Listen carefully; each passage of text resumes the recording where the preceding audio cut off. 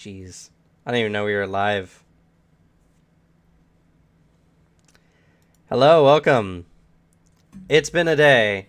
I'm just trying to get everything together. Oh, man. You'll have to forgive me. But There's we no are audio. starting today. Wait, what? There should be There's no audio. audio. According to B. Goldman Fonzie. No, it should be on now. Oh. Yeah, I hear you on Twitch now.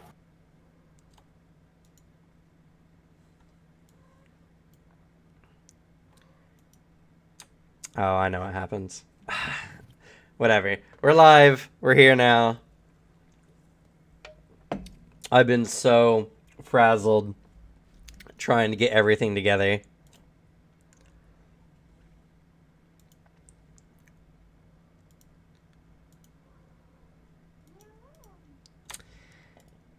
Because I have not had a break, and I have had to make a video this week. I have to make another video. I have to make the 100 subscriber video later this week. Or next week. I don't even know anymore.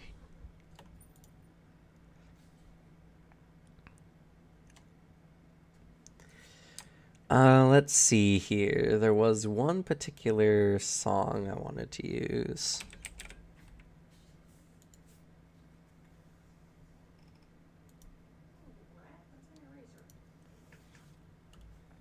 But welcome, one and all.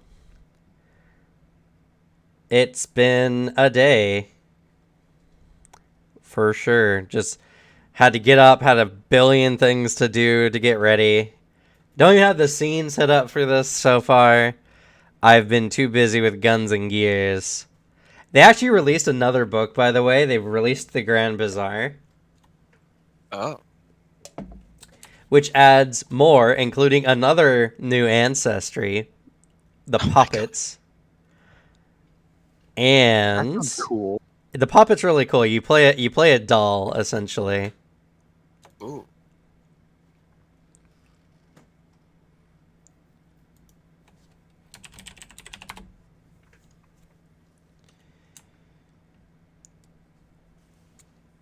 And they also added a bunch of new items, including some kobold traps. Ooh. I am interested. I imagined you would be. Didn't know they finally had them. What the heck?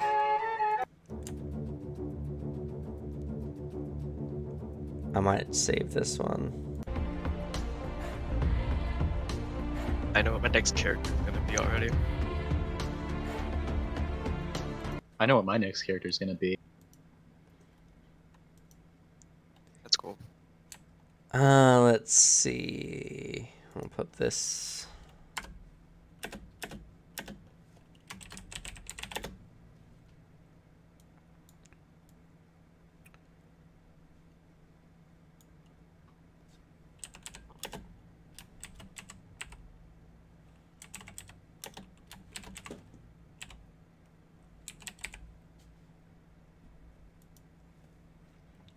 Trying to find a good general atmospheric jungle based music. Found a decent one, but it's more combat-y.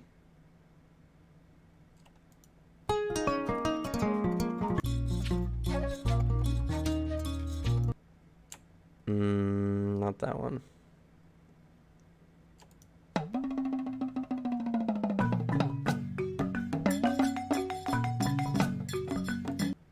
Gotta stop clicking reggae stuff.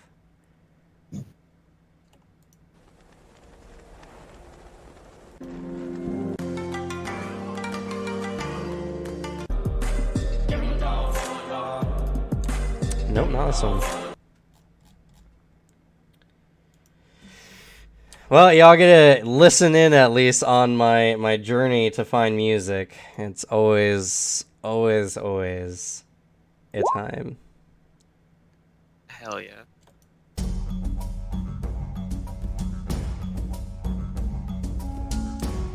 Whoa. This is more Aussie than anything. Is there a place I put in my circumstance bonus for Yes. singular expert? Click the cogwheel on your thing. Are you talking about the extra damage? Yeah. Just put in the item section. Yeah.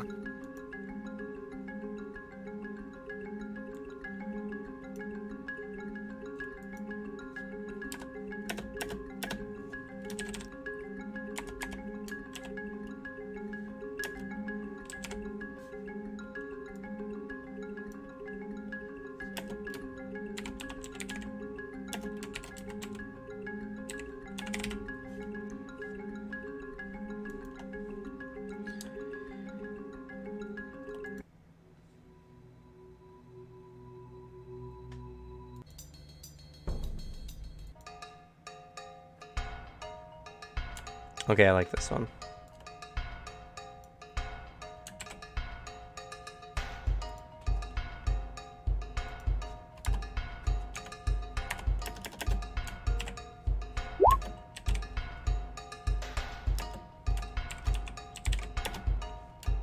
Nice.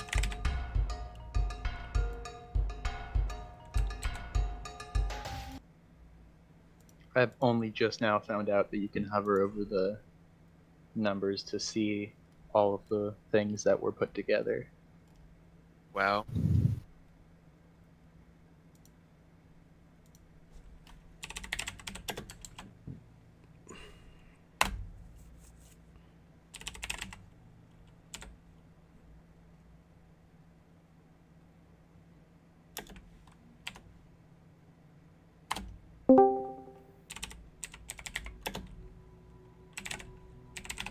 Ooh.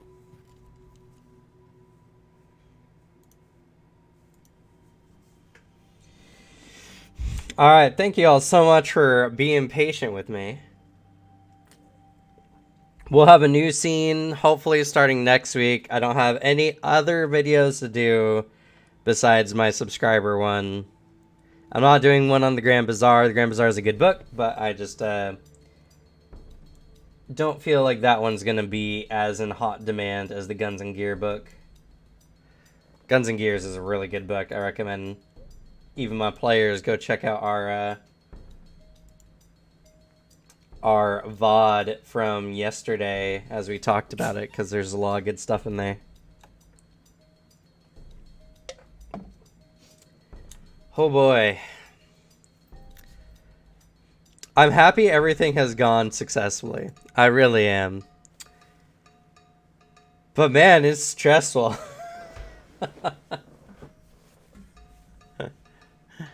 It's stressful when you're like, oh god, I have to get everything ready now. I have an audience.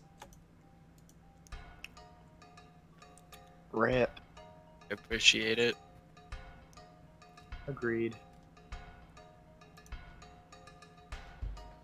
I'm happy. Nope, that's not what I wanted.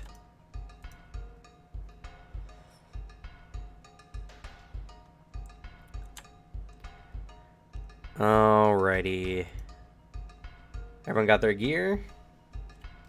I'm still trying to get everything. It's a huge list. I have 8 gold to spend. I don't know what to spend it on. I mean, you don't have to spend it. Having money on hand is never a bad thing. That's true. Just give it to me. Also, Slug, Oh. were you the one who sent that pepper grinder? I don't know your address. Someone sent me a pepper grinder in the mail. Oh yeah, dear, you don't know. We have a pepper grinder now. Just it was sent in the mail with no information about it. I mean, fresh ground pepper is always better than the stuff we get in the containers from the store. Yeah, but I want to know who sent it. There was no return address? No, I have the thing right here. Was It it addressed to you? Yes. Wild. It says, return to Lax. 1550 Glen Curtis Street, Carson, California. Do you know anyone in California? Yes, 2 of them are right here A in lot of- chat. Hi. Hello. And then We don't there's live there, Gray, and Gray didn't send it, so Seems like And it's something Gray addressed would to- do, though. yeah, that's why I messaged them first. It does seem like something Gray would do. It says sent to Cameron Ray. I'm not gonna dox myself, so I'm not gonna read the rest, but it's our address. Do it. Dox yourself, coward. It's just some otherworldly patron. Just accept it. It's a gift from the Elder Gods. Yeah, 1 second. Let me go get it for chat here. Free pepper grinder. I don't know what you're complaining about. It's not like we had one before, so I can't complain that we have double. Yeah. If you did have double, that just means 2 people can use it at once, or just double like the rate of the pepper you can True. grind. I mean, you can never have enough pepper. If you're watching, this is what we got. Oh, it's a nice one, too. Huh? Yeah. It's a- That's so yeah, good. it's a good pepper grinder. My problem isn't the pepper grinder. I want to know who sent it. It's okay. Like I said, just accept it. The Elder Gods have gifted you with something you don't have. Just accept it. Yeah. As long as you get a nice pepper grinder out I of it, mean, don't see a I'm problem. just always afraid of getting, stuff in the mail that's like, I don't know who it's from.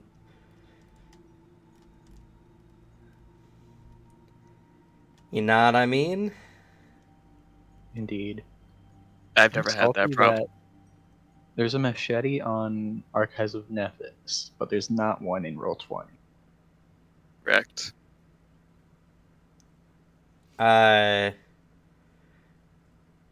What book is What's it from? the... Yeah, it'll say, like, where it's from. Gods and Magic? Ah, Yeah, that's why. because we don't have gods and magic. I don't. Is it on Roll20? I don't remember being on Roll20. No, it's not. Just We don't have gods and magic. That's the problem. Now I'm figuring out how to input a weapon into this. It's not that hard. Says you, nerd. Yeah.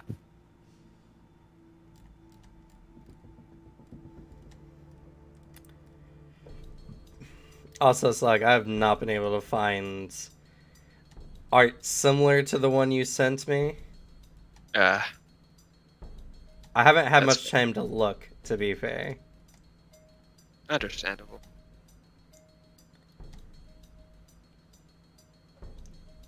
I don't So- need art. My character can just be a void for the moment. Okay. Well, then make a token for me, at least for now. Okay. Otherwise, I can attempt to find one in the vast list of character art I have. But I can't that's find good. that exact one. So, I'll just use this one for now, honestly. Can I ask what it means when there's an S next to the damage die? That does that's- slash damage. Yeah. Okay. Much appreciated. and where'd you get your art, Slug? It's just from Archive and Athos. Do you want to type to me, I guess, where you found it, because I might have a pre-made token.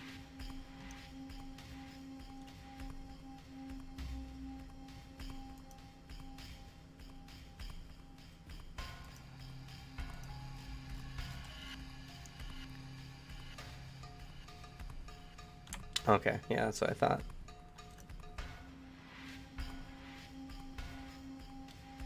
Do I need one for my Quetzalcoatl? Or do you have one already too?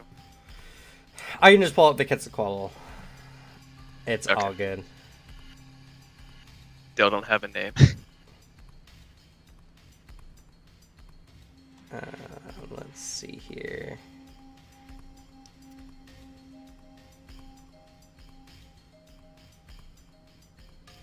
So did you just want to use that art? Yeah, it's fine. For Okay. now.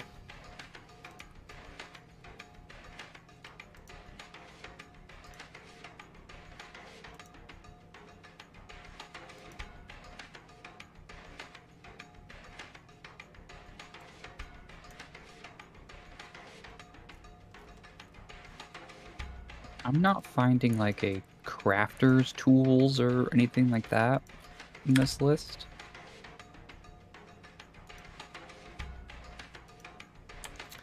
There should be. Let's see here. I don't know exactly what they call these crafter's tools or what. 'Cause I'm not seeing. I know there's a crafter's eyepiece. Right. Yeah, that's a like magic item. magic item that's worth way more gold than I have access to. Yeah, you guys shouldn't. Well, you guys don't even technically at the moment have access to magic items. So, let's see Yeah, here. the only thing that has the word crafter and it's an item is the crafter's eyepiece. I don't see a crafter's tools or anything. Oh, what am I doing? Or I even think I can go to. And what do I do for my like component pouch for my spell casting? What do you mean? Well, I don't see like a component pouch here or anything like that. As There an is a item. component pouch, I believe. I see compass, composite longbow, composite shortbow, and then it goes to concealed holster. So there's no component pouch. And then maybe it's called material pouch. Be called that. I'll check. Type in pouch. Oh, I guess that would might work too. Material component pouch. Okay, There you go. that's both. Cool. Let's see here.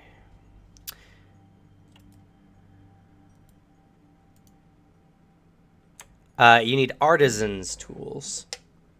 Okay, so just artisan blanket tools. Cool. Yep.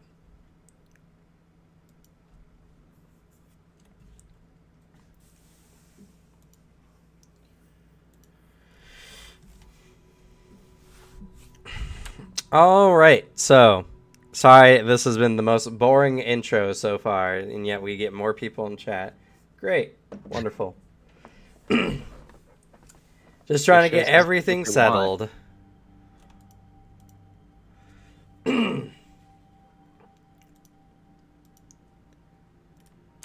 Do you like this music I got though? So that's good. Love it. It's I already good. need to add. I already need to add more music to my list. I had a good big list before, and it got deleted because Right. our apartment complex, wasn't going to tell us that we could lose power. Nah, why would they do that? Yeah, why would they do that? It's not like computers have problems when you instantly shut them down or anything. Why do you even want power? That's fair. You got me there. I don't know why I would ever want power. So, real quick, give me like the basics of your character. You don't have to go into like your backstory or anything like that. Just tell me like what your character is, what they're doing, and yeah, and then I'll figure out why everyone is doing what we're doing.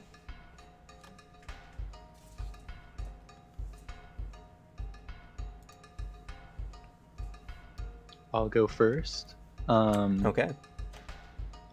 My boy is Gale Wilder, and he's an explorer. He's been living in the jungle for about 7 years now, and he hasn't really settled down anywhere for too long. He just wanders mostly from town to town, village to village, but he would like to venture more into the jungle, if possible.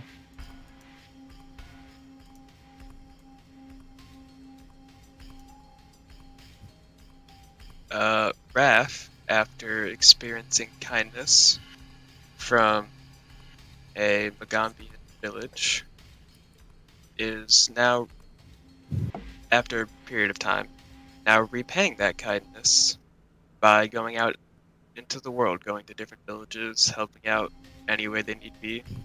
It's like essentially being a drifter.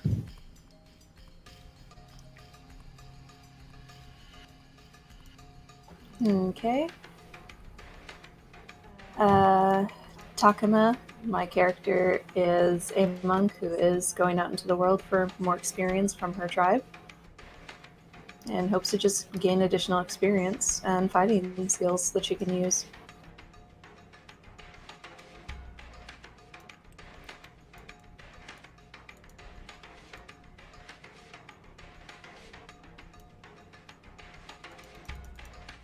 I'll go next.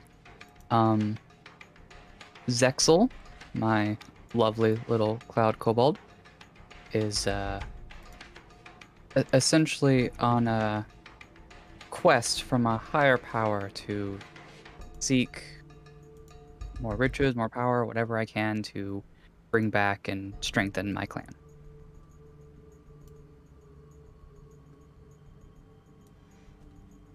Okay, wonderful. So,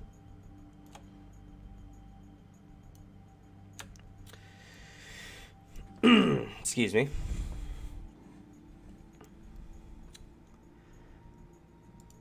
You have all set out on your journey to explore.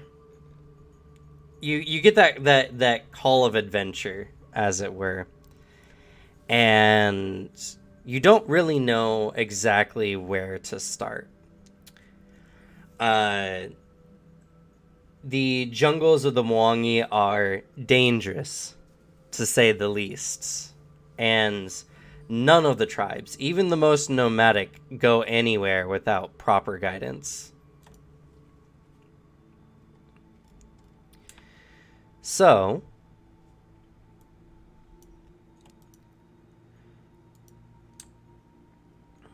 one second here. Actually, you know what? I'll just do this for now.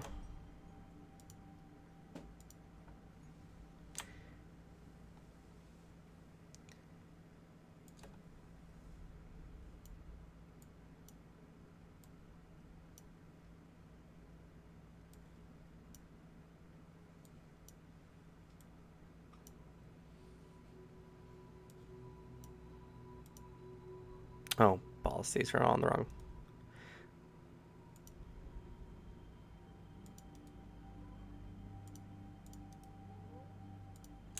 Sorry, put everything on the wrong layer at first.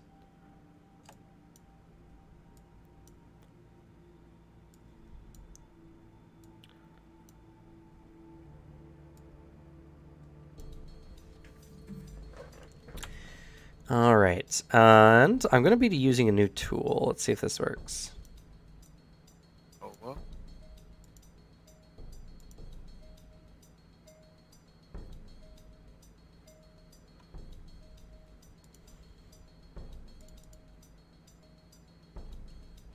Oh, weird. Even though they're on your character sheets, none of you got access to them.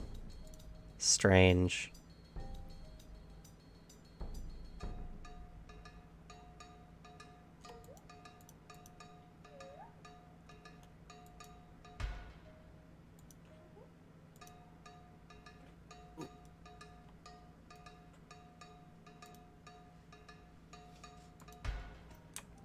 Huh. That's not how that's supposed to go at all.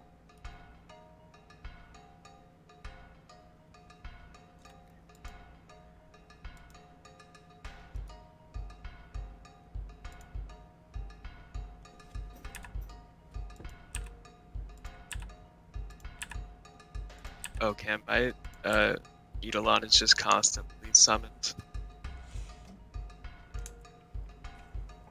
Okay.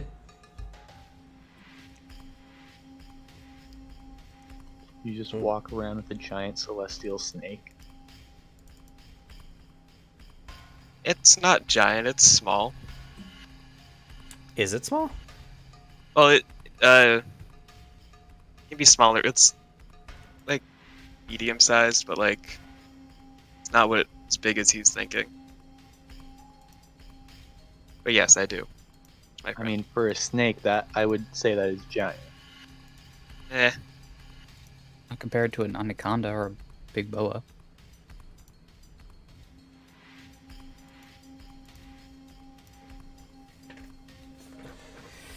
All right, y'all should be on the map now. Aha. Yes.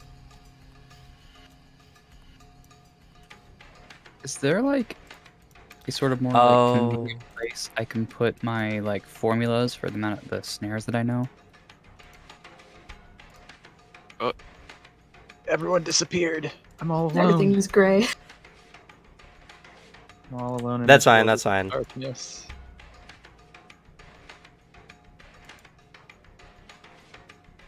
Hey, I like that new tool. Ooh, that is cool. It looks pretty. Very. They added a new tool where I can just add, I guess, like torches. Oh. Ooh.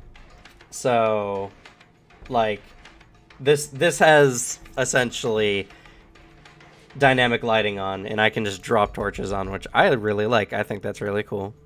Yeah, that is pretty cool. I just had to figure out how to use it appropriately. I still think those lines are too bright.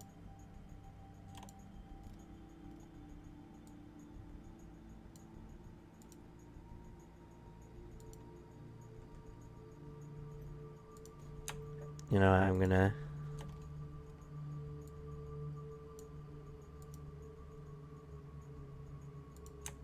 I guess they don't get dimmer than that. That's unfortunate.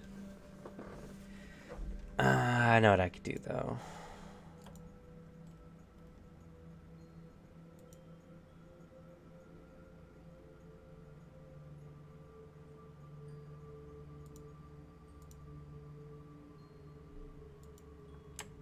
There we go.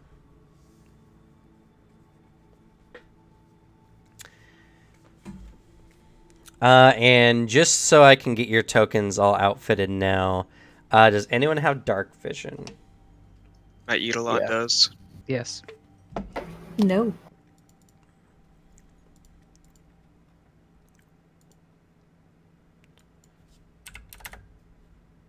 I have too many sources of dark vision.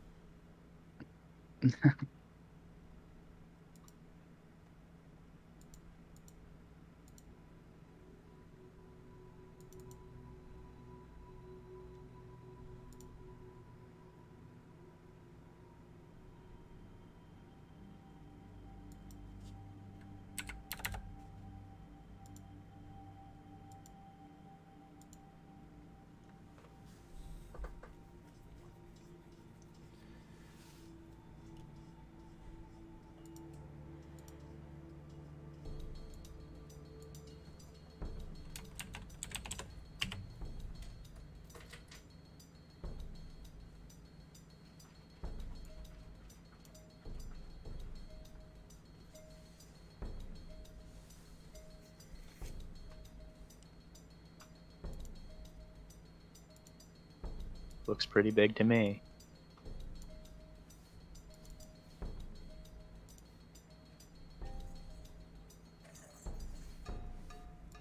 Oh, darn it. Alright. Let me see if I can do something about that real quick.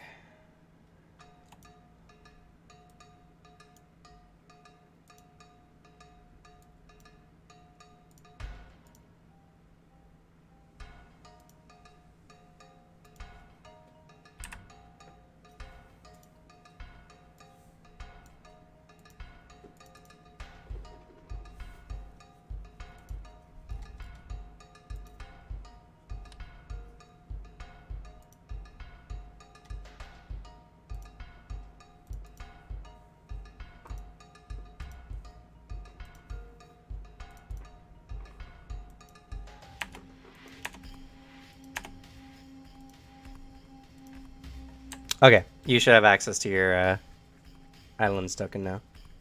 I do. And then let me give it dark vision.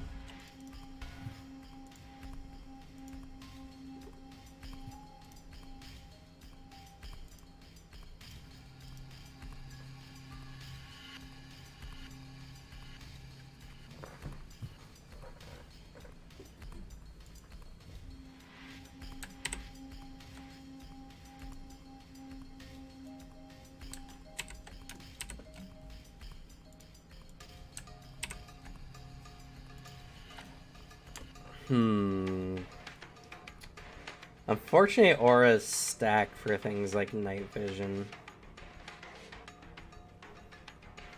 How can I fix that?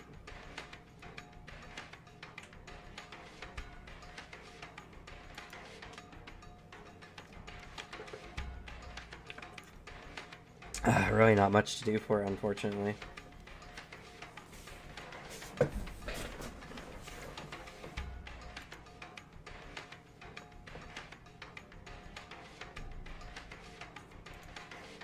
Yeah, no. Unfortunately, on stream, everything is going to look a light color of blue. Because Damn. all the night visions are stacking.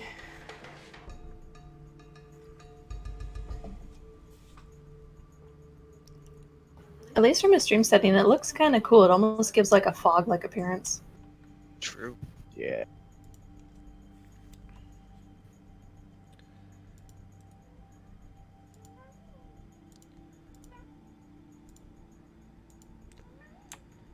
Okay, and...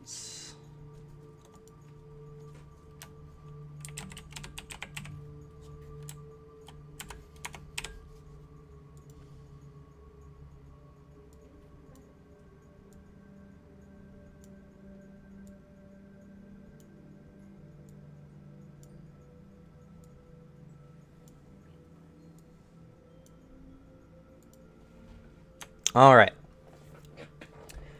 So, you are all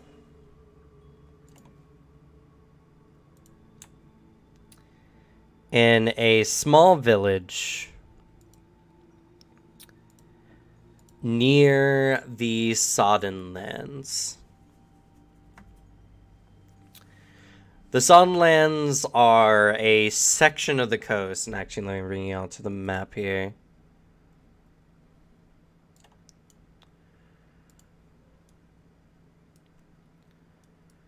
And I can reveal a portion of the map.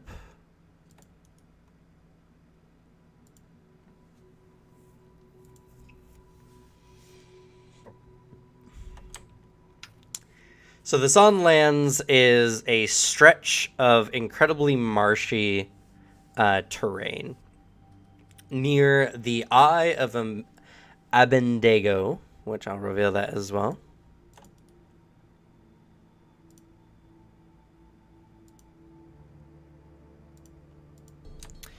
Which is this large kind of supernatural tempestuous storm that has not ceased for now almost a full decade.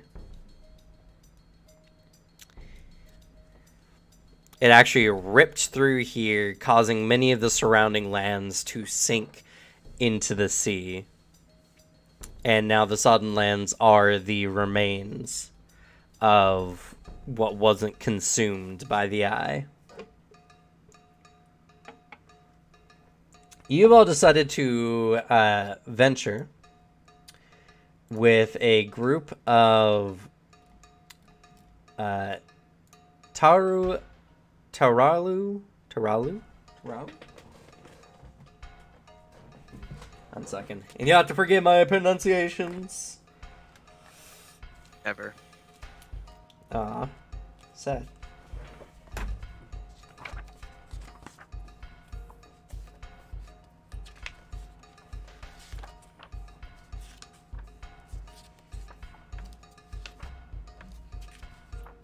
Bum, bum, bum, bum. Let's see. Taralu. There it is. Taralu dwarves, who are a nomadic tribe of dwarves that go around the Mwangi Expanse and oftentimes act as mediators or diplomats for a variety of different conflicts, or to aid in the communities of some of the Mwangi. While they can they can defend themselves, they're always willing to take on any travelers who are looking to just explore around a bit. And let me get a picture of the Taralu. or some examples here.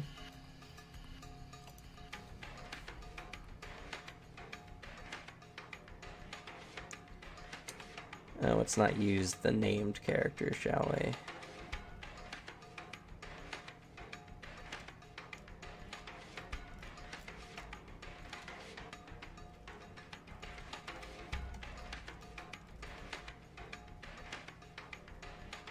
Here we go. Here's a good example.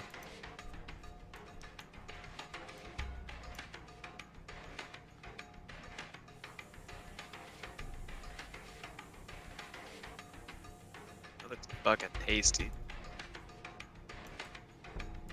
Are these the guys that have Sky Dragon or Cloud Dragons sitting on their meetings? No, that's the Mbike. Right. Though, the Taralu dwarves also kind of worship the sky dragons as a part of their culture. But that's something you'll have to get more into. Indeed. Is that guy? Is that just like It's- paint in his beard? Like Yep. magic paint or something? That's so cool. That's they paint their hair the color of the sky on important dates in their lives, That's amazing. giving them a very celestial kind of look. I want to know what that day was like for the sky to look like that. That's, you know what? That's exactly why they do it, you know, actually. So,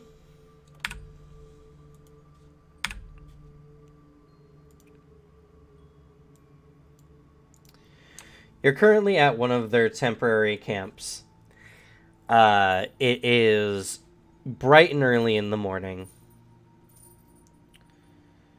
And a particular member is leading the charge.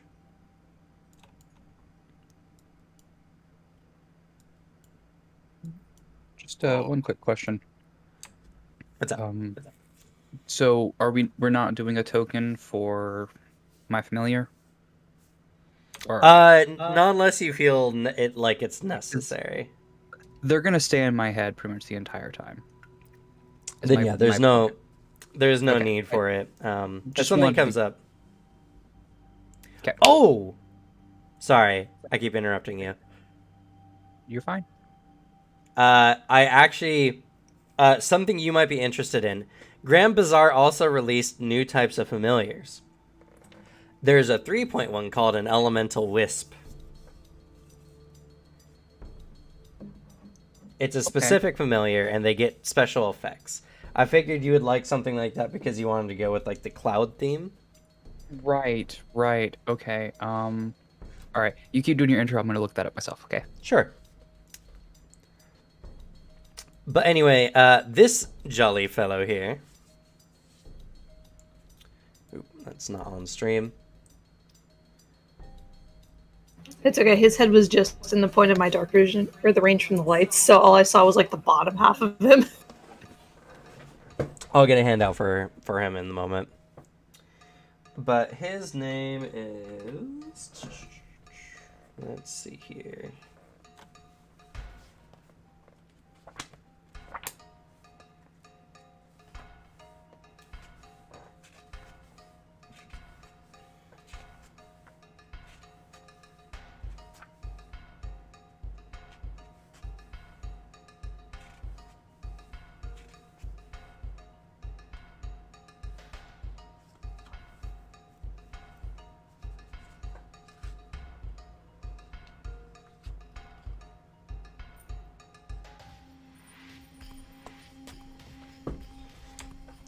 His name is Masib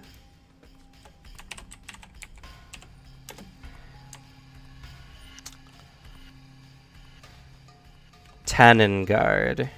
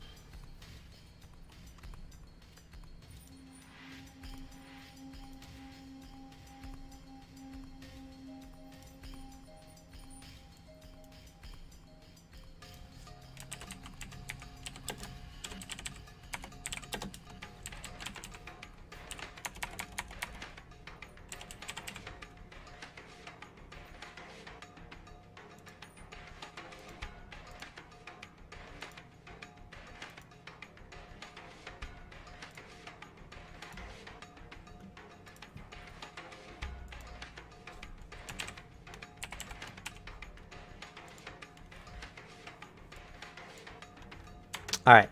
So I've created for you all a new folder. It's called NPCs. You can go there, and any notes you guys want to add, you can actually edit that sheet yourselves and add it. Anyway, Masib has been more or less running the show up until this point. He is a particularly jolly fellow, very serious in his work, but he is always welcoming to any new individuals, even for you, Raph, despite your less conventional companion.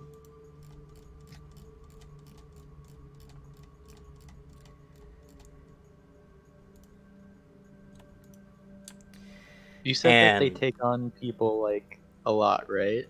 Yes. So I've probably done this a few times. Do I know this guy in particular, or is this like? You probably in your 7 years have not met this person more than once. Okay, So, this is probably your first time. The Mwongi Expanse is huge. Crossing the Mwongi Expanse takes years. Even just once. indeed. God damn. It's a very dangerous place, and you gotta respect the jungle, as they say. But Masib is running around kind of checking on any of the local or any of the other Tylerloo dwarves as they're all kind of getting ready to go. The sun is about to start rising soon. And up until this point, many of you may have jumped on from like a nearby city or a small settlement up until this point. And every morning it's the same thing. He gets up, he goes around, he checks on everyone, make sure everyone's okay. And you all begin moving the second, you can see your feet, essentially, is how he puts it.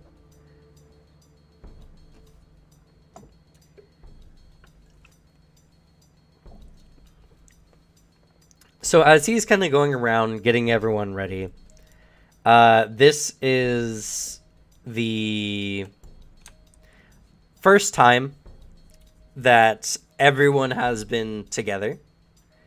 The last person to be picked up was you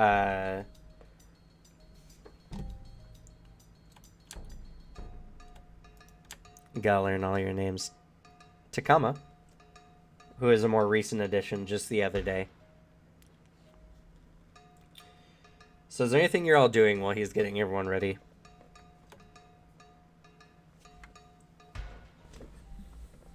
I think I'm just trying to be helpful and sort of like pick up more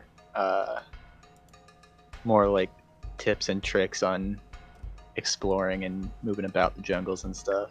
So I want to just get to know these guys better since they go through a lot.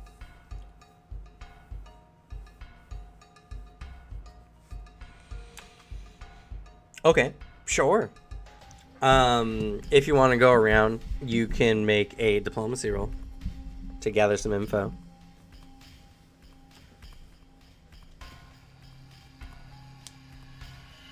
Yes, I'm very good at diplomacy.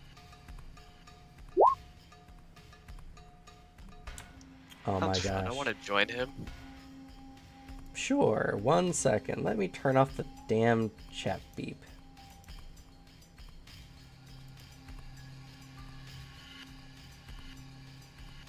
GM, Yes.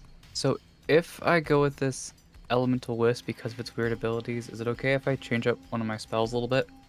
Sure, go ahead. Now's the time. Okay. Alright, because like if I get the Resonance ability, so it can then boost things with the water trait, I think I might rather have like the Spout spell from my spell scaled than Mage Hand, because then I could at least get the damage bonus. Sure. Because I have like no spells on the divine list that even have these traits really. It's more of like an elemental or arcane situation. I mean, that's fair. Divine doesn't So- have a lot of those kind of spells.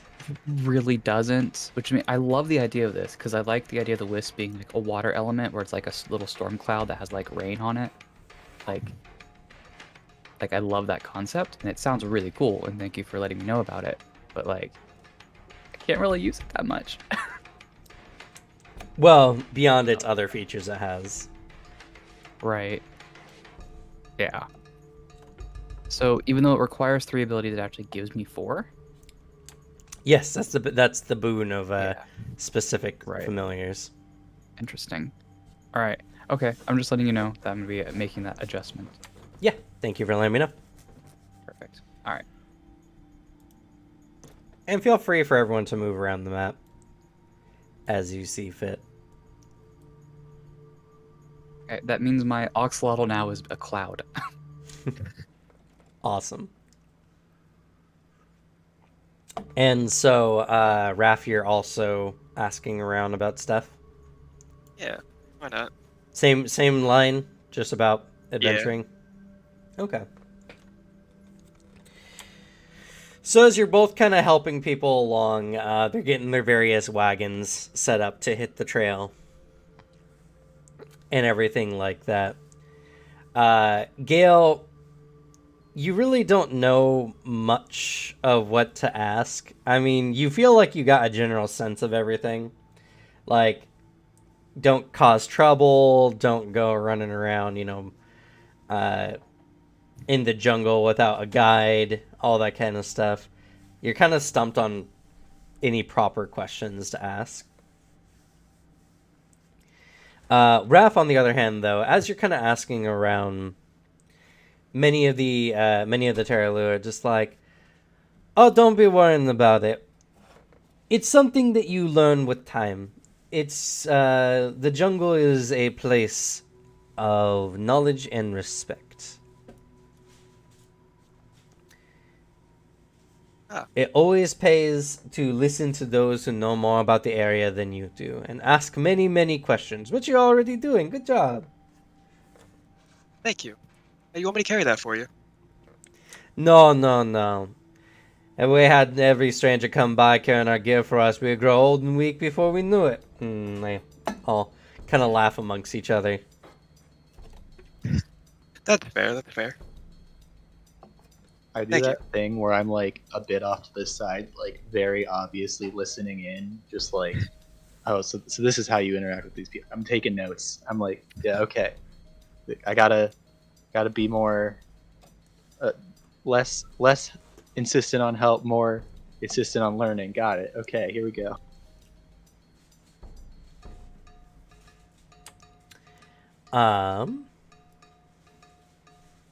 I think our food just got here or something. Don't know. How you doing there, Zexel? Thank you, dear. Yes. Sexel, kobold. You got all your stuff figured out?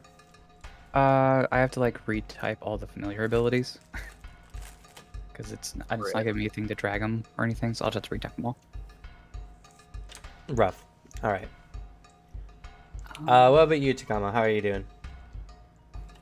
She is mostly just making sure all of her stuff is secured properly to her back, including a rather shiny-looking bedroll in comparison to some of the others. Looks to be a bit finer of material. Making sure her loose clothing is properly straightened out. Just observing and trying to learn from just watching how they go about their business.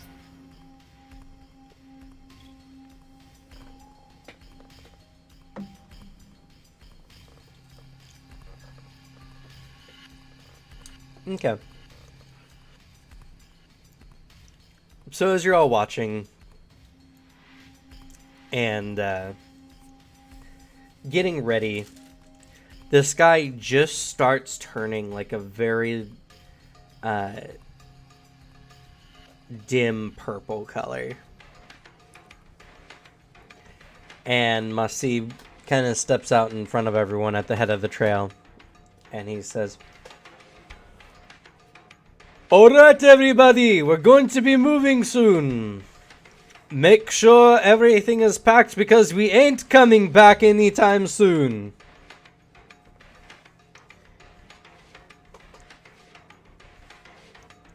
And everyone kind of gets ready and begins aligning their wagons along the trail.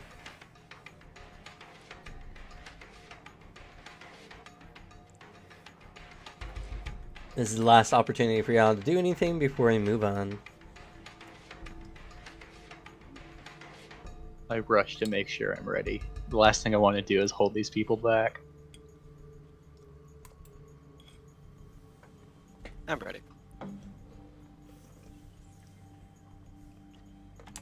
All right. Takuma's pretty much ready to go as well. Zexel is always ready.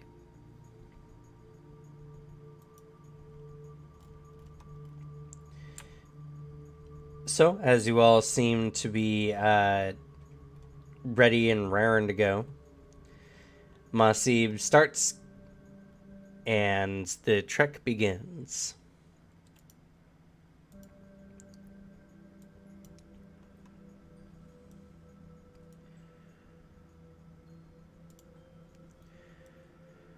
So you're all starting somewhere around here, give or take. And your next plan is to head slightly northeastward towards a settlement known as Jaha, which none of you have been to.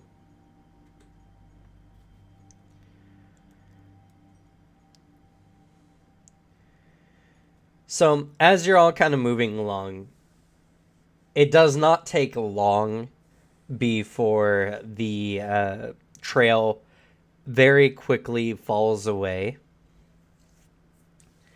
And you're just traversing through the jungles. And as you're traversing through the jungles, you realize that despite the wagons and carts that the Terralu bring with them, they seem to be very expert at navigating through the jungle with them. There are certain times where the wagons all have to stop as the jungle biters, as the Terralu call them, which are a bunch of their members who just go out with machetes, begin kind of like cutting the path through. And so you make kind of intermittent stops throughout the day.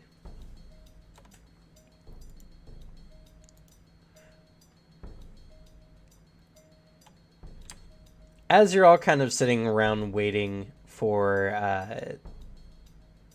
the jungle biters to kind of make their way through, Masib kind of comes up to, let's do a random one, shall we? There are 4 of you. Let's roll D4. Okay, it comes up to you, Raph. Hell yeah. And he says,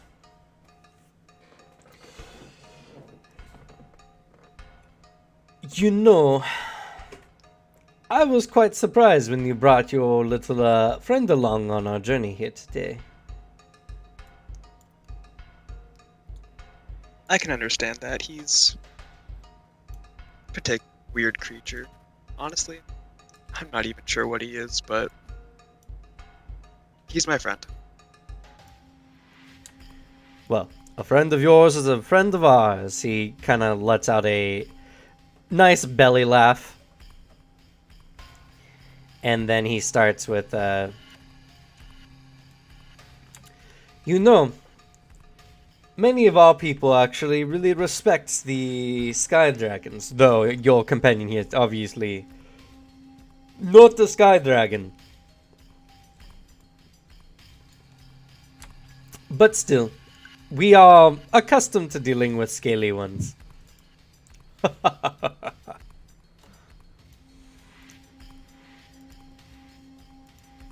These kind of remarks, Qualnam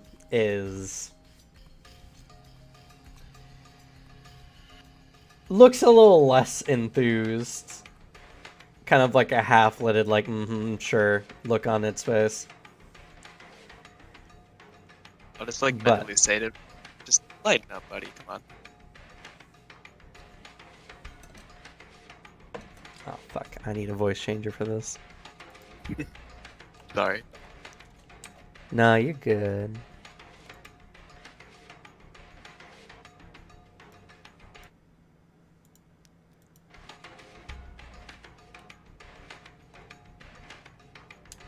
Honestly, I'm not taking this seriously.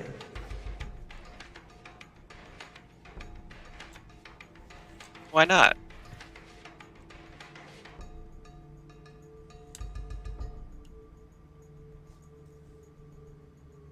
Why should I?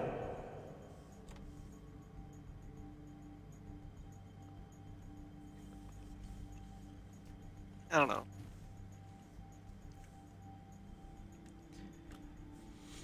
As I've said many times, I'm just here to watch over you, as I've been commanded.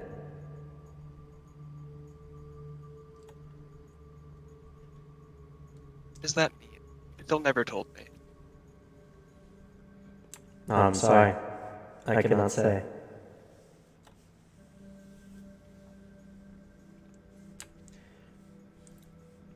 Okay.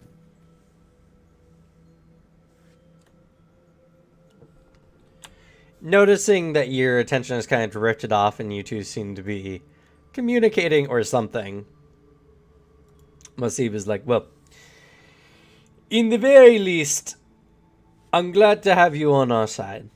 What made you want to walk around with us? I don't know how to say it really without it just being confusing. I sort of appeared one day. Do you remember the night of I believe the village I was in, they referred it to the night of falling stars. It was it's like a sudden meteor shower about like a year ago.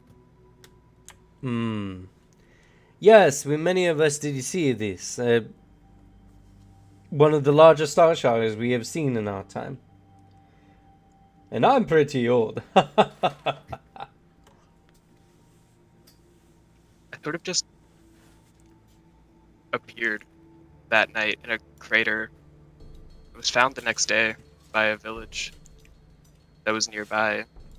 They were very nice to me.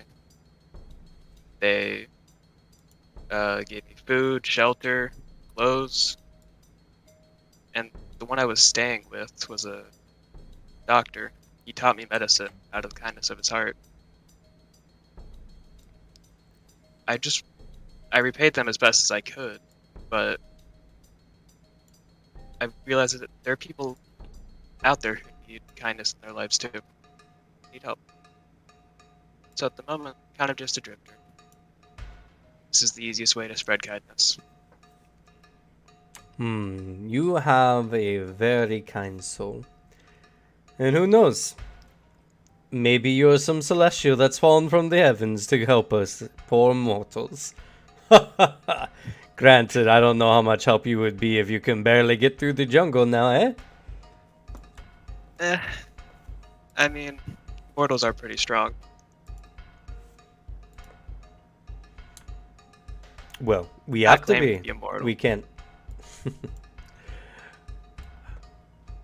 We can't depend on the gods to watch after us all the time, after all. You can't. But still, even the most prepared can be caught off guard in the jungle. It would be, well, quite a shame to lose someone as good and kind-hearted as you. So make sure you stick with us and don't travel too far from the caravan, eh? I promise. Thank you.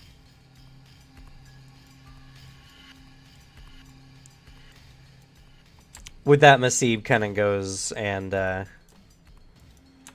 wanders through the crowd talking to individuals. He seems to be quite the personal fellow. Good amount of charisma. And you can see why he's, seen as the leader of the group.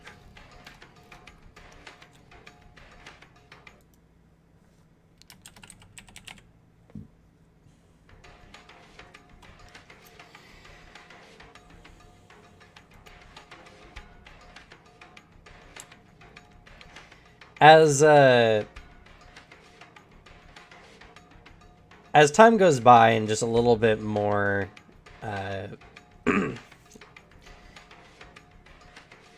as a little bit more of the jungle is chipped away, eventually a path is made and the wagons all begin moving off again. It's generally a quiet day. Not too much going on. No major incidents occur. You're all free if you choose to chat with each other. If you see fit. But beyond that, we can just keep moseying on, I suppose.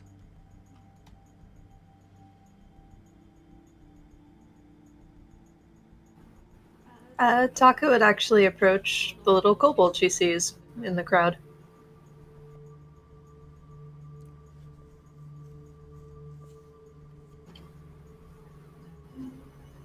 And introduces herself.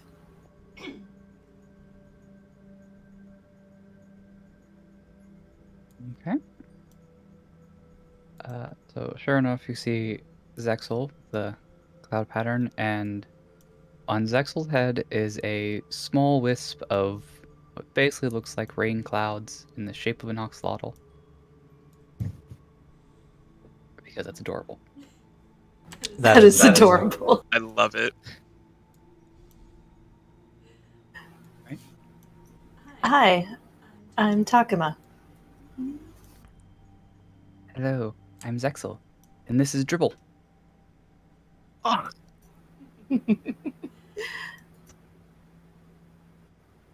My apologies, this is my first time traveling.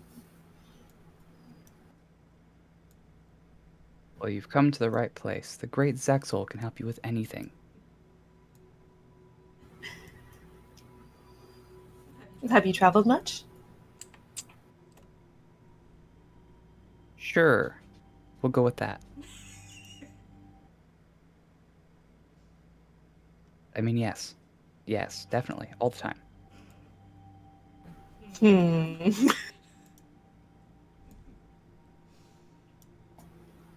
Oh, that's good. I was rather anxious going out on my own. It's nice to have people that have traveled quite a bit to learn from. Thankfully for me, I'm never alone.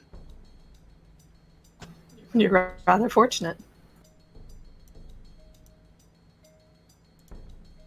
Yes. So, did you find them or did they find you? Well, you see, it's quite an amazing story, actually. My friend Dribble was a gift from a cloud dragon. The one who watches over our clan.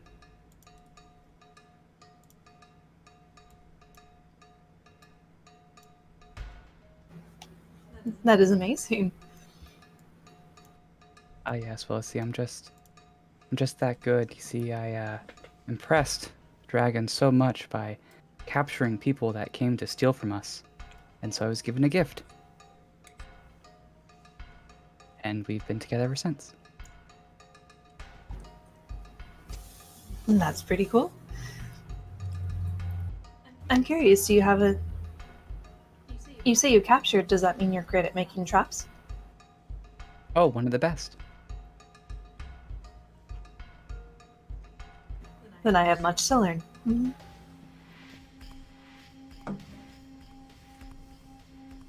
Ah, yes, traps are quite important in our tribe. They help keep our warren safe.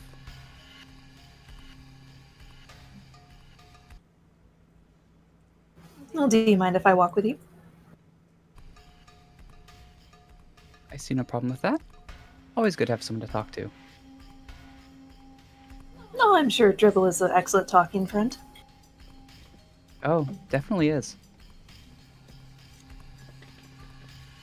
Then we'll just say a few words in Draconic to Dribble, and then Dribble will respond in Draconic.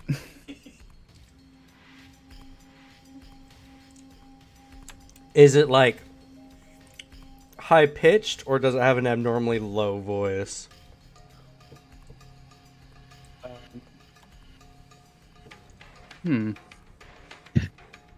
I'd say probably more of a low voice, kind of like a booming thunder from a rain cloud kind of thing.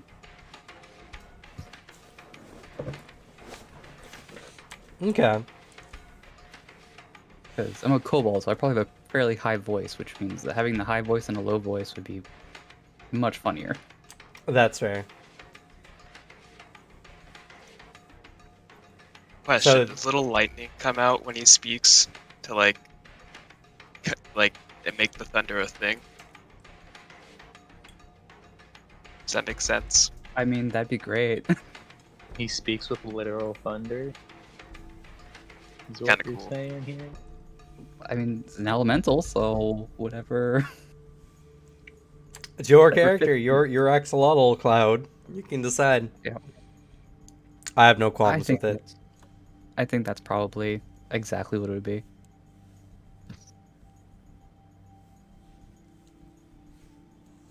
I'm in love with the familiar. I would die for Dribble. Same. I'm gonna have to get a voice mod now that makes my voice really deep and rumbly. Perfect.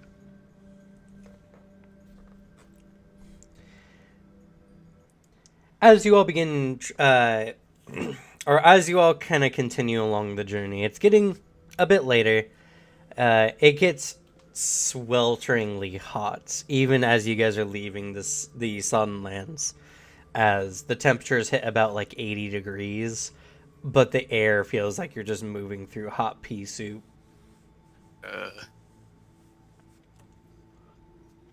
For those from the region, you're rather accustomed to it. It's nothing new. But even many of the dwarves are fanning out their beards and kind of doing their best to stay as cool as they can. They very often hand out water and sweet cold fruit for everyone. You see that they're very kind. They're very giving. They're overall just really nice people.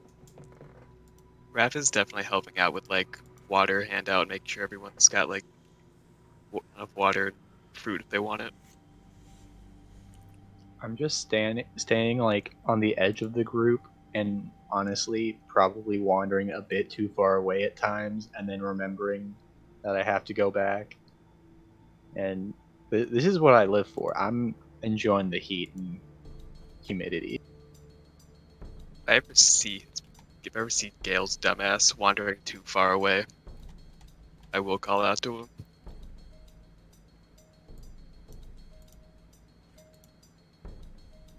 That's fair.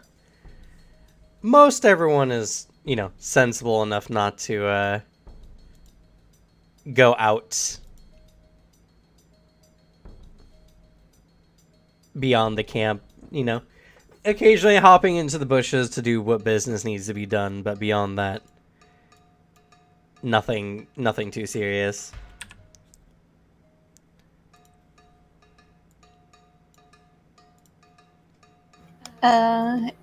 If at all possible, as much as they would prefer to carry their own things, Taco would offer to carry stuff so people could cool off a little bit better, more efficiently, without anything on their back. And again, you're very kindly rebuffed, as the Tyraludes seem to be very independent, as much as they are giving. Sometimes stubbornly so.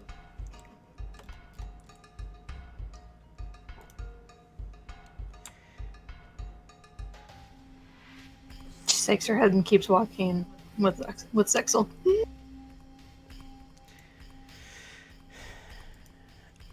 as the shadows are starting to get long and it's starting to get towards like the hardest part of the day, you guys enter in through a nice clearing of jungle. You can look around and you can see the shadows of the tree are drastically contrasted by the yellowish lights kind of pouring in from the sun as it's beginning to make its way to the horizon. As you begin moving through, though, suddenly you guys hear something.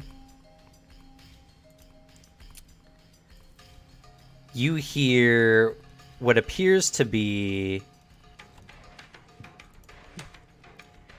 the sound of a variety of apes making calls. In almost a laughing fashion. As the surrounding jungle around you becomes filled with the chattering and calling of a variety of apes. With the strange mixture, some of them being a higher pitched, kind of like chimpanzees, and other of them much deeper and bassier, like howler monkeys.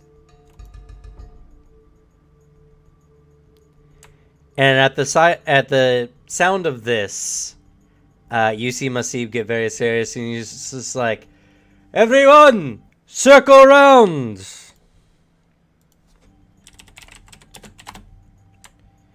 As the wagons do their best to kind of come around together and form a little bit of a barricade.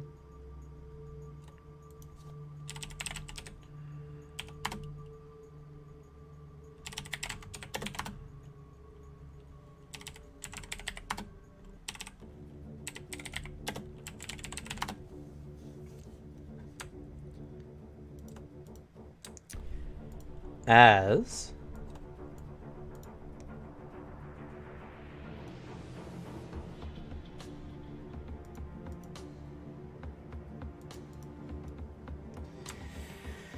you find yourself, everyone kind of corralled into the center of all these wagons that have been pulled together, and unfortunately don't have my own wagon art, so I had to use some defaults. You'll have to forgive me. Okay. As Masib is there doing his best to watch over everyone and to kind of use the wagons as cover. And you all can see... Let's see here.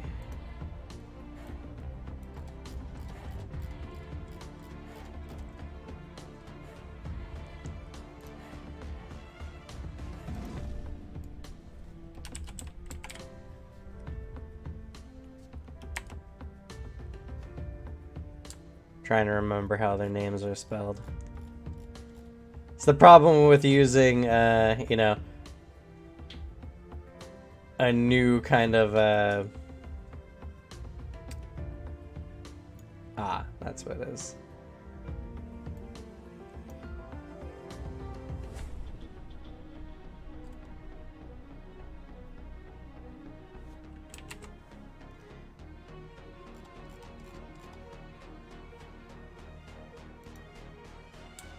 Making sure I'm using the right leveled ones.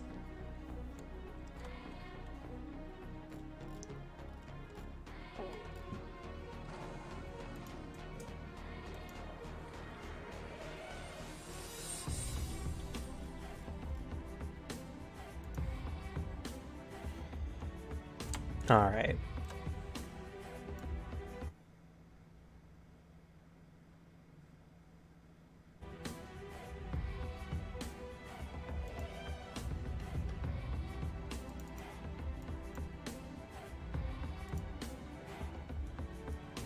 You see a lot of baboon-esque creatures begin stepping out of the jungle, menacingly bearing sickle-like weapons.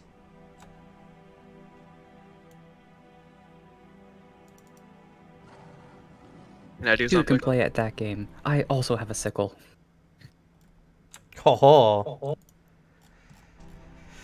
Can I do something? 1 second here. Let me finish setting up the map. Okay. And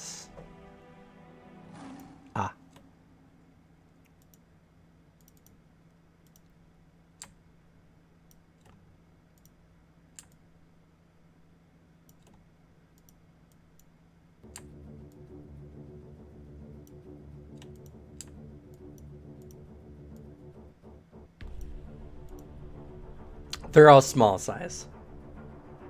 Ah.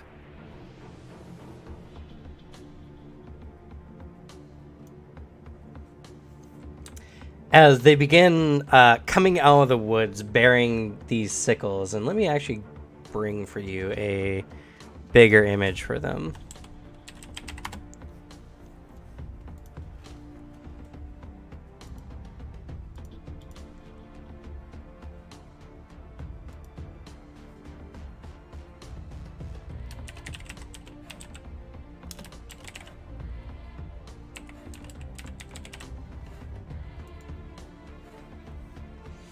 And this will be the introduction of our monster compendium.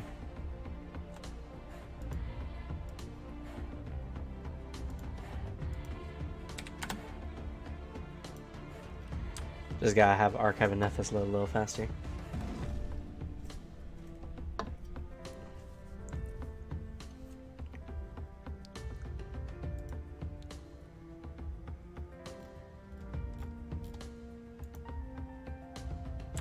That's definitely not the right art.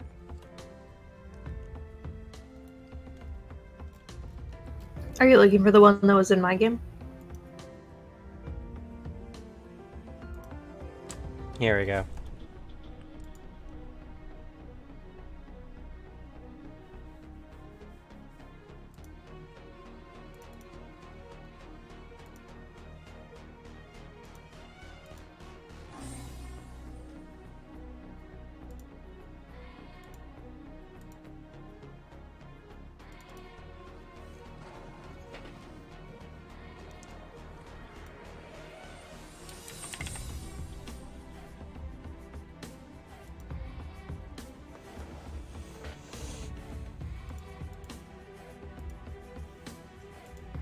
Ooh.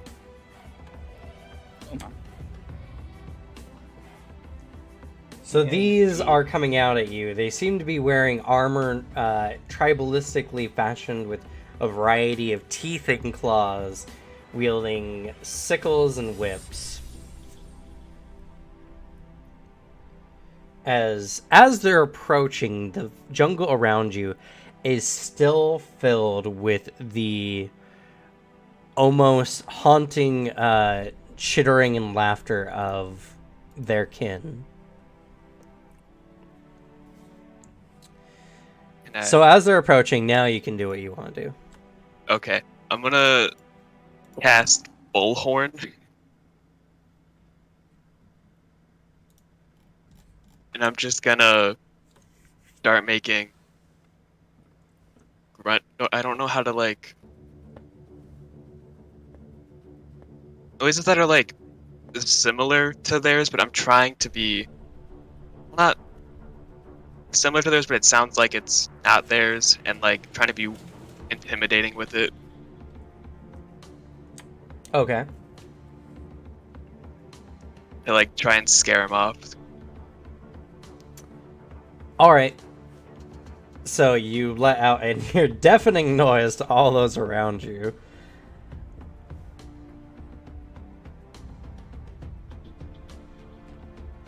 Doesn't make your voice jarring though, actually. So actually, everyone just can hear you clearly in a 500-foot range. Yeah. Okay. Not the best, but it could help. Go ahead and make an intimidation. Please. Oh, hell yes.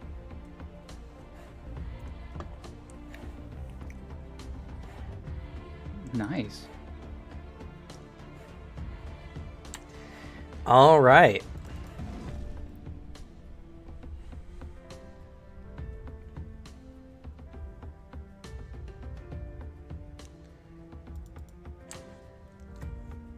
as as you let out this kind of loud, like, to the best of your ability, a loud, like, bestial kind of grunting growl or some kind of loud noise to, like, dissuade them. They all kind of, like, back up a little bit. They seemed incredibly startled by this. And they look incredibly unsure of themselves.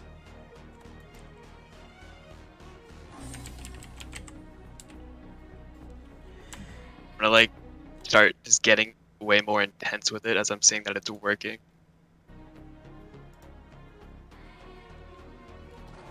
Could I roll a nature check to see what these are? Sure.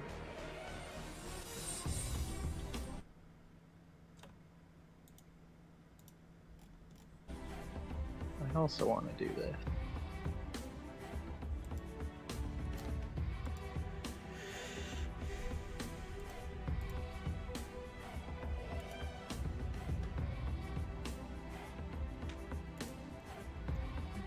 Okay.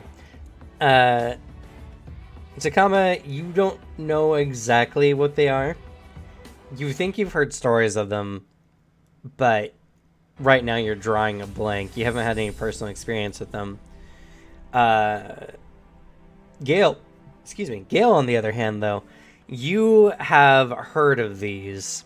They're a very common threat in the jungle.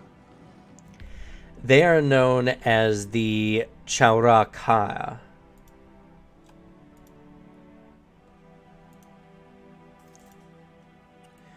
These seem to be their lesser variety, though, the warriors.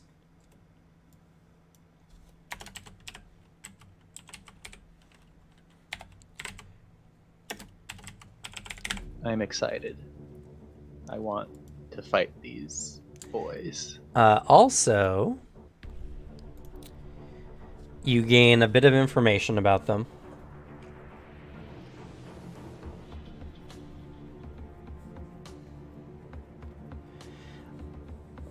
Chauraka, despite the weapons they wield in their hands, their most deadly trait is actually their thrown weapons. They have become incredibly adept at throwing stones with lethal force. Any weapon thrown by the Chauraka gains the deadly D6 trait. Ooh. And this will be added to their compendium entry. I am just like muttering all of this out loud to myself, just sort of narrating my actions. Can I like hide behind a wagon or something? Do like a little stealth thing? Do we have any idea, like, do we see like any amount of numbers? Like, how many do we see coming out and everything? You see what's on the map. Oh, okay. So I don't really see anything. Oh, they're way far out there. Cool. All right. Can I like hide Okay. behind a wagon? 1 second here. Just trying to update your compendium. Indeed. So, as as they're kind of like shrinking back a bit at all this noise, there is something else you remembered, Gale. That the Chauraka are directly controlled by the demon lord Angazan, also known as the Devil Ape. And it's just as when you're thinking this, you all hear a very deep, bassy, intimidating noise from out in the wilderness. As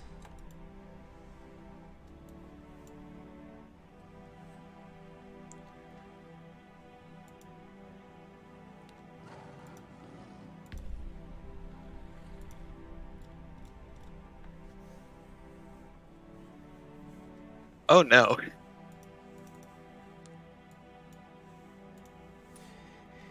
An even more intimidating noise, not that much, honestly, comes out from behind them, and you can see them all looking back into the jungle. And this seems to fortify them as they begin moving on your group again. Eh,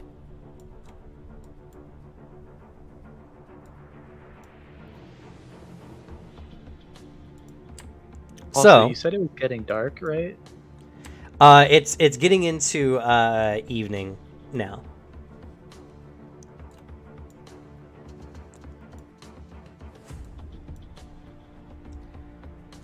So as they're all approaching, let me tell you guys some things about the map before we continue. Any section here that has any kind of like shrubbery or anything like that, any of the bushes, counts as you can be concealed in them. You can hide in the brush if you have an action for doing so, or anyone really can. Also, while you're behind these wagons anyway, any attacks coming at you range-wise, you'll have either lesser or standard cover, which will give you a +1 or +2 to your AC. You can take the take cover action to boost it to greater cover, which I believe is a +3 AC.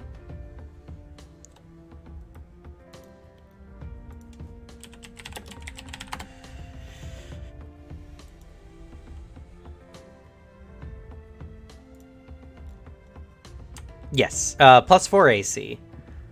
And the standard and greater cover also applies the same bonus to reflex checks and stealth checks.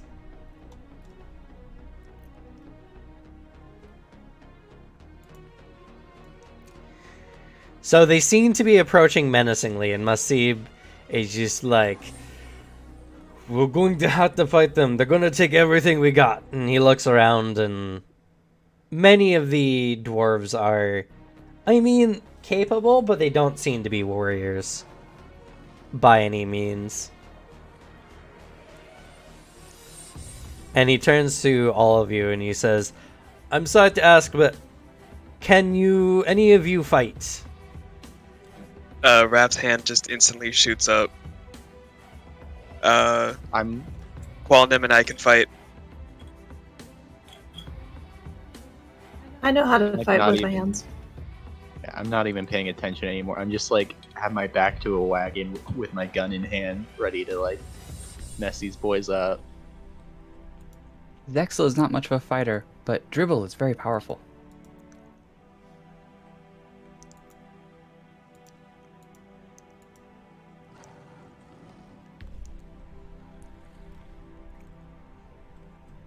He's just like, I'm going to have to ask you for aid. As he gets up. And you see that, like, he's armored. He's got, like, a really nice set of, like, heavier armor. And he runs over to one of the wagons and he pulls out a shield and a mace as he steps up. And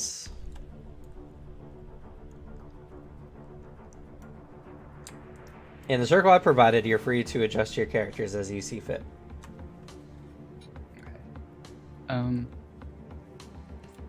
Who here looks to be more weapon based? Because I know we have like a monk and a summoner who aren't really like using weapons necessarily. The only weapon base is our gunslinger. Okay. Pew pew. Gunslinger and the dwarf. He's a dwarf, right? Who? Weird. Masib? Yeah. Yeah, Masib is a dwarf. And he has that mace. He has a mace.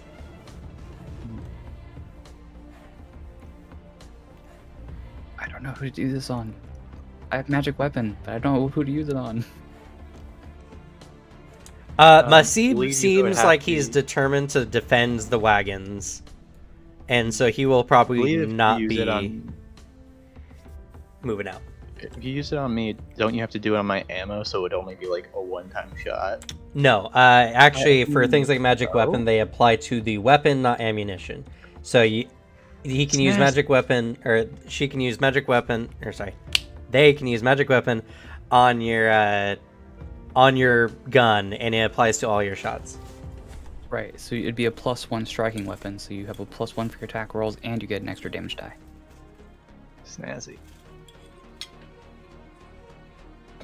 Having someone shooting with some extra damage at range would not be a bad choice. Yeah, especially since they're out there. All right. Go to them. Is everyone positioned how they want to be? First of all, Am I Parker- in a I have to- position where I could roll stealth for initiative? So well, we'll get to that here in a second. Yeah, I was right there. Because what you guys will be able to position yourselves first, and then you'll get a round of pre-combat to do any non-combat related actions. So no offensive actions, which could include moving up past the boundary line, but you need to be stationed first. As it were. Which one's Gale? I don't know the pictures. I'm the dark one. Okay, With and you're Shadow Boy. the gunslinger. Yeah. Correct. Perfect. All right. Cool. I wanted to be behind cover anyway. Cover-ish. All right. I'm gonna be here because I'm gonna use that magic weapon on your gun. All right, so let's go ahead and start off with Gail. What are you doing, Gail? I'm gonna sneak, I guess. Okay, so there's gonna be a list of things we're gonna do right here because I've learned a little some things about sneak, and this will also help you out greatly. First, I recommend using the take cover action. Since you're behind a wagon, that provides you at least with standard cover. Okay. Do I have the full 3 actions for this? Yes. As long as they're not combat? Okay, yeah. I'll go take cover. Okay, so you take cover. This provides you with a +4 bonus to your stealth checks. To any creatures who... and we'll take the ruler out here so I can show you all. So any creature who the center of their square goes through the cover, you get this +4 cover for. So those 3 you would get your full cover for.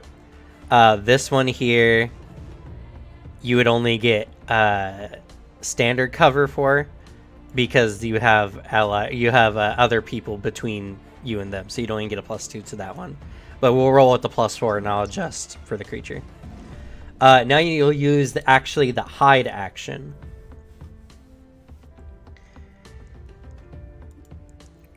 Yes. So you'll use the hide action. Okay.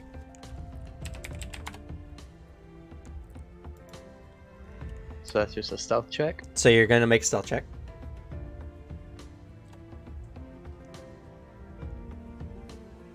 Plus the bonus.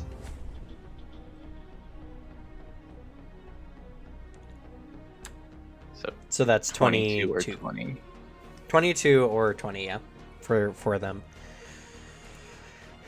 All right, so you don't know whether they notice you or not, but if you did succeed, you are hidden from them.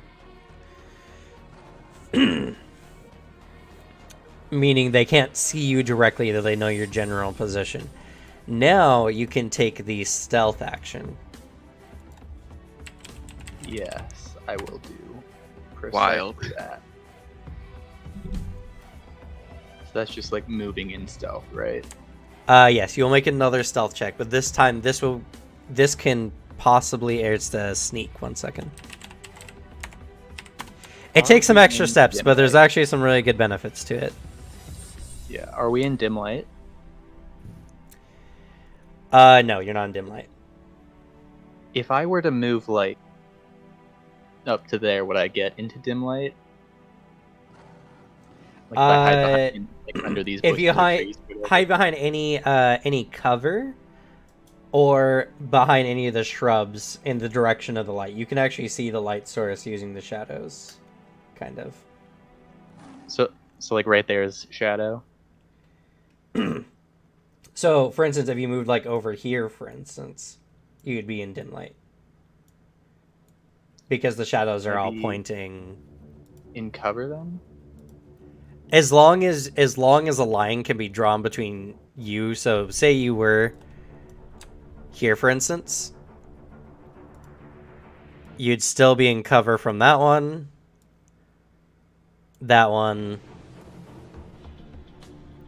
this one probably would be able to notice you, so if you stepped back even a little further than that, and you would get greater cover from that one. But then I wouldn't be able to see them either, right? You can still see them. Yeah. Though if you're shooting through a wagon, for instance, they're going to get the standard cover bonus of +2 to their AC. Mhm.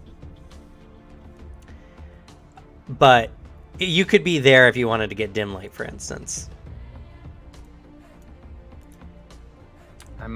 Because the reason I want dim light is because of my ancestry. That is because when I end a sneak action in dim light, I don't get revealed. Oh, click it for me, please. Because that might change something. Slink. I like it. Oh, you get a +5 bonus to your sneak action. That's really cool. Yeah. Ah. So yeah, even if you move to that same spot that I showed you before, you would still be concealed even from this one up here. Because you'd be in dim light. Okay. But yeah, you'll need to make another stealth check. But if you succeed at this one, you'll become undetected. Rather than just hidden. Nice. I will do precisely that. Okay, go ahead. That's a botch. You want to use a hero point? I hate this. Yeah, sure, I'll do it. Much different. That's a value right there. All right. Unfortunately, there's not a bonus to crit succeeding on your sneak. But you feel that you become undetected to all of them. And you can move up to half your movement +1 square. For most characters, that would be 3 spaces.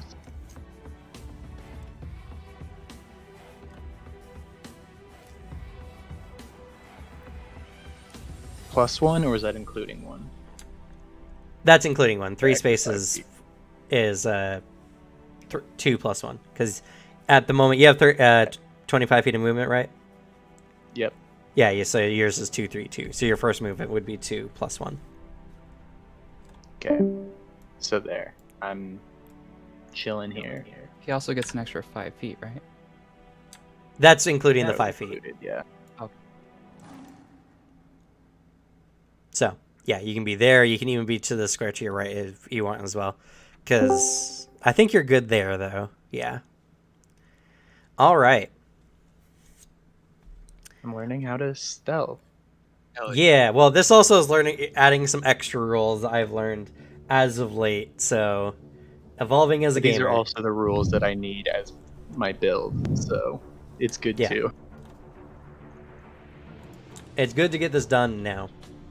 All right. Yeah. Next on my list is Zexel. Okay. Well, that movement kind of changed my plan a little bit.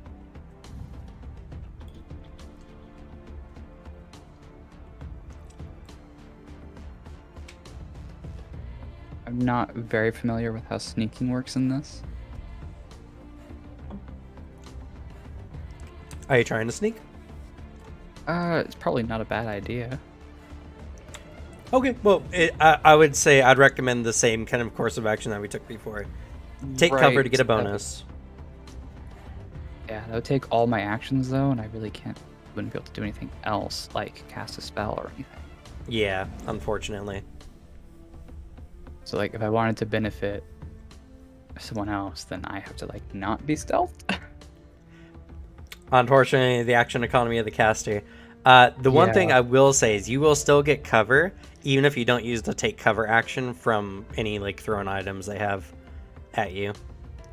So you could move, for instance, like to here even, and more than likely get a cover bonus from all but this one way in the back.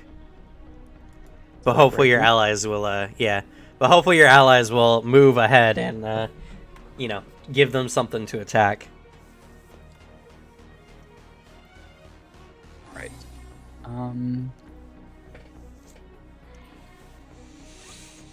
Okay.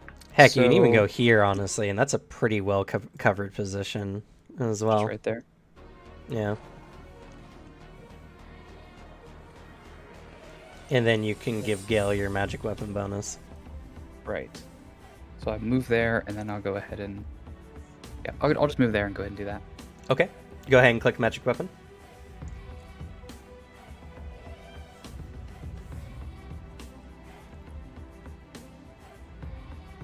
There.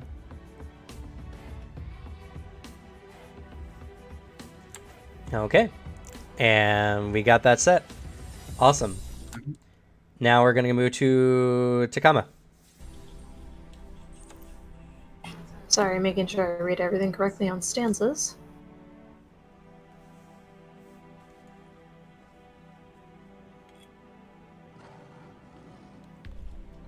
Okay.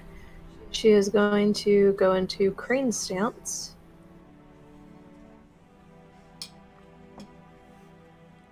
All right, go ahead and click it.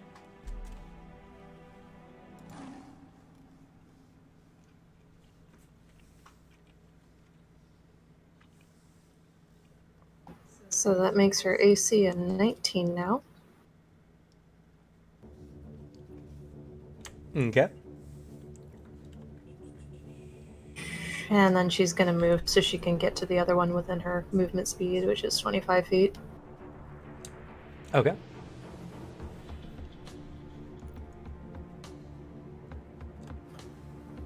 Okay, and while you said the areas for taking cover, does that also make it difficult terrain to move through? No, most of the brush isn't dense enough to really stop y'all. Okay, and that's all she's going to do to prepare, since she doesn't have much in the way of hiding. You can leave the circle now. The circle was only your starting positions. Oh, okay. So if you want, you can run up to one of the monkeys if you so choose. You just can't attack them. Okay, let me get the correct starting point then.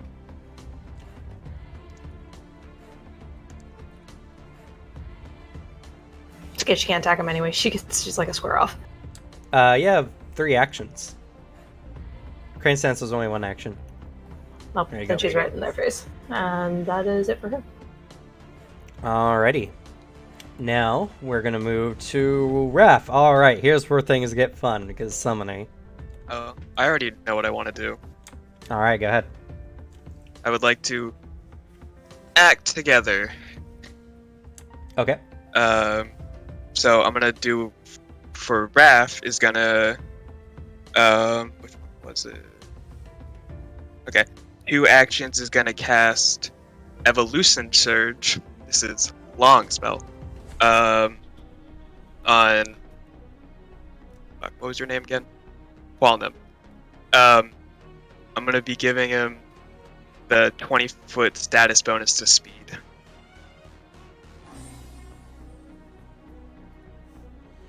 Okay. Speed 45. Let's put some boots on your boy here.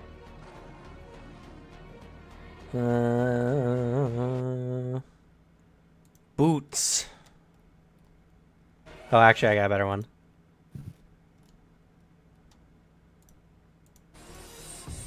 Okay. And doing that, you give Qualnum 1 action. Yes. Sweet. And then last action.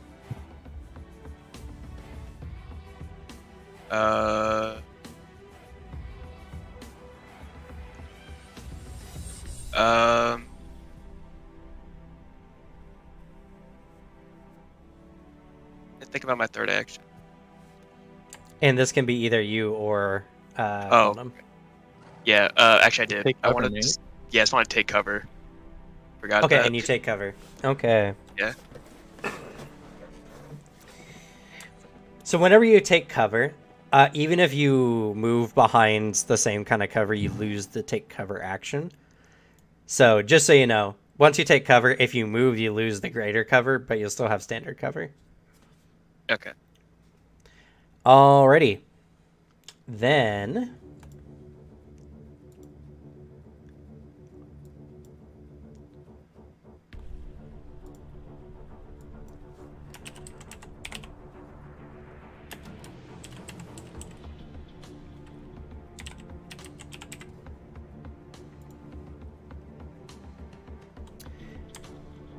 Masib gets ready, and he is going to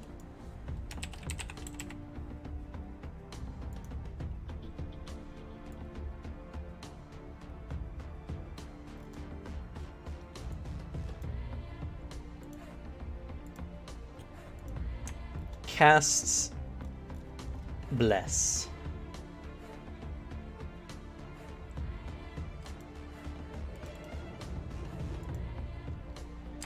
And he's going to move... he's going to be right there. He's going to be in the way in case anything happens.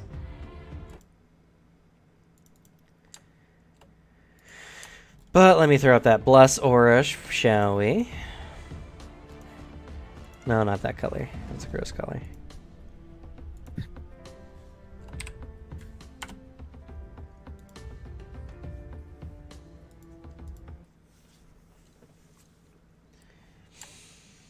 All right. So, as you're all getting ready to set, obviously with your members charging out at the Charaka, they are now ready to rumble. We're going to go ahead and roll initiative. Some things to mention, if you're currently stealthed or using any kind of stealth action, you can use stealth as your initiative. And if you're flanking, you can actually use deception. Can I use deception even though I'm not the one flanking? That's actually a really good question. I don't know that about Summoner. I think the Summoner uses their own initiatives, unfortunately. Yeah, They do. that would make sense. So, yeah, unfortunately, you cannot. The initiative hasn't even come up yet, dude. You're a nerd. Can I roll intimidation because I was intimidating them earlier? Yeah, I'll let you do so. Why not? Yes.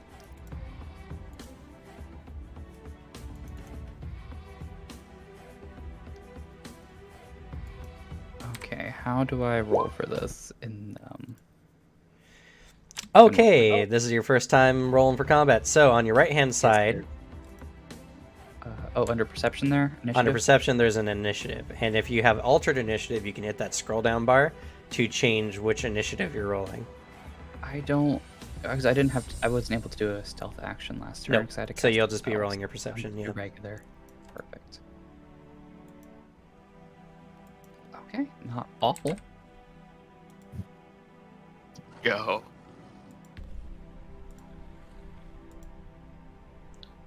I don't think I've literally ever rolled initiative right.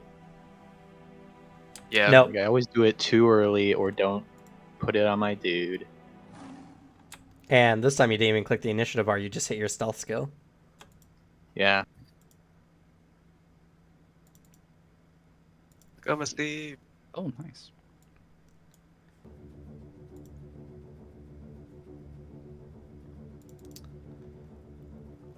I take pride in that, and I'm never gonna do it right. And that's Please do it right from something now I've on. decided just now.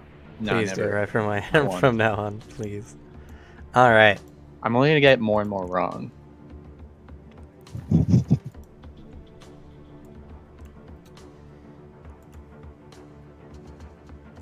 All right, looks good, looks good. Let's start off with Masib. Masib's going to hold his ground, but he's going to use his sustain action to increase the size of his bless.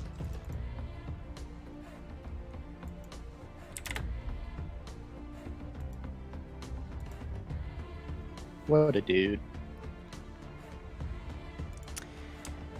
Tamaka. Not gonna raise Alright. shield. Sorry. Oh, actually, yeah, he should raise shield, huh? He will do that.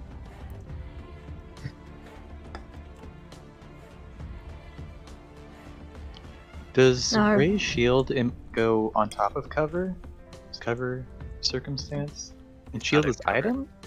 I don't know how this works. No, using a shield, unfortunately, is also circumstance. Okay. I'm just trying to learn weapons and items now that I'm not a caster.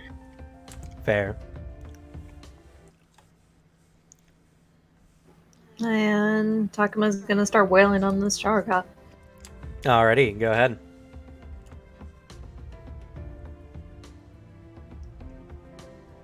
That's really low. Nope, that's correct, yeah. That's just a really bad roll. It's been a while since you've seen a level 1 character, dear. That's fair. First attack miss. Oh. Second attack Absolutely miss. wrecked. Oh. Third attack miss. How did you manage that? Just so you know, because I know you haven't played Monk before, you start with Flurry of Blows, which gives you 2 attacks. Okay. So Oh, you yeah. can attack one more time. Okay, I'll still post Flurry of Blows. Okay. And because this is a third action, it would use the 3-1, correct? Correct, yeah.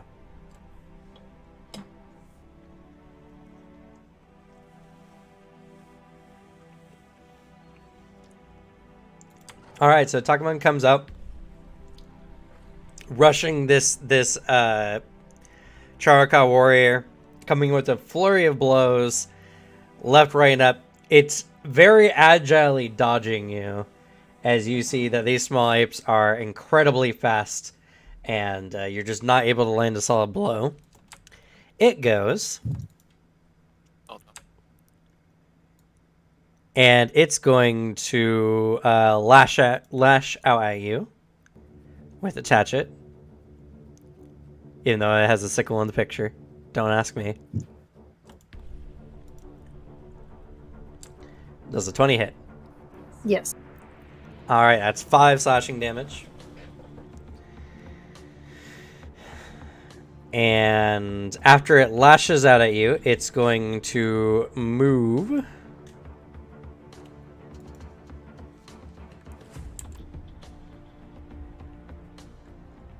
And it's going to climb 10 feet up this tree. And then it's going to throw at you a rock. Does a 21 hit? Yes. Alrighty, that's going to be 8 bludgeoning damage.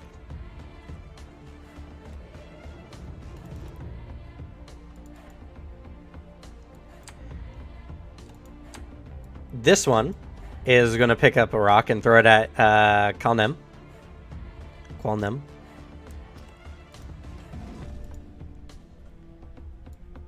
Almost a critical. What the fuck? God, they're rolling really well. Alright, that's 5 bludgeoning damage. And it's going to pick up another rock.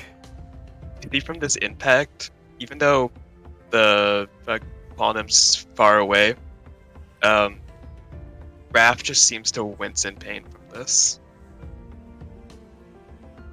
We are in danger. Okay, don't think that one will hit. And it's going to throw one more rock. Oh, actually, how far is it? I might have to actually move it. I will have to move him because they have a thrown feet at 10. Right. So he runs up there and starts throwing rocks.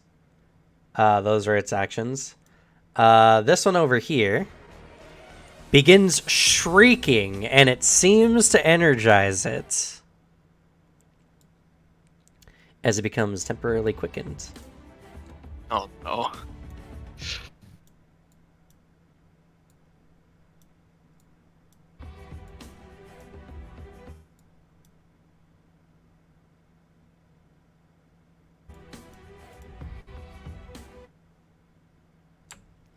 as this one also comes up and begins chucking rocks.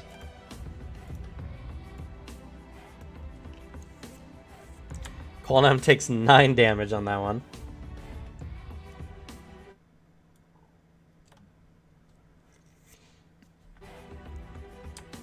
And is going to throw one more rock.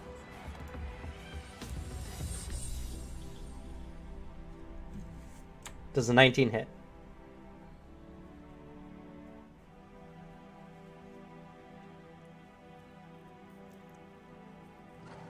For Qualnam. Hello? Slug.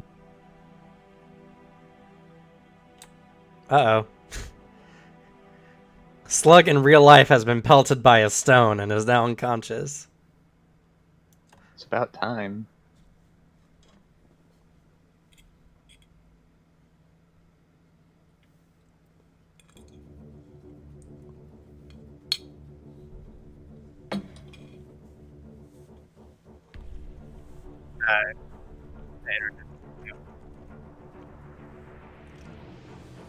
Wow. It is hard to hear you, mate. Hi. My internet's cutting out. It's all good. Does a 19 hit? Yeah. Alright, so you take 9 damage from the throw before and then an additional 4.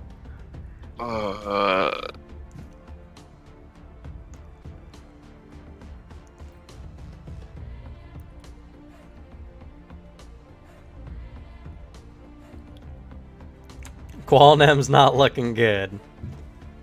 And neither is Fucking Raph. name with The Raph. player death? What?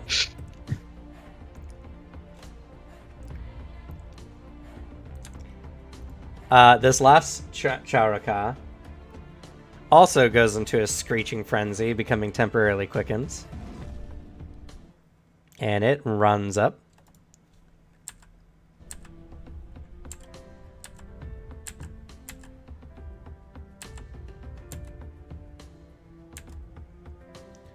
And it's going to throw some rocks at Masib. No. No. That's a critical blow. Boy. Masib Bruh. gets pelted in the face.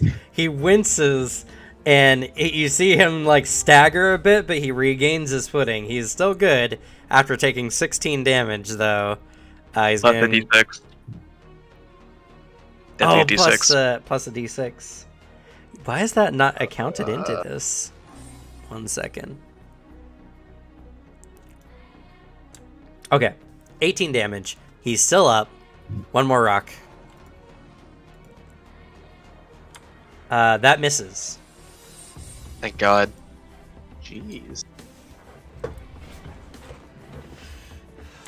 Oh, I'm dumb. Masib has shield block. Oh my God. He's gonna use that for sure. That's only gonna reduce the damage though by I think 3. Let me check his shield real quick. That first hit alone would have killed me outright, so... Masib's a little higher level. Same. Would have left me with 2 hit points.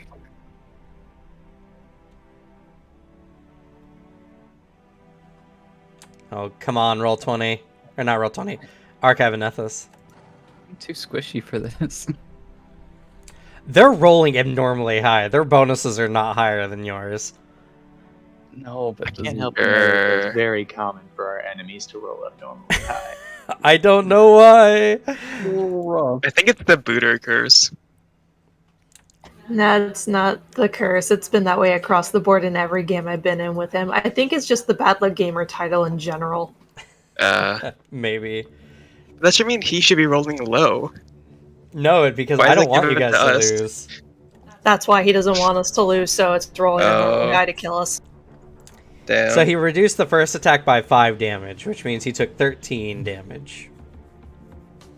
Woo. He's up. He's not doing good, but he's still up.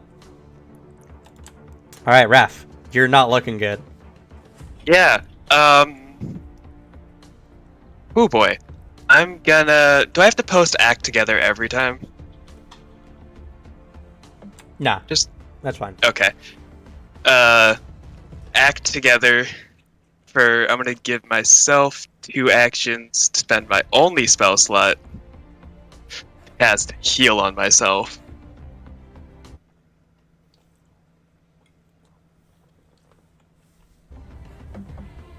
So that's plus 14. Yeah. That should be 14 HP. That was necessary. And Takama, you notice as Qualnem, who wasn't doing well before, an energy surrounds them and their wounds start disappearing mysteriously.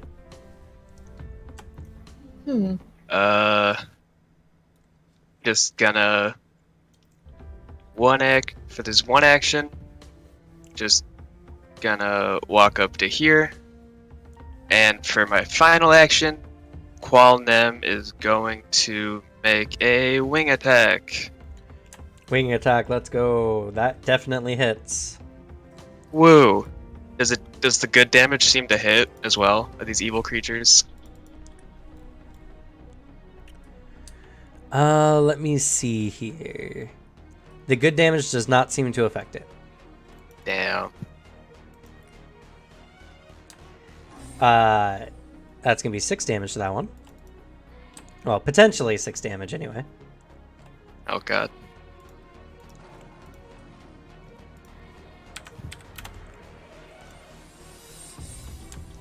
That's my turn. Okay. Gale. So this bad boy up in the tree, like no one can reach it, right? Yeah, he's 10 feet up. No one can reach him unless they have a Okay. reach weapon. I am going to blast that boy with a double barrel shot. Okay. If you do, just let you know, from your current position, he has standard cover because you have to shoot through a wagon. Yeah, that's fine.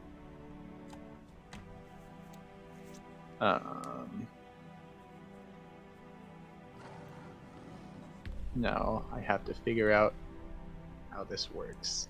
And the damage roll is not going to be accurate because it's a different die now.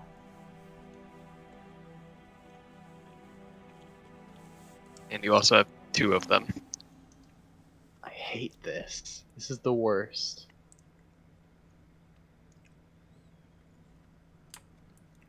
Let's see. Yep, no, that's all correct. You let out a shot that rings through the trees, and everyone's kind of like startled by it because no one's really seen a gun before. It shoots into the tree, and you don't hear the sound of dying monkey noises, so you're probably missed. This makes I you wasted revealed. so much on that. Does Don't it know have if it a makes plus much one difference. but magic weapon? It does have a +1. Don't know if it makes a difference or not. It does not make a difference, unfortunately. Okay, fair enough. Damn. So that means I don't get my one shot, one kill then, I guess. Gonna use my covered reload by, I believe this is how it works. I just take cover and go prone. Have you made the action for yourself? So I can see it. Ah, yes. Definitely not an action on the action bar, which it should be, because if it has any special traits or anything, I need to know. But,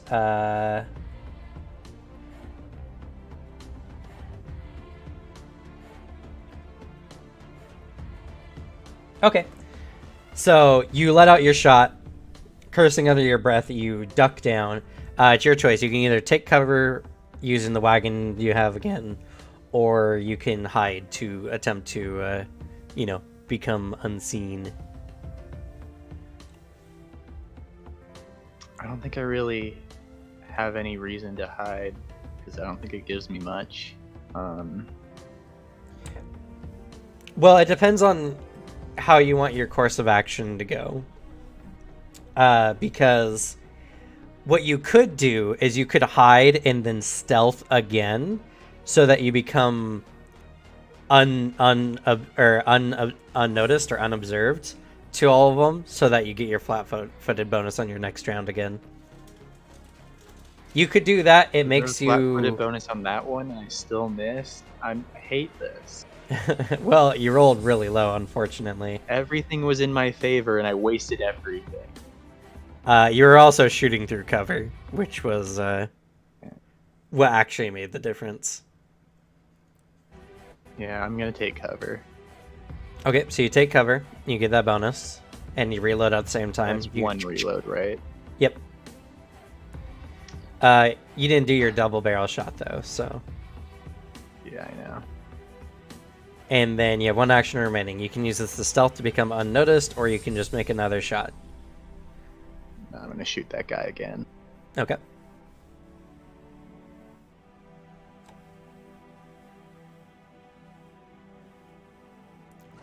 That's going to be -5 because you didn't hit your number 2 on the attack button there. But despite that, that still hits. Those are 4? Yeah, that's what those are for. I see. But despite that, that still hits, so that's going to be 4 piercing damage. Potentially. Plus 1 from the magic weapon. Oh, you roll an additional d6. So roll another d6. So that does 4 more damage. So, not bad, not bad. You did 8 damage to it with that shot. Alright, and that's the end of your turn. Zexel. Okay.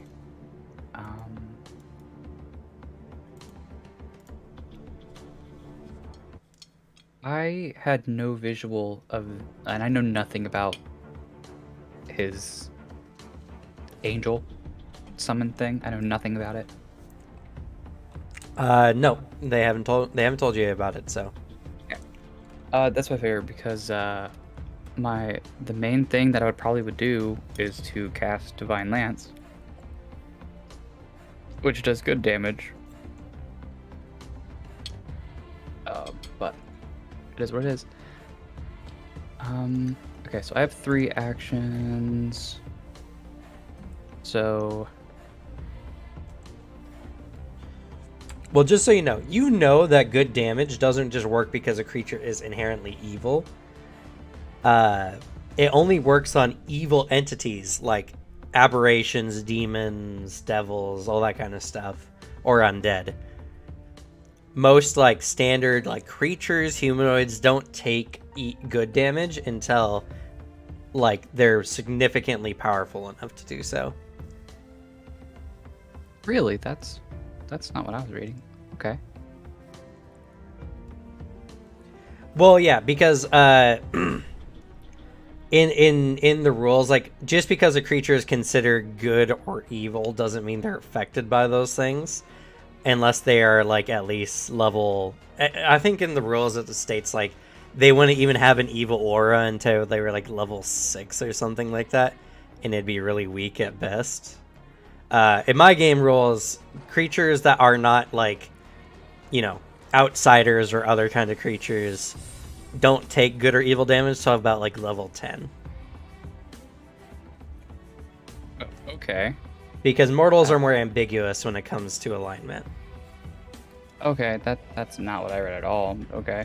Well then that's a useless spell. Cool. Oh, it's not. There's definitely demons in the jungle.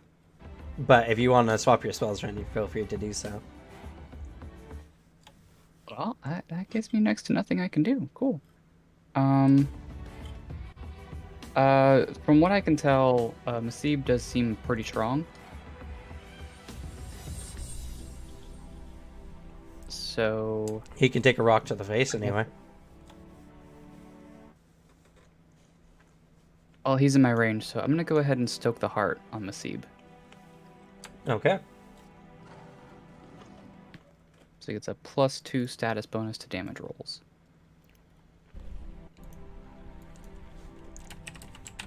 Okay. And then apart from Post that, the spell as well. Oh yes, of course. There we go.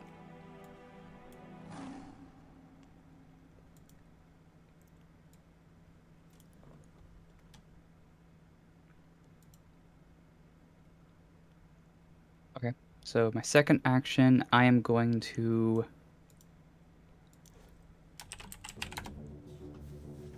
You know what? I'll use guidance. Cantrip. Okay. That is a single action. I'm gonna go ahead and use that on Gale, so that hopefully their next attack is a little bit better.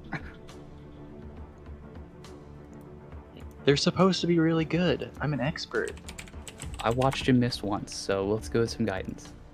I mean, the second shot did hit, so Yeah, fair but though. one of them missed. It wasn't nearly as impressive though as the first shot would have been. I know. That's fair. And then I'm in an area that's kind of covered, right? Yes. Against some things at least. So can I do my third action, just take cover? Yes. Okay, I'm gonna just go ahead and do that. Alrighty.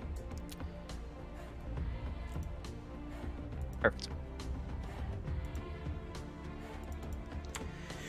All right.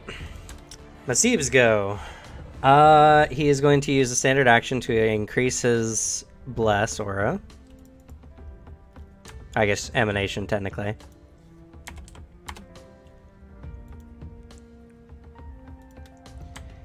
He's gonna step up. Feeling the fervor from the spell you delivered to him, he raises his mace up and is going to attempt to smack at the monkey.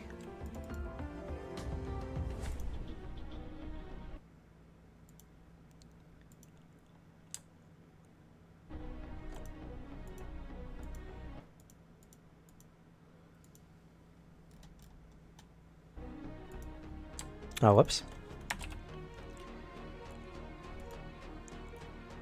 I was looking at his stats, I was like, that's a really low attack for him for some reason. Here we go. That's better.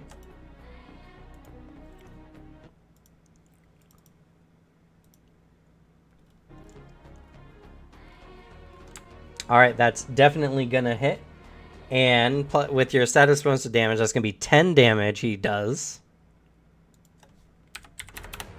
As he lets out, he smashes into this Charoka with a sickening thud, as it seemed to have done a significant amount of damage to it. And that is all his actions. Takuma. Alright, gonna move to flank this thing. Since you can't hit what's in the tree.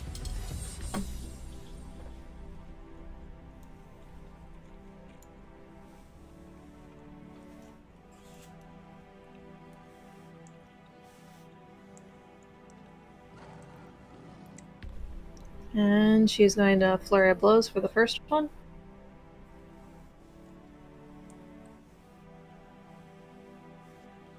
Okay.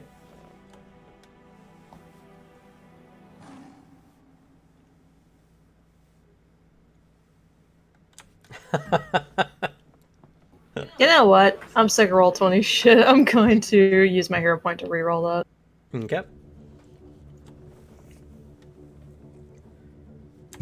Rough. That's first attack.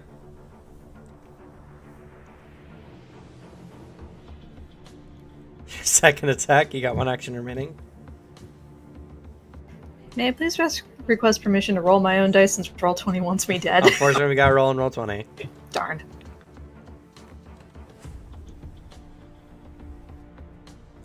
Hey, that one actually hits. Let's go! So you come up. You're not. You've trained with other people before. It's fine. You're essentially trying to smack like a capuchin monkey which is way smaller than you, and your martial arts was not designed to fight targets this small. You eventually give a very solid shin kick right into its torso, knocking the wind out of it somewhat and dealing 5 damage, potentially. Now I'm starting to understand how Devin's character felt fighting goblins. Yeah, that did happen.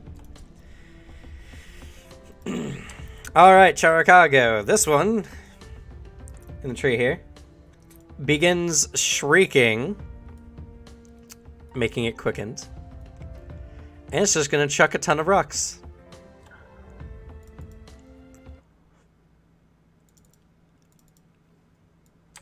It's going to attack its closest target, which is going to be Qualnim. First rock.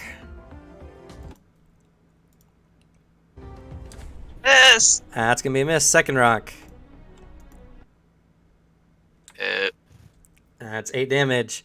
Third rock.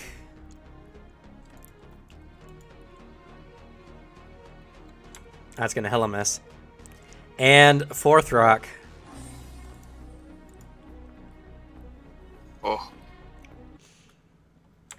So just a bunch of rocks and what appear to be like hardened, rotted fruit are thrown in Qualnem's direction. One of them beaming the Quetzalcoatl in like the small of its back, hurting quite a bit, but the rest seem to just fly by. This one that's currently being flanked is going to panic. It's going to attack. Let's see here. The last person that did damage to it, which was Takuma. It's going to attack you with Attach It. Right. And I'm Can I down. use the hero point to... Oh, you're at 1. Or can I force a reroll, or is it better to leave you at 1? Can I force a reroll with my hero point? You can't spare a character down to 1, unfortunately. You can force the monkey to reroll, though, yes. I can't spare a character down to 1? Nope. That's something you can only do for yourself. Oh. I will Yeah. force the monkey to reroll. Okay. Reroll it is. That misses. All right. It strikes with its hatchet, and then it's going to move over here. And it's going to pelt Takama with a rock, maybe. Yes. And I go down.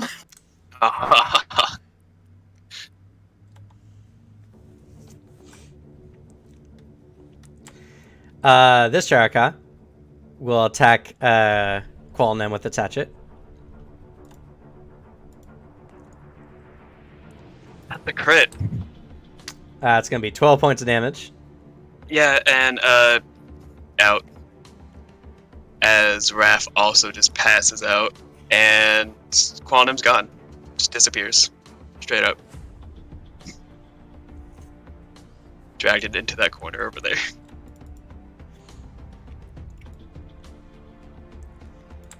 All right. Seeing that its targets are down, it's going to move...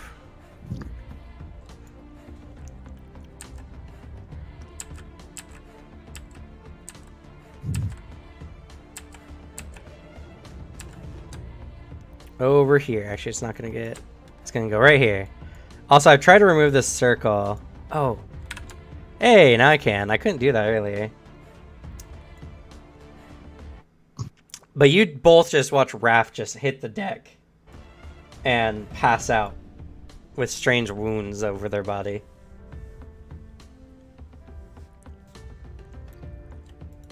Raph, I need you to make a DC 11 flat check for dying. Fail, you become dying too.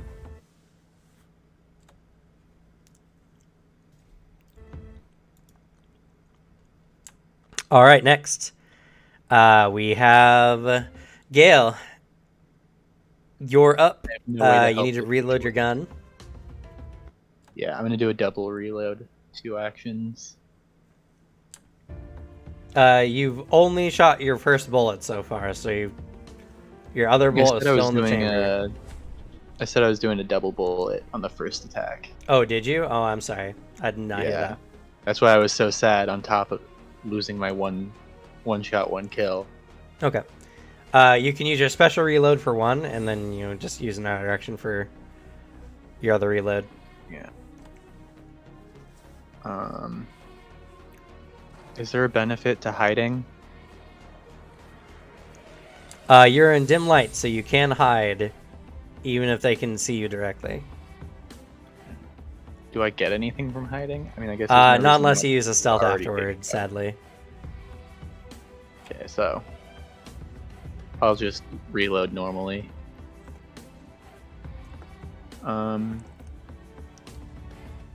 And then I guess I will shoot the hurt monkey on you boy.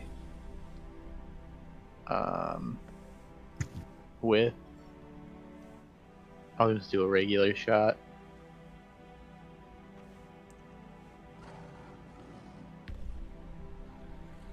Oh, You're also hitting the wrong one, or the wrong button. You need to hit Am I? the... Yes, because normally it rolls its damage with it. you hit the weapon. You need to hit the actual Okay, like next. weapon name and then the numbers next to it. Okay, I see. All good, like you said, first time. That's gonna be a crit though. It's gonna be 5. I need you to roll another d6. Oh wait, no, I made your damage yeah, I improves put it on.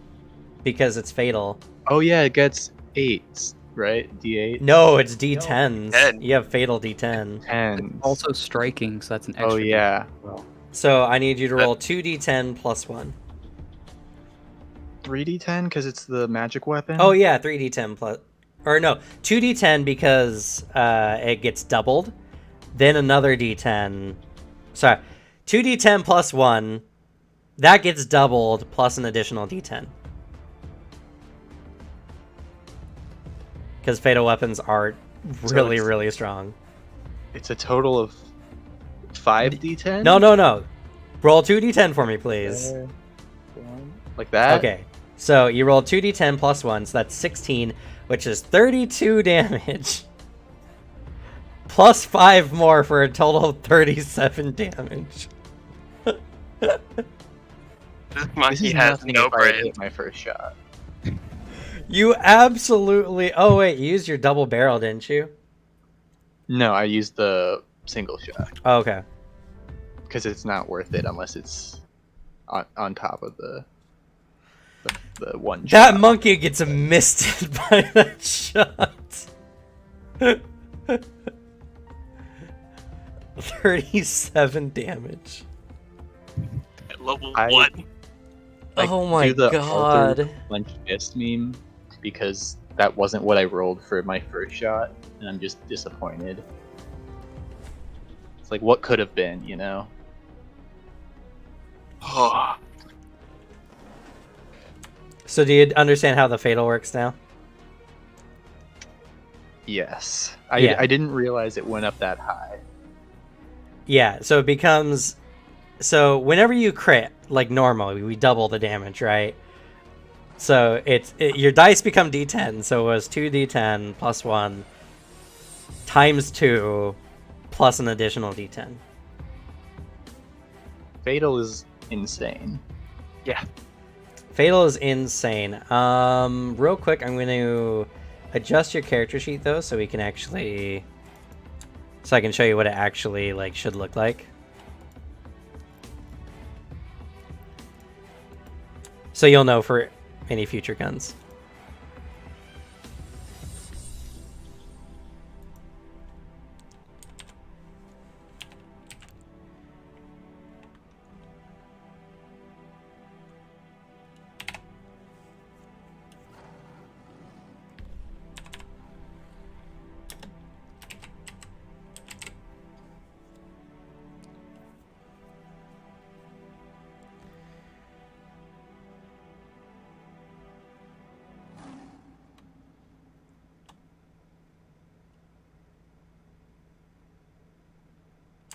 How would that look? I hate Fatal. Fatal's so weird. Isn't it just the critical damage? I think it's already on there. We just did additional damage, do like the 2d10, and then just put like fatal after it. No, there's the place below it that says critical damage. Yeah, It's but like I've disabled the critical thing because it always is really weird. And also that only works when you like roll a crit, like nat 20 on in roll 20. Oh yeah. Not when you like, because you got a crit up there, but if you roll like a normal attack, That's fair too. wouldn't have like yeah. rolled crit damage. I wonder if this works.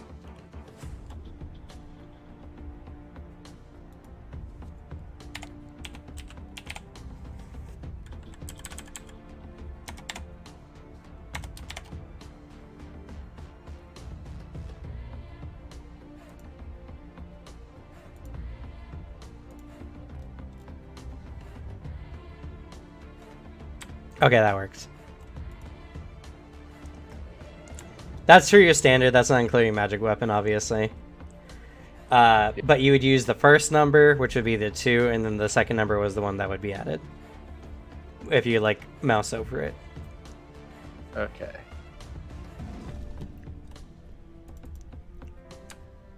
Okay. So, yeah. Misted Monkey. The rest of them are very unsure of what just happened, and they're all kind of scared. My disappointment at the first shot quickly turns into determination to just murder all of these guys to prove that I'm actually good at this. Zexel, it's your turn. Okay, so Zexel watched Raph just fall to the ground. Well, for starters, sustain. I have to sustain my Stoke the Heart, so doing that. I don't have to click it, right? It's just sustain action. Nope, you're good. Okay. So that's my first action, of course. Stabilize on Raph. You can stabilize them, yes. That'll be a medicine roll. Oh, you have a spell, never mind. Spell. There's also a stabilized medicine action, but yeah. Right, that's why I clicked it. Yeah, that's fair, that's fair. I'm All learning. right. You stabilize them. She goes to 0 HP, but remains unconscious. Okay.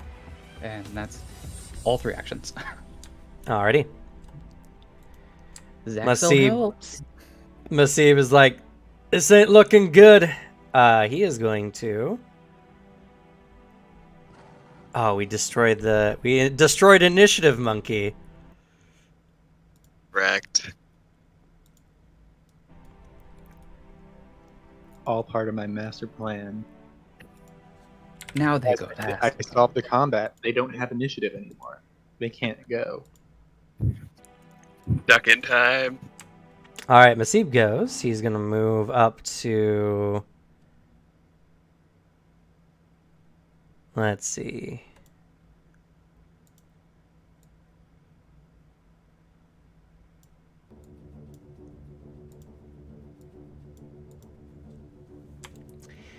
He moves only up to here.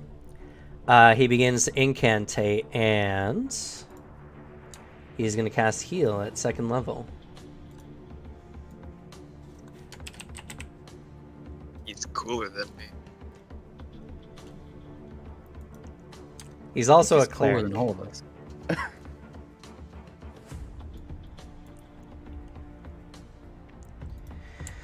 Alright, 1 second. Let me adjust his heal.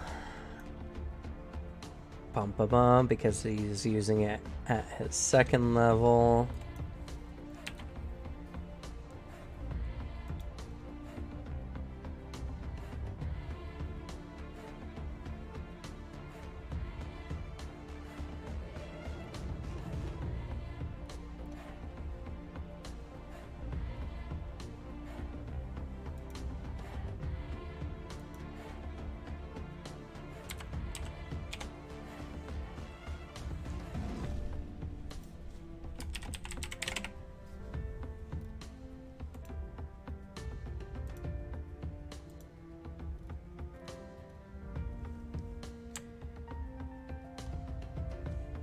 That's not his saving throw, but that's okay. I don't need to worry about it.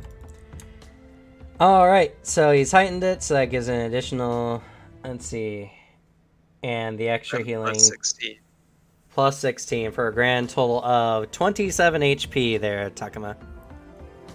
Okay, that's way over the max she's got. You feel wrapped in feathery wings for a moment before you regain consciousness. As he stands there and he's facing off with this monkey now. Takuma, it's your turn. You're currently prone. Actually, a question for you, because it doesn't really specify it in wording. When knocked unconscious, does that mean I would lose my change shape? It doesn't specify it's a concentration, but I'm not sure how that works.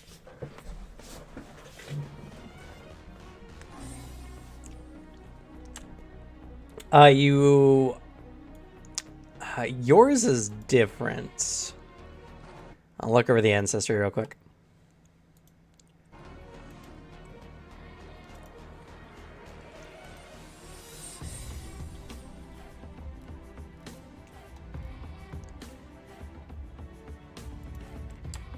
Because it's actually a transformation ability.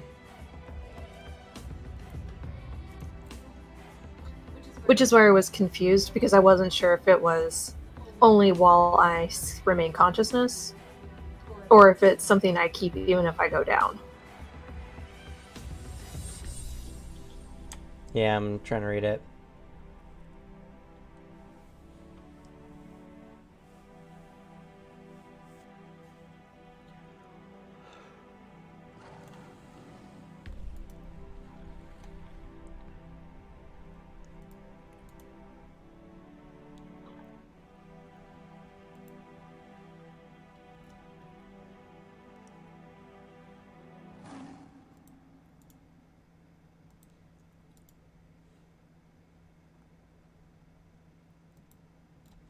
I love Pathfinder, I really do, but the places where they put their rules are always in such weird locations. Like that good damage thing you're reading, Jesse. Like, it's actually in a very different space than like where the good trait is. It's so bizarre. You have to hunt for the rules sometimes.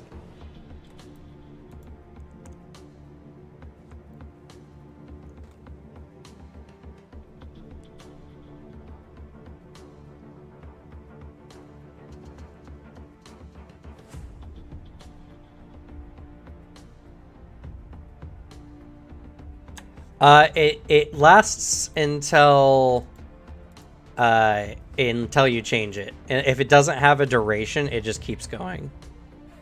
Okay, that's good to know.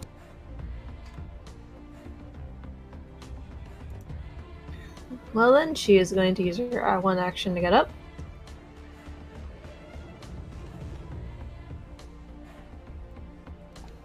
Then step over here and do Flurry of Blows. Besides, I'm looking anyway, and according to this, the Cloud Dragons are just neutral. So technically I couldn't even use Divine Lance, because my patron isn't even good. I mean, it could be a good one. You don't have to have a generic one if you don't want to. Right, but... yeah, the rule on that was really weird, because reading it literally just says, you good damage harms evil creatures. Yeah, it's, like I said, you have to jump through a few hoops to find it. Yeah, it says if they have the opposing alignment, they take the damage. Yeah. Which is weird. It is weird. Like I said, I can find it for you later if you want to see the location. But I'll have to do some hunting. God. You get one more attack. Oh my god. Hey, that one hits. Yeah, I only rolled a 1 on one of the damage rolls. Oh. You get up and you come over to this Charaka that's currently like distracted in the given moment, and suddenly you strike it from behind. It leaps out of the way, and it thinks it's got away, but then another roundhouse kick, bam, kicked it into the ground. It pops up onto its feet. It's not looking good. It's looking rather hurt. All right. Their turn. This one notices that you're up now. Is going to throw rocks at you.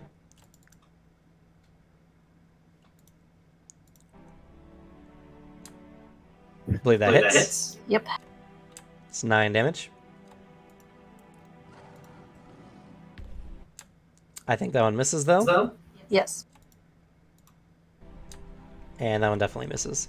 I was gonna say, if it's in the tree, doesn't it run out of rocks eventually, or does it look like it's pulling it from its pockets? They seem to have pouches full of rocks.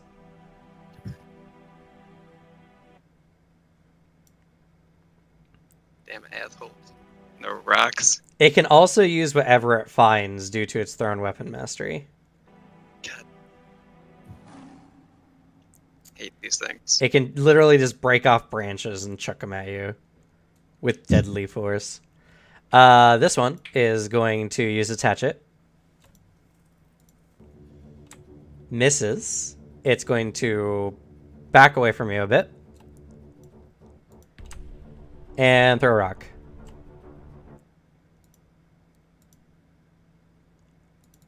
And misses. You gain the groove of it. Now you're in like a real fight. Your life is on the line. You're feeling honed in. You're dodging its strikes. You're monitoring it. And then a monkey's probably going to get misted here in a second as it's Gale's turn. Oh, I'm sorry. There's one more monkey. It's over here. It sees Masib. It's going to attack him with its hatchet.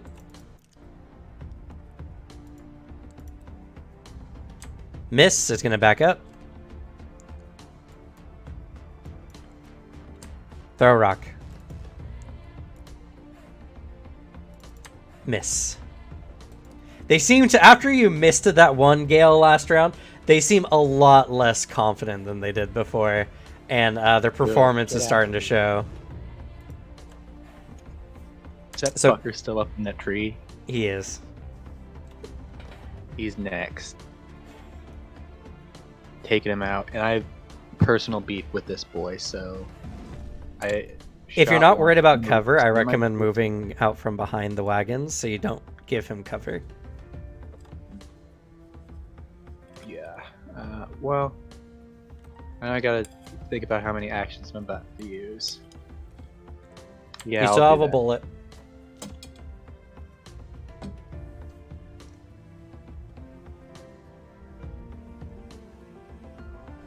Is that good? Well, you can see for yourself. Take the ruler tool. As long as that line does not pass through any obstacles, you're fine. Coolio. Then I'm going to spend my next action to reload, and I'm going to double barrel this boy because he pissed me off. Okay. You load in a shot, take aim, and gunfire.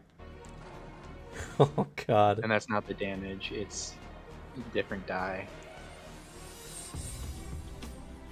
D8's No. right? Oh, right. Yeah, it's 2d8. Because 2d8 plus 1.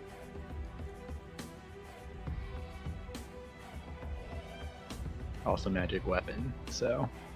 No. You know, it doesn't do 2 attacks. Unfortunately, double barrel doesn't double up your damage. It just increases the damage size by 1. On top of that. Yeah, The that's D8 why was the damage right? Oh, or no, you Yeah, roll right? 2d8 because It of was magic wrong? weapon. no, because it's double barrel. It increases. the Double damage. barrel doesn't give you an extra die. It just increases the damage size by 1. Oh, you're right. No, Yep.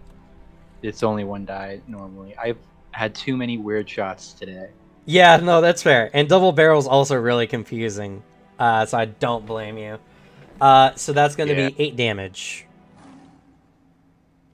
Nice. You shoot, bam! You see some blood dripping from the tree. That Charakat is not doing well. That wasn't enough for a critical on these things? No. I look at him very menacingly, and then that's my turn. I'm done. Okay. Raph, you're just unconscious. You're not dying. So go ahead and make a flat DC 11 check for me, please. I think Slug just disappeared. Yep. Hawk. Wreck.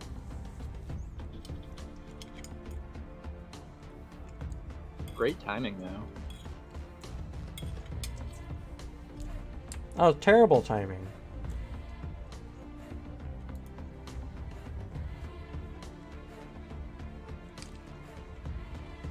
I'm so glad this monkey is up in that tree so no one else can take my kill.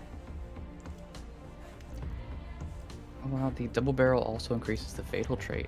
That's really good. Yeah. Yeah. It's just it's like, it's pretty much like an extra shot for just like once in the combat you can just do a big blow.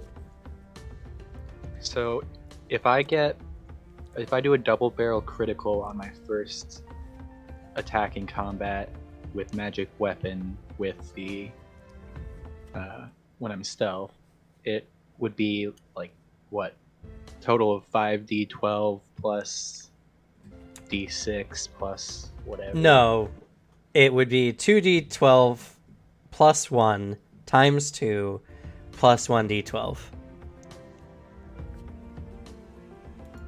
Yeah, and then plus my d6 from my one shot, one kill in the first round. Yes, your one shot, one Be kill. It would insane. give. And that also gets doubled, actually. Oof. Yeah, you can do a lot of damage. I can't This believe is you did what 37 I could have damage. done. The one time I rolled garbage. Gunslingers are good. They don't have high DPS because they have to reload, but like that one shot can do a lot of damage. Welcome back, Slug. It's your turn to roll a Hello. flat check for me, please. DC 11. Nope, so unconscious. Christ. Zexel. Okay. I have like no visual on anyone. Any enemies at least. So when You I take my can- action, Sorry, you can see them. These are not obscuring vision, these wagons. You can okay. you can see them because they're small monkeys, so you can see them like underneath. So well, first action of course, sustain. To keep up, soak the heart. Amasib. Okay.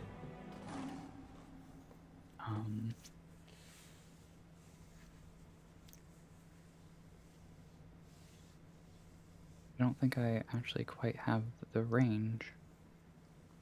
How do you use the ruler tool? 'Cause I don't actually know. There's a ruler tool on the left hand side. You just click it, and then you just Fourth- click on the map. Fourth Click and button drag. jumped up. Oh, perfect. Okay. Yeah, so I don't think I have the range to do anything really. You can always position yourself. Right, but that would Uh, take an action to move, so yeah. I'm just saying for later turn purposes. yeah. I think that's what I have to do. Yep, that's what I'll do. Alright. I'll just go ahead and move myself. Each square is like 5 feet, right? So my 25 feet movement, I can move 5 squares. Up Yes. Yes. And diagonals are the same as to. Oops. normal, so. Technically, by Pathfinder rules, like, diagonals are like squares and a half or whatever, which is really weird.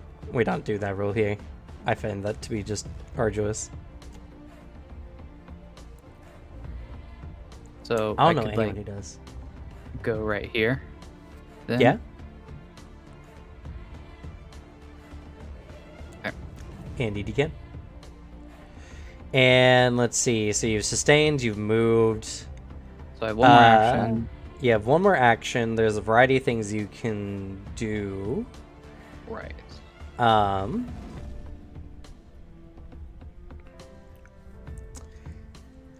let's see here.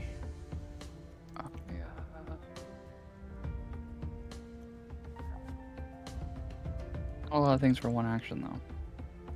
You can command your familiar, giving it 2 actions.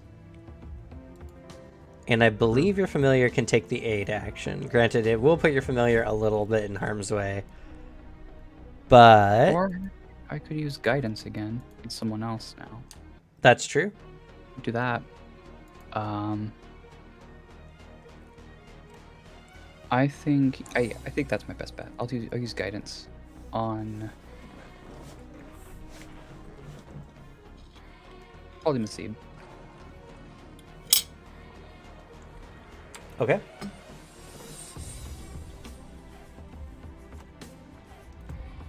Okay, that's my turn.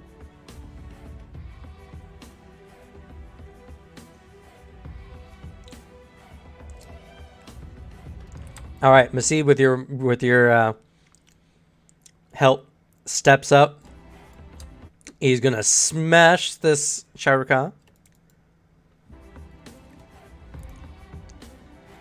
Maseeb smash. Oh, rough. And he's gonna raise shield. Takuma. Alright, step and then flurry of blows on this monkey. Okay.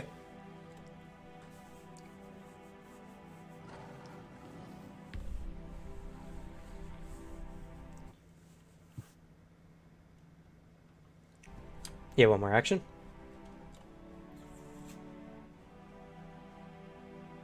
I don't suppose without any training or anything, I can't just throw a creature, can I? You can shove them.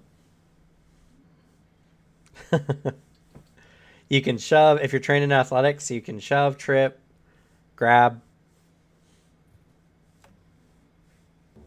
Granted, because it'll be your 3rd attack action, it'll be at -10.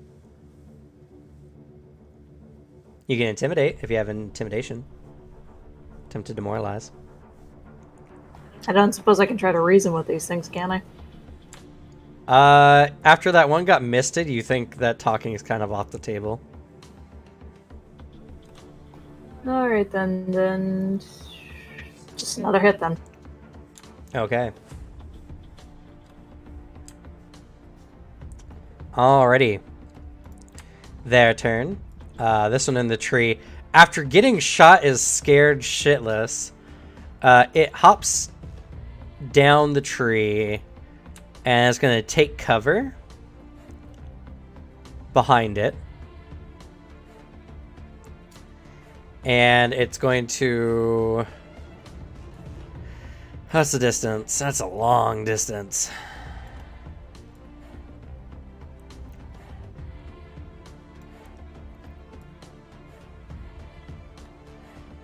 Yeah, it's going to attempt to hit you, Takuma, with a -4 for its range penalty.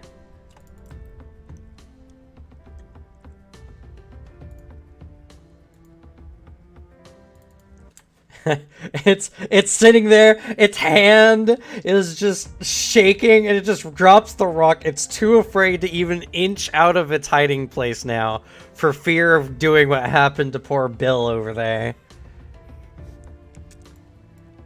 This one does not like being adjacent to you and is going to attack you with its hatchet.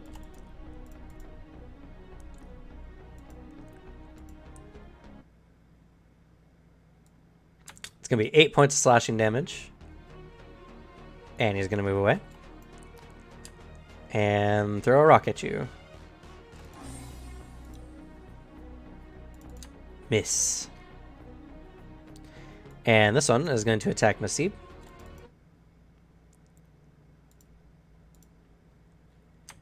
Another critical.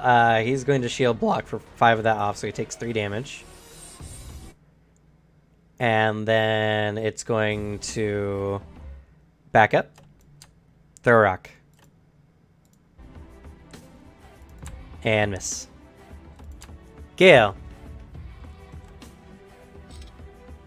This monkey dies today. I will. It's currently getting a +4 to Take- its AC behind the tree. Yeah, I will take cover to reload in the same action. I covered reload. And then shoot. And then reload again. I'm gonna reload twice, and then I'll shoot my one bullet at He's gonna die behind a tree or not. All right, and not a double shot, just a single shot. Yeah. Okay.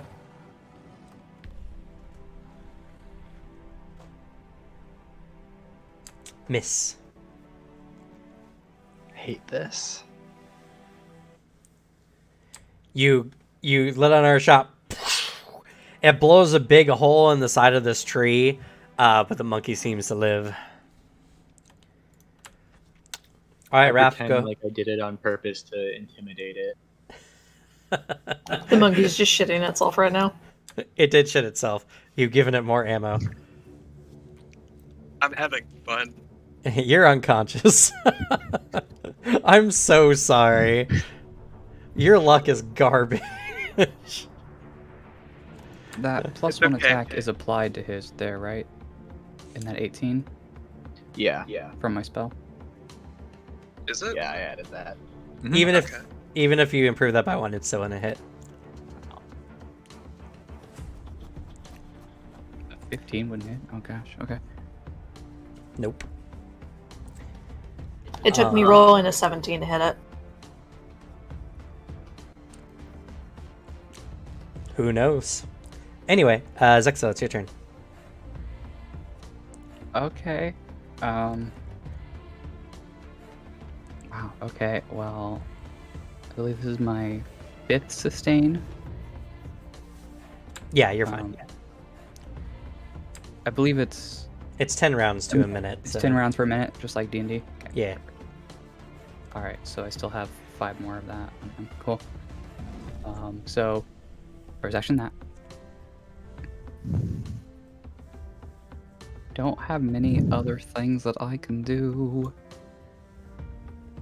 I think I have to cast my awful spell. 'Cause I forgot innate spells are good based off my charisma, not my intelligence. Yeah. So spout is awful. You could also move and try to give Takuma guidance if you get within 30 feet. True.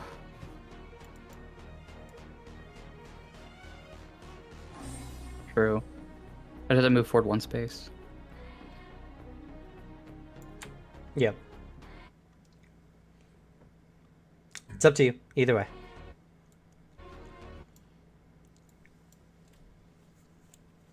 I think I'm just gonna try to see if I can actually damage anybody. Okay, go ahead. Because I want to go for this one has been hit quite a few times. Oh, but I can't move fast close enough. Cool. Oh, never mind. What's the range of spout? 30. Oh, yeah. You'd have to hit the closer one. I'm just out of its. Yeah, one space. Talking it's about one not a space. great- It's not a great spell. I just want it for the thematics, but it's actually like really awful for me. Because I don't even have good charisma. Okay. Oh, I'm gonna try anyway. So for that closer one there, okay,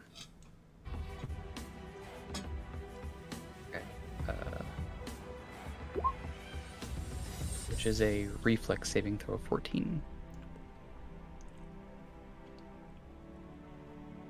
I believe. Wait, did I mess that up? Oh, you don't even roll to hit these. They just roll to reduce damage. That's such a good spell. What are you talking about?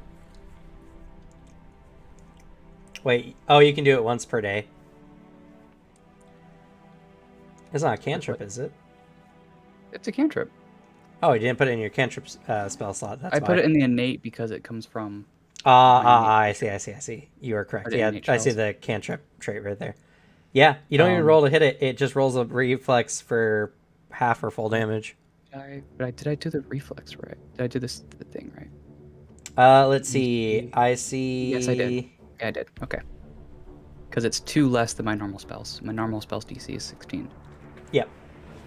Alrighty. So 14 14 reflex save.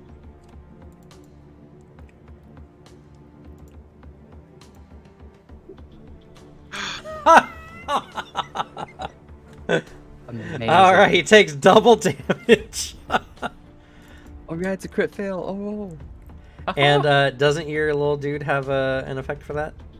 It has +1 extra damage. +1 extra damage, so that does 14 damage. I believe it was. Hold on. Double check. I didn't think I should be able to use it. Yes, it's a +1 status bonus to the damage. +1 status. Oh yeah, it uses its reaction, which normally they don't have, but Resonate allows it to. So yeah, you do 17 damage.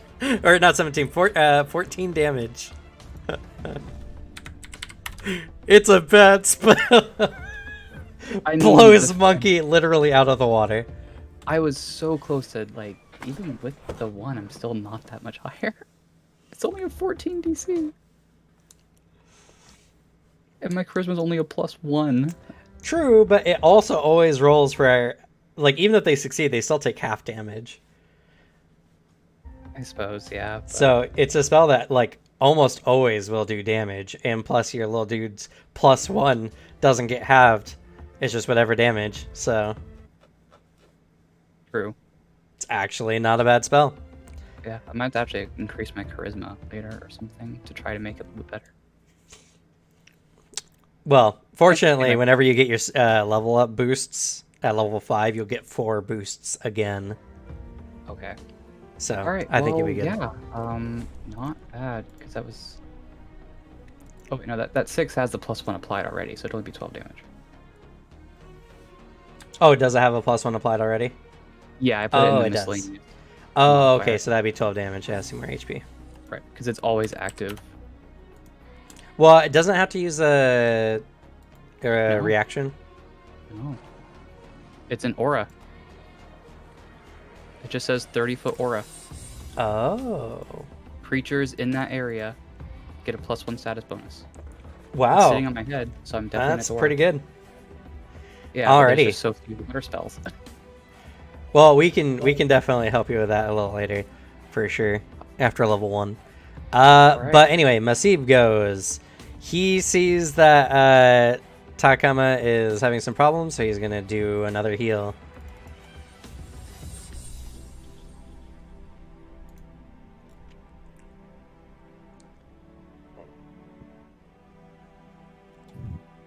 You know, I should just put it in the misc.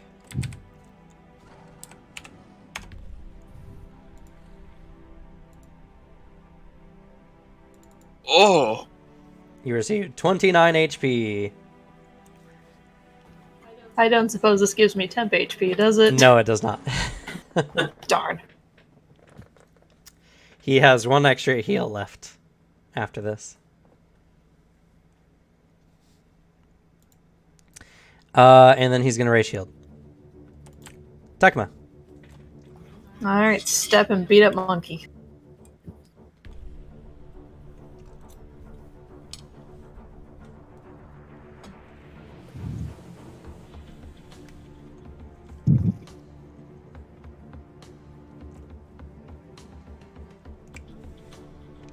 I'm so sorry, dear. You have the worst luck today.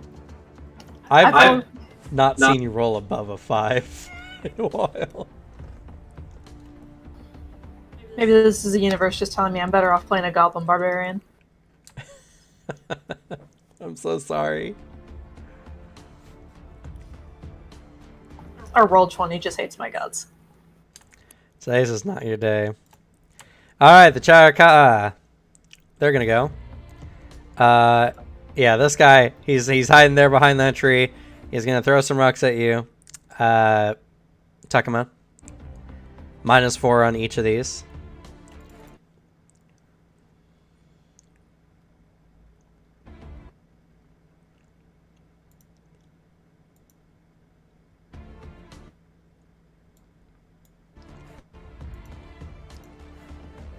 No, he doesn't even come close. Oh, I guess he's got one more rock. Poop, go! Nope. This one next to you is going to attack you with the sickle or hatchet. By the way, I just noticed something. With Takuma's damage number there, it looks like you're rolling a d4. Don't you get a d6? Yes, I damage? believe you get powerful fist, which upgrades your fist to Ah, 2d6. I think that was like the one thing I didn't adjust. Thank you. Alright, I was like, these numbers look really low anyway. Alright, sorry to interrupt you. Good catch. No. Good catch. It was very good. That's a critical. 16. Oh wait, actually. That's pretty sick. Wait. Actually, I think we're getting to a funny moment here. It's -4 because of the range, right? So that would actually be an 18, which doesn't hit you, right, Takuma? That's my AC on the dot. It's only when I'm in crane stance that I can't be hit with an 18. Oh, dang. If you were in crane stance, it would actually only just hit you.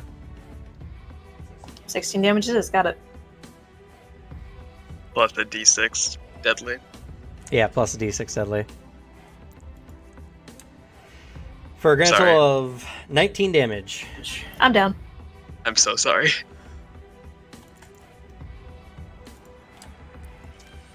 This one is going to throw rocks at Masib.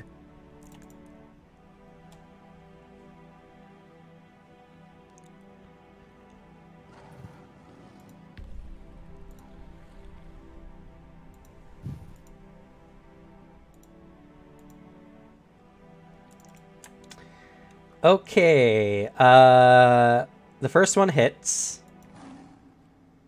He's going to use shield block to reduce that to 4 damage.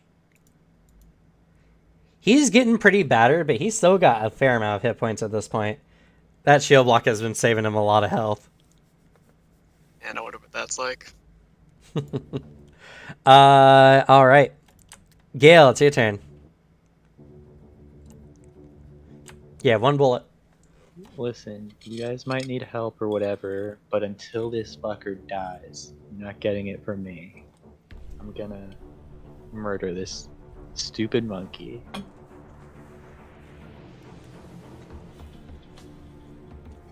Yes! Yes! Jesus. Yes! I'm so good at this. All right. Roll for me an additional d10. Yes! This is all Oh, of my emotions put together into one shot. So that's 12 times 2, 24 plus 5. 29 damage. There's another. Wait, what? Why is it 12 times 2? Because look at his fatal die here. The first die is from his from the fatal roll. He's rolling with a magic weapon, so he rolled an additional d10, which is a 10 plus 1, 12 plus 2, or times 2, 24 plus 5. And I'm guessing the damage then is the different die for the double shot. Was it a double shot you were using? Nope, I only had the 1 bullet in. Okay, that's what I thought. Nope, this is because he crit, and so fatal die. So yeah, that 29 damage. That tree falls down. Just Yes. I'm gonna find that corpse after here. Oh god. These All right. rolls are so I weird. need some trophy. And then I will reload once, and I guess I will shoot this bad boy. Yeah, 1 second. Which I think has cover from me. Is That's real your close. Oh, you're getting that +1, right? Yeah. Yeah. I was just deciphering your numbers, because you have a +4 in your dex, right? Yep. And then I have expert in martial firearms. Yep, which means 8 plus. Normally it's 9, and then Normally it's 9, and then the magic weapon's making it 10. Okay, yeah. Nope, that makes Yep. sense. Alright, so what are you doing, sorry? I reload once and then mess this dude up. But is this covered? So he gets lesser cover from that, so +1 to his AC. Okay, good enough. And it's my second shot, so I gotta do number 2. Yep. That's a miss. Dang it. Whatever, I'm satisfied. Alright, Raph, roll. That's all I care about. Nope, it's unconscious. I'm One day you'll roll in I'm- the top 50 percentile. You're supposed to be able to do this on like the second or third roll at most. Dice gods Great. are not in your guys' favor today. Zexel. Okay.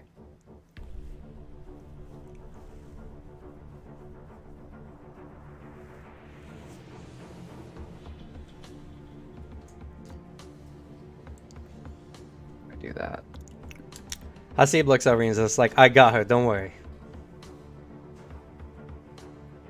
Oh, okay.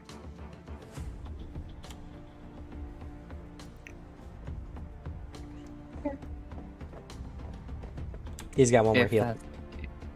All right. Well, with that being the case, then I'll still keep my sustain for now. So first action for that. That's my 6th one, Okay, soak the heart. I believe. Yep. For Stoke the Heart. And I'm just gonna go ahead and do this spout again on that close one Okay. and hope for the best.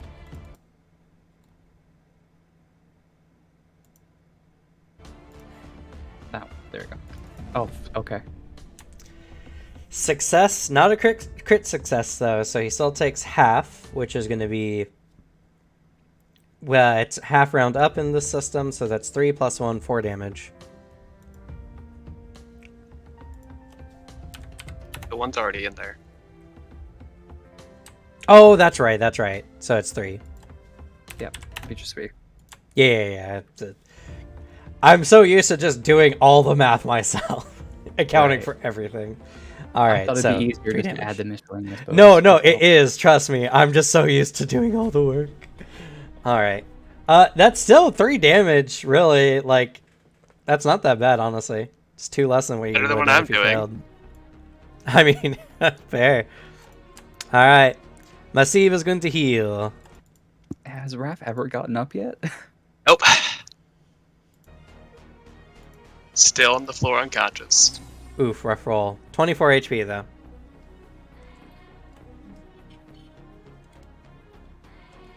Wish I could roll that.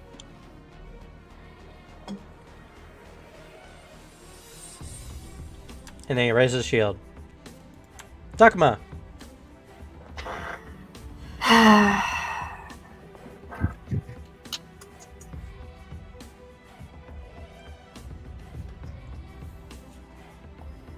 Alright, she's getting pissed off at these monkeys. So.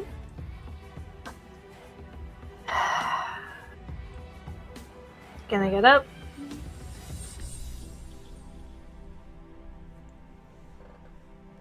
And in her anger, she is going to change shape. Ooh. Okay.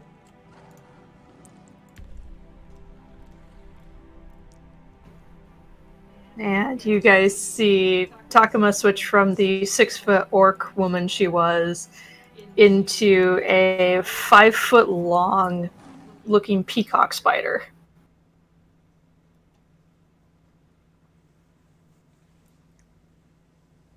And she's going to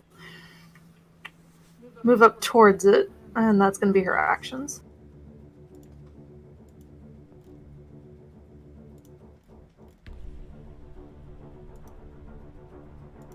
I'm going to put a spider web or net as your transformation icon. Okay. Because unfortunately, I can't give like 2 tokens to your character sheet, sadly. Yeah, it's okay. She's hoping to fall spells. The spider form has an intimidation factor because now she is showing that she's an actual spider to these monkeys. So spider noises as you approach. Damn it! Deleted initiative monkey again. Wrecked. Absolutely wrecked. Just create like a monkey token like off in the corner.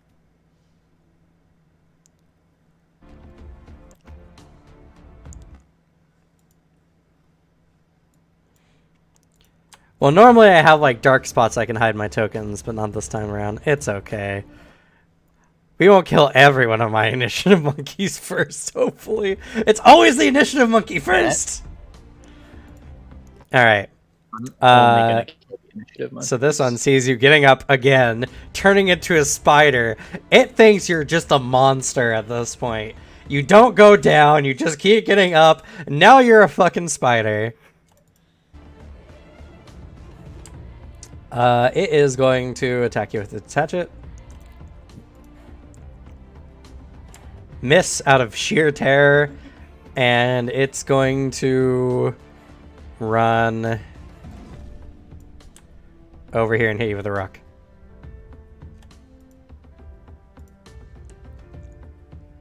Miss out of sheer terror. Alright, this one here is not happy that he keeps getting spouted by water, and is going to come over here and throw rocks at Zexel. 17 hit. Most definitely. That's going to be 8 bludgeoning damage. Ow. Oh, yes, you don't do anything on roll 20, right? If you double click your token, you can give your token, like, the HP on it. Oh, cool. It makes it a check little my- easier to keep track of. 13. I just took 8, so 5.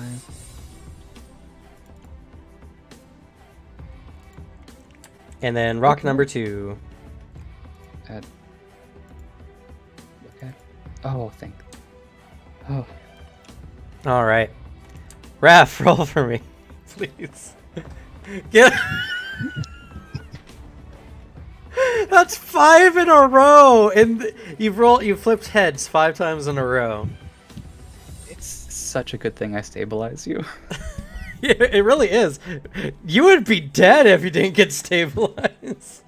At this point, you shouldn't have done it. The character obviously doesn't deserve to exist, apparently. Yeah, it's your turn.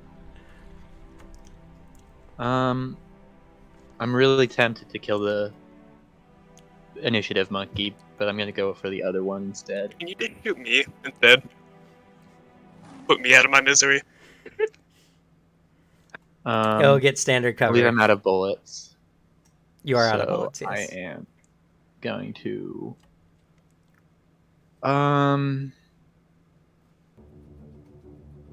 Yeah, I'll reload twice. Or actually, I'm gonna move. Can I get to a position where I have cover and they don't? Like, would I have cover from it here and it wouldn't? I'd say so, yeah, sure. Okay. I'm gonna take cover and reload at the same time with my covered reload, Okay. and I'll shoot him. This boy up here. All right, go ahead.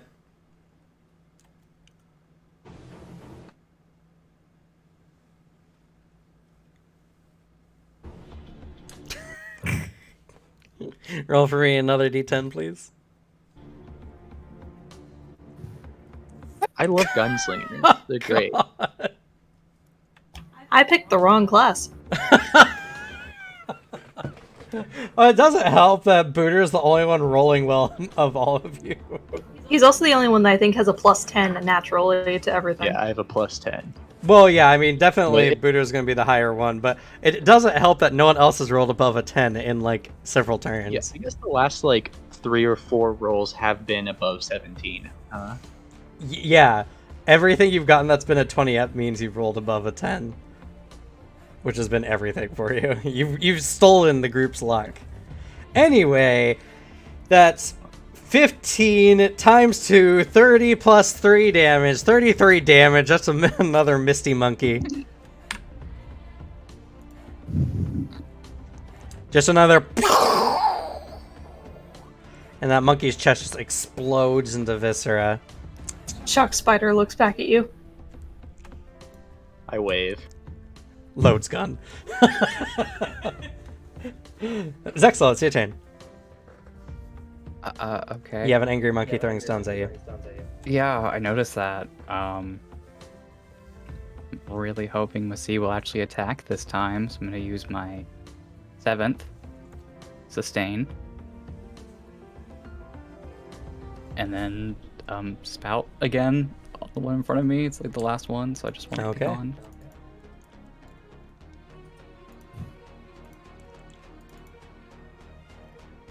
It does succeed, but it still takes 3 damage. Okay. It's not looking good. It's getting down to its last bit. Masib was going to step up. And as you said, he's going to smash. Masib, smash!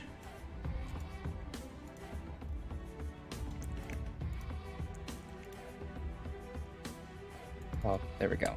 And...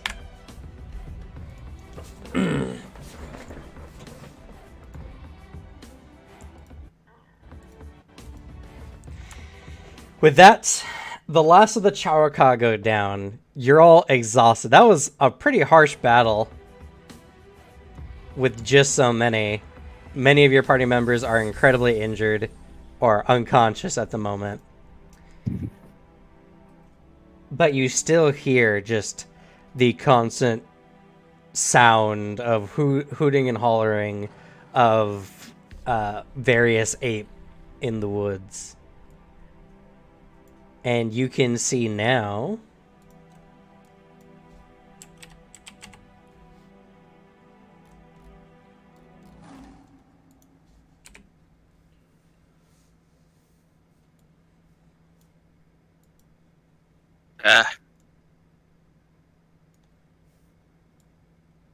It was just the first wave.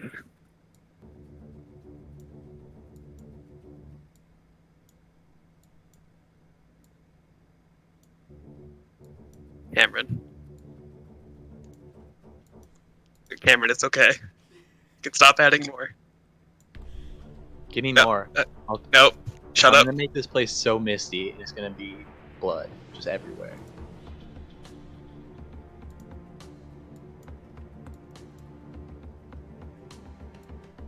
Oh? Okay. You have special ones. as just a bunch of them begin coming out of the wood now, perceiving you all as now a legitimate threat. They're starting to come in full force. And just as they're starting to approach in such a menacing manner,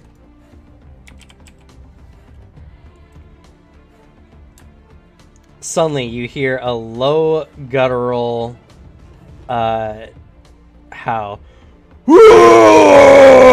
And a bunch of orcs begin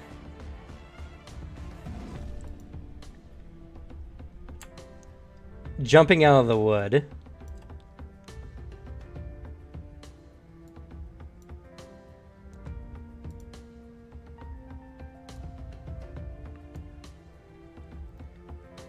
And they come in wildly swinging their axes or their spears, stabbing at the various Chauraka, many of them like downing one of the warriors in a single blow.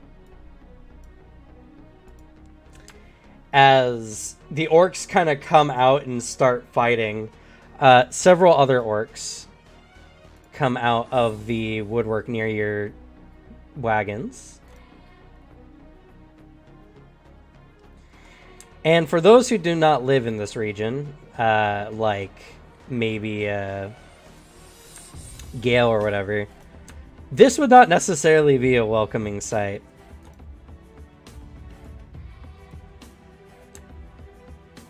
During all of this, can I Yes. panic shift back into my orc form out of just sheer panic that they'll attack me? Sure. I'm so glad Daff gets to witness this.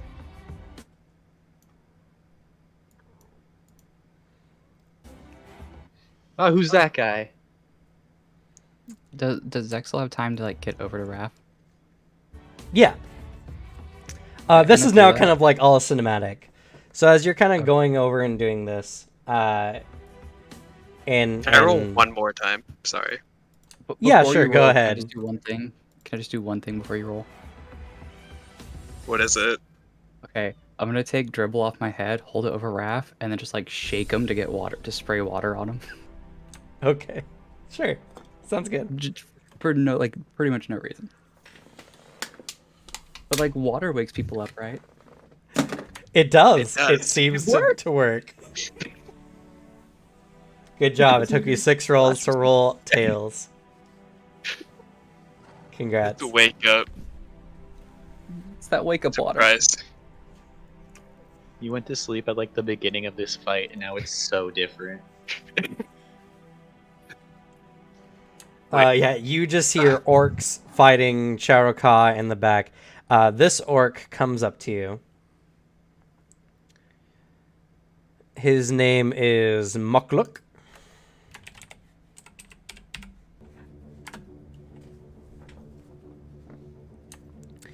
And he comes up and he's just like, "Hey, you alright?" Oh, I'm fine. I Think start so. reloading my gun. Masib comes over and he's just like, "Oh, thank the gods!" The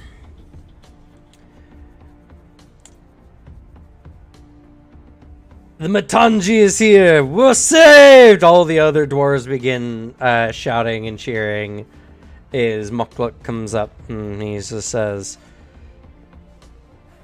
"You're lucky we came across you in time. Please, move with us this way. We'll take you somewhere safe." And Masib nods. I retrieve something real quick. And he's just like, "It's your life, friend. Do what you wish." As he begins moving forward, Masib is getting the wagons all kind of orientated, and they're moving off in a direction with several other like orcs waiting in the tree line behind you. While they're doing that, I run over to this tree over here and try to find the monkey. You find the monkey there. You see 2 individuals are squaring it up, fighting over here. Nearby battle doesn't seem to dissuade you, though. You find the monkey. What do you do? It's pretty small, right? Yes, they're a small creature. They're about the size of like a normal baboon. So I can just pick it up and bring it with me, right? Sure. Yeah, I'll do that, and then just return. Because what I want to do with it is, in my travels, I've heard stories of people preserving eyeballs. So I want to get its eyeballs and preserve them to make trophies. Okay. Sure. Just so you know, it will add 5 bulk to your weight. That's fine. I don't think I have like a gun and that's it, and a knife. Okay. So, you all begin moving out, heading off in a direction with the orcs.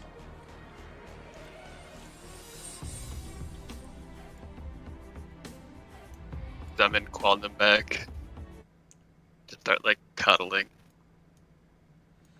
Okay. In pain.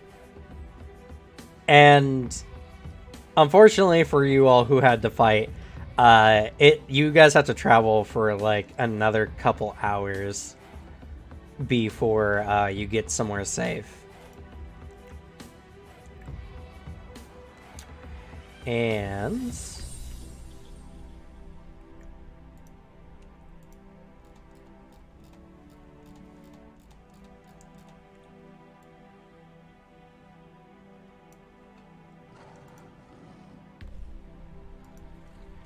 one second here.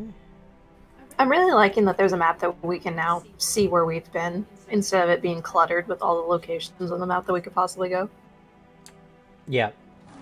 Well, just wait until you clutter the map up with all your discoveries again. Yeah, but like, it gives us a sense of accomplishment. That's literally my goal, is to fill up this map. Protect it forever.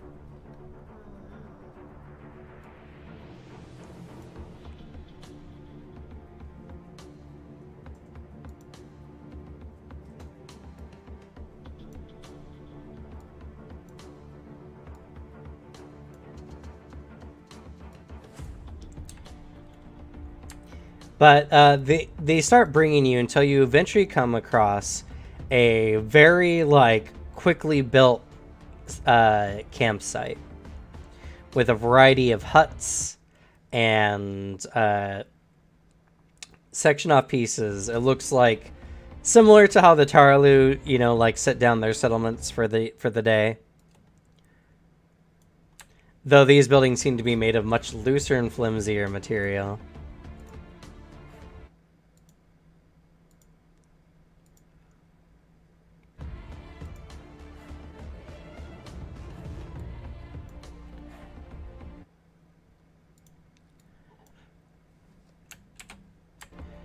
All the while, does anyone say anything to your, saviors or each other? I think if someone's near me and not like avoiding me, I'll just like start explaining to them how you go about preserving eyeballs.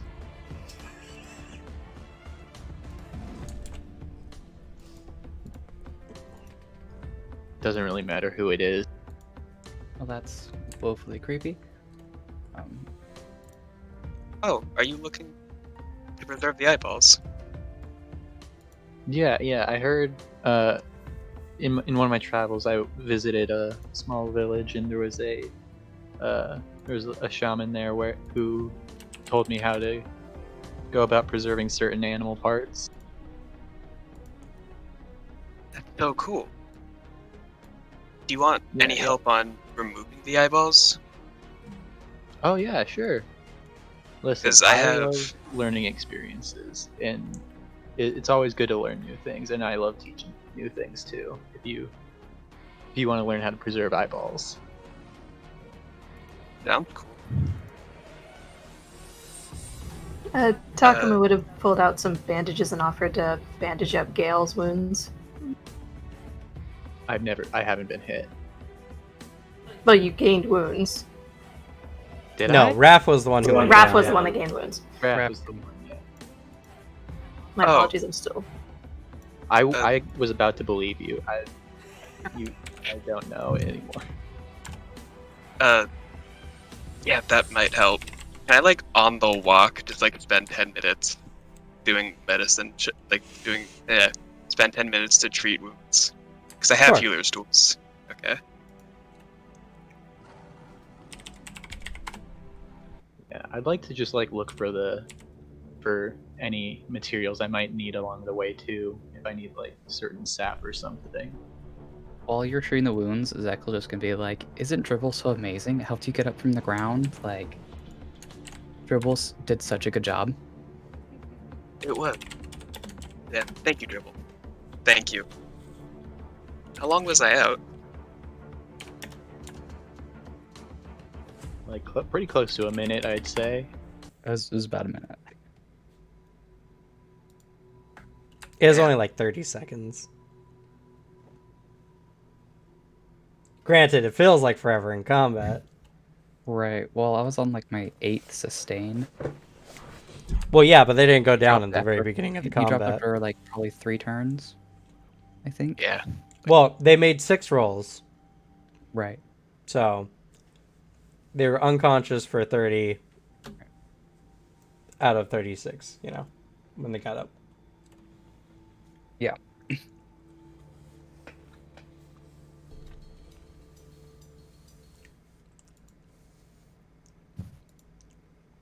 Oh A yeah, lot this of is stuff medicine. happened in 30 seconds. This is medicine check succeed. Yes. Technically, when you make a medicine check, you gotta declare the DC. I'll just assume you were gonna pick 15 anyway. I don't think you're feeling Oh. confident enough to do a 20. God no. All right, that gives you Sorry. 2d8 HP back. No, no worries. Whoa.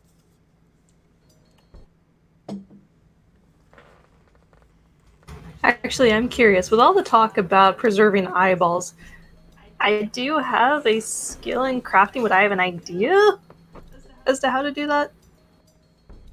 Yeah, you can make a roll. Oh shoot, would that be crafting? It would be crafting. Oh. Oh God! Help me Hey, so preserve my Takuma, eyeball. you're actually an expert in this, and you overhear them talking about it. What do you do?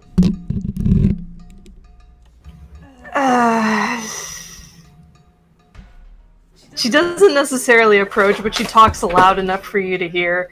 Like, technically, it requires a specific type of preservative liquid in order to at least get them to the stage where you can preserve them individually without having to be sustained in a certain alcoholic substance. Once that's done, it's easier to just put them into a solvent, pretty much, and preserve them that way. I see. I'm just like thinking about this very deeply as I look at my monkey corpse.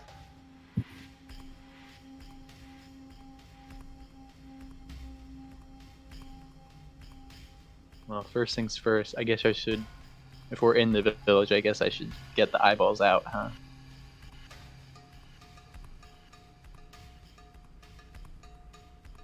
Do you need help getting the eyeballs out?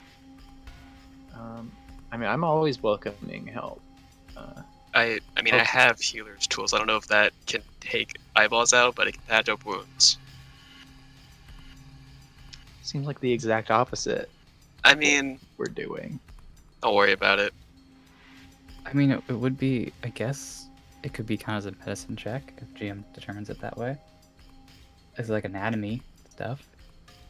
He'll be way right back. better He's at currently in the survival. bathroom. Dab.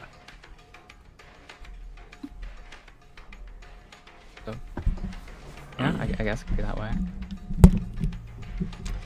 Like, Looting way from a better. body requires survival, actually. But removing eyeballs? Yes. Medicine Really? is not designed for removing organs from bodies. Yeah, it's just like a, oh, that's actually really not a bad roll. No? Indeed, you +5. succeed in removing the eyes in mostly one piece. Yes. Fantastic. I put them in like a jar because I probably don't have the necessary. I like clean them out and then put them in a jar. Okay, So, and is do you that- have alchemical crafting by chance? I think I do. That's what I got from my feet. Hold on. Is this gonna be helpful? Yes, because alchemical typically has like Um, preserving fluids and stuff like that. I gain the alchemical crafting feat. So you have alchemical crafting. So we could say that at least for the moment you have like some like heavy oil based liquids on hand. Technically, if you want to do any alchemical crafting beyond this, you would need an alchemy set, like tool set. But for now, I'll just say I'll let you keep your eyeballs. That's fine. Yes. Yeah, I So- basically like clean them out with a bunch of solvents and stuff, and then I use can like help you sap clean to it. harden. Yeah, and I use like sap to harden and preserve it. Well, I have prestidigitation, so I can help you clean it at least, so it should be Ooh, perfect. pretty spotless. Yeah, let's go with that. This is a group project here. All right. So you two are off. And I do hang them on like a little rope to make them so you can like tie it to stuff.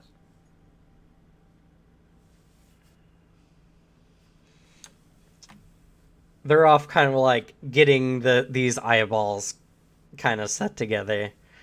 Many of the dwarves are kind of like going around. The orcs are kind of showing them to some of the spare huts that they have available. Some even offering their own huts in place of what's going on.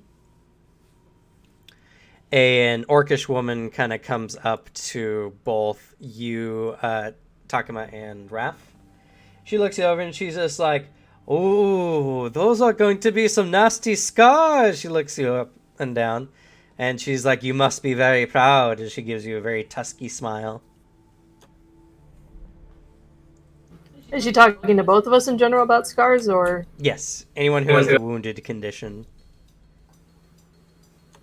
Right, because I have that. Yes, you actually are wounded too, I just wounded one. and you're just wounded one, Raph. Mm-hmm. Okay. Yeah, I guess you could say that. Proud to be alive, at least.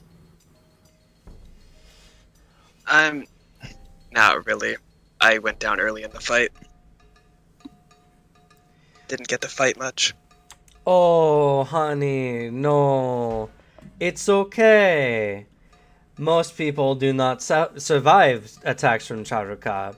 If anything, being able to wake up is something to be proud of.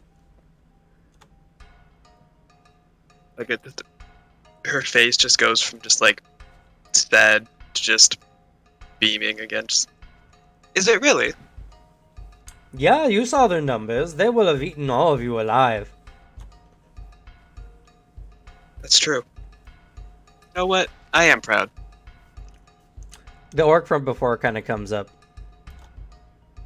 And he's like, "Yes, most definitely. Charuka have a ritual where they consume the living hearts of their foes ritualistically to pray to Aginza. Be fortunate you were not one of those sacrifices." I am. Just looks to the rest of the group. Thank you guys for not letting me be a sacrifice. I'm not even there anymore. I'm like out with like a group of people just telling the story of my heroics. Brandishing eyeballs proudly. Yeah, I'm like holding them up, like, yeah, I killed 5 of them, 6 even. Like it's a bit exaggerated, but it's based on real events.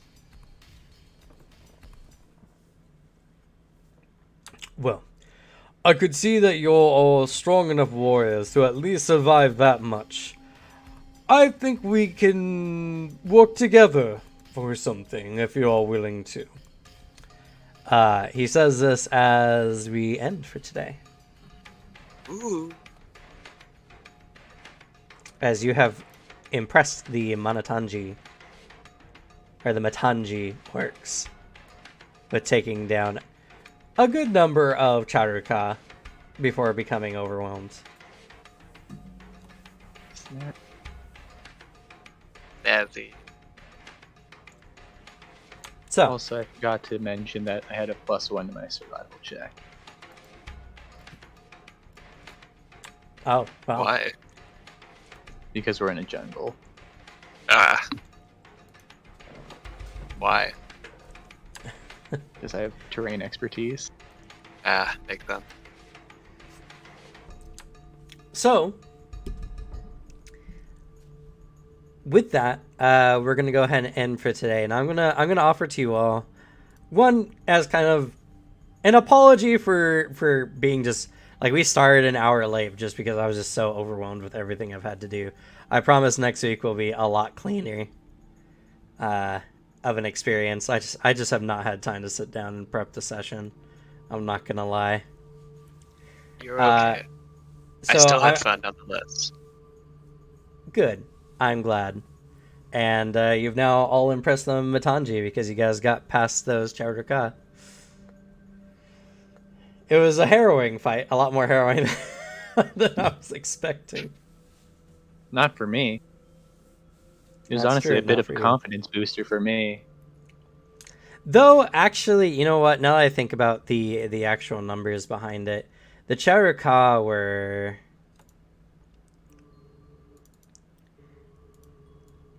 Because they had 20 hit points, Ugh.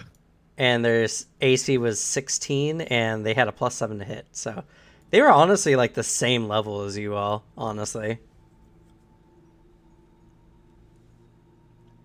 Rough. But That you means I still can mess you managed to guys beat up a whole forward. group of them. True. Down one And member Gunslingers as for the well. win. also, Masi, while helpful, was only really doing support actions Heal as bot. a Hey, those cleric. heals. Hey, those heals were good. That's what kept me up in the fight. Also, Yeah. he got the final hit. He did get the final hit, yeah. He got 2 good whaps off. But anyway, Good job, so Steve. I will, as recompense, offer you all the choice. We can either do XP as normal, or I will let you all become level 2. Does becoming level 2 mean our missing group members stays at level 1? Nope, they will come as level 2. Okay. I like Not level gonna 2. lie, level 2 sounds nice because then it's more health. What I was gonna say. I don't really know how XP works in Pathfinder anyway, so Well, I mean, I definitely would have explained it. You always have 1,000 every time you level up, but you get XP based on the difficulty compared to your current level. But I don't mind letting you all be level 2. I know level 1 can be a little rough sometimes, especially when it comes to HP. And I think that battle counts as a good baptism for being a level 1 character. Yeah. got I mean, it was pretty good for me. pretty trashed. I think it'll help you all feel a little bit better in the next time around. Also, I mean, even if we did XP as normal, you still would have gotten, like, what was it? Just Yeah, a you few would have made it hundred like easy. almost halfway there after everything is said and done. Oh, Your shit. level up. I think just level 2 is kind of better. Yeah, I'm sure everyone's just like, yeah, level 2. Level 2 sounds good. Level 2. It's all good. Well, then we also get the free archetype too, so we can add that onto it. Yes. And I It think would that'll also also be- aid with some storytelling as well. Yeah, and we're missing someone right now, so like they would have nothing. So then make level 2 would be nice. And I'm not gonna be here next week, so if you Oh, roll are up you not next going to be week- here next week? No. Oh, did you send me that message? I've honestly... Yeah, I warned you about that before we even started the game. Oh, Like a couple okay. weeks ago. Then yeah, definitely I would not remember because I've been running around like crazy lately. Yeah, I'm gonna be overseas. Yeah, you were saying you're going to be taking off after this, so good luck on your journey. I leave at like 4 a.m. tomorrow morning. Whoop. Oh boy. What's your time zone? I'm Pacific. Oh, okay.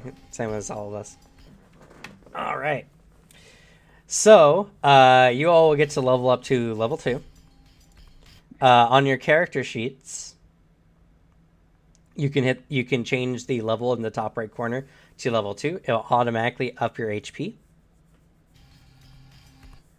And it'll also up all your skills as well. Oh, I'm no longer wounded, am I? From treat wounds. Oh no, you're definitely still wounded. Oh, I don't know how much wounded I have. You're Oh, wounded, one. Wounded, I think you have to sleep off the amount of days you're wounded. But treat wound says success. 2d8 Target hit regain. points, wounded condition is removed.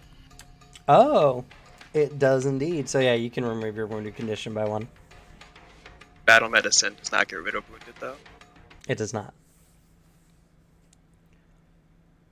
And then I believe after a medicine check, you're then immune for an hour. I'm immune. Yeah.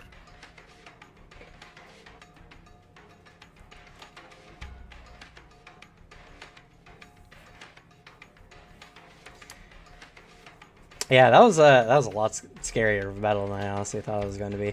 The dice were just not on anyone's side today. They weren't. Toward the Except end, yours. it picked up for me. Yes, your booter was fine. Literally Uh, after just that one shot. So, some things about leveling up. If you go to your class page on Archive and Nethys, you'll see all the things you get from level up. And then I also provide you guys with a free archetype dedication, which means that you can pick an archetype dedication that is not a multi-class archetype dedication, which you can differentiate those on Archive and Nethys. It's pretty much just other archetypes. Just don't pick anything in multi-class archetype. If it is uncommon, just let me know what you're picking. I'm not super picky about it. Some of them maybe. Well, you guys can't even take Beast Gunner at this level anyway. I think you need to be level 6 for that. But there's some other ones. Also, there's some class-based ones like Elementalist. So just be aware that those are like something you needed to pick before the game started. And I don't really recommend them for people who are trying the game for the first time anyway, because they kind of change up how everything gets done.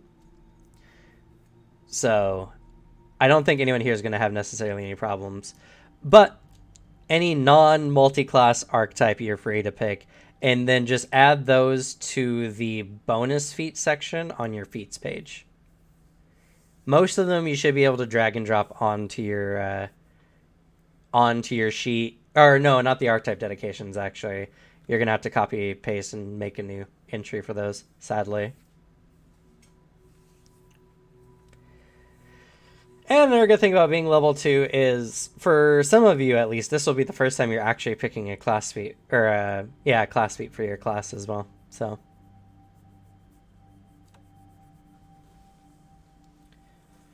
I think only Takuma and Gale had a class feat at this point. Yeah, I do. Magic casters or pseudo magic casters don't typically get a feat at level 1.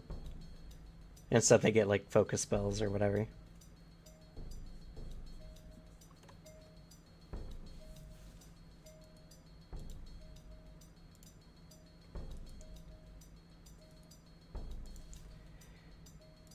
But since we're not doing player awards, why don't we go ahead and just give some general kudos for the game today. So for Jesse, since this is your first time here, I like to give player awards based on individual achievements that each of the players do, and then we always have a nomination round for anything you thought a player did well, any role playing you really liked, or just anything you thought deserves a reward.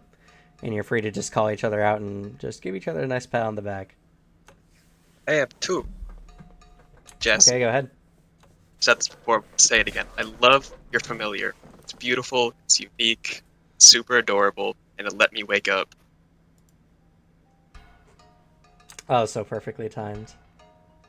And Cam, this one's for you. Your voices, amazing. You could talk to me in any voice that you said today. I can never get tired of it. Thank you. I did not think it was that well.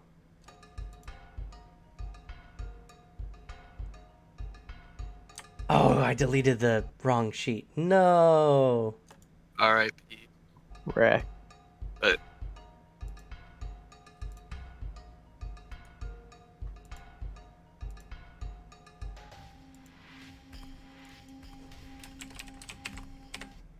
to go through it manually, change everything on my Eidolon feed.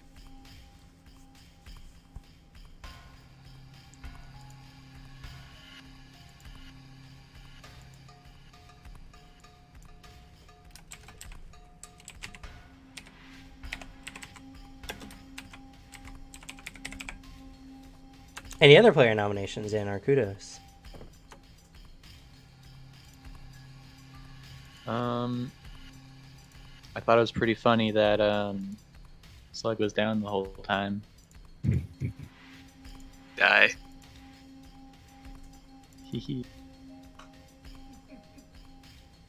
Kudos for keeping the floor warm. Exactly. What vicious. You really kept me company. Just for you, Jesse, not for Booter. I will Or give was you one for you. kudos. At least at the start of the fight, it was a very fun introduction to how the island worked. Yes. So visually, it was beautiful, and it just unfortunately didn't live too long. I know. It was so cool, and that like flank and everything, perfect. It just didn't work out well. Hopefully we'll see more of it in the future, and hopefully not all fights go like that.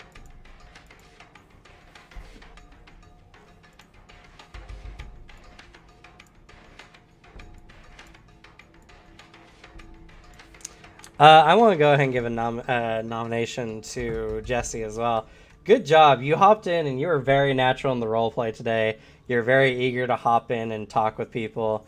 And I was really liking Zexel as you were roleplaying them. Ah, yes, the great Zexel. Everyone should like Zexel. I love Lexel. It was very good, yes.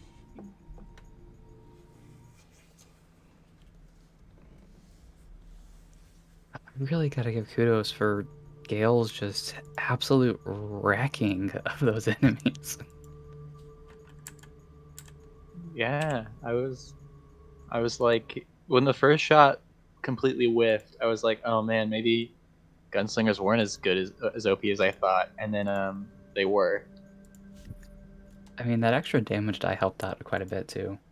Yeah. Indeed, it did. I appreciated the magic weapon. A good spell. Yeah, magic weapons really OP until level 3. Because then Right. everyone starts typically getting striking weapons by that time, about. But it's still really good. It's a really solid option.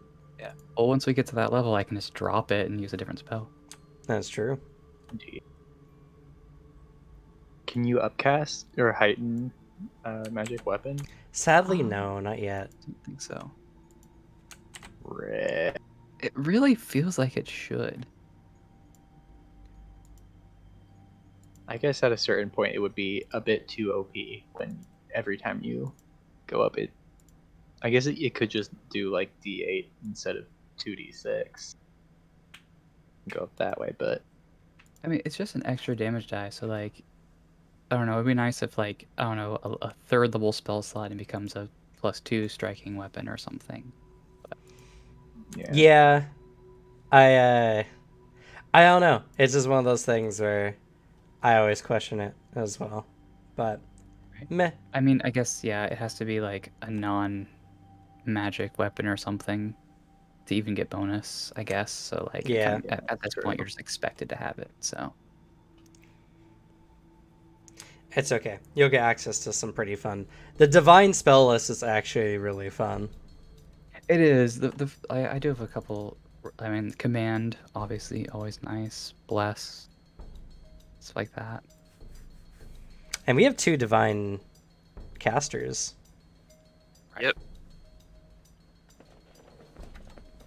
Divine is Yeah, fun. unfortunately their cantrips are just not very orientated towards combat, sadly.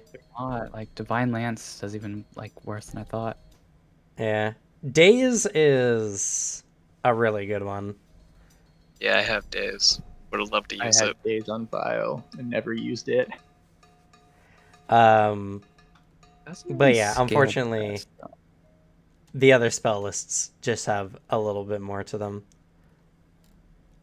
When, for summoners, can they use spells that are triggered by, like if a spell has a trigger, can they get triggered by something that happens to the Eidolon?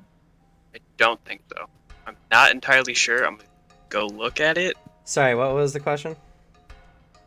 Like, if a spell has a trigger, right, and that trigger happens to the Eidolon, can the summoner then cast that spell? No. Yeah, but I Rip. thought. How do you Because take the the summoner damage doesn't from cast your their spells Eidolon? through their Eidolon. Even spells that affect the summoner don't necessarily affect the Eidolon. The only exceptions are like healing damage, and maybe some other ones. It gets really funky. How do you take the damage from your Eidolon slug? We share the same HP pool. That's why when it went down, I So went then down. wouldn't technically, so like if you had Blood Vendetta, wouldn't you technically get the same damage as them? So like if they take the No, damage. because technically it's taking the damage and taking HP from the shared pool, I would think. It depends, actually, because for Blood Vendetta, I believe it says when you take damage, not when you're attacked. It's when you take slashing or piercing damage, I think. So theoretically, you might be able to use Blood Vendetta against people when they attack your Eidolon.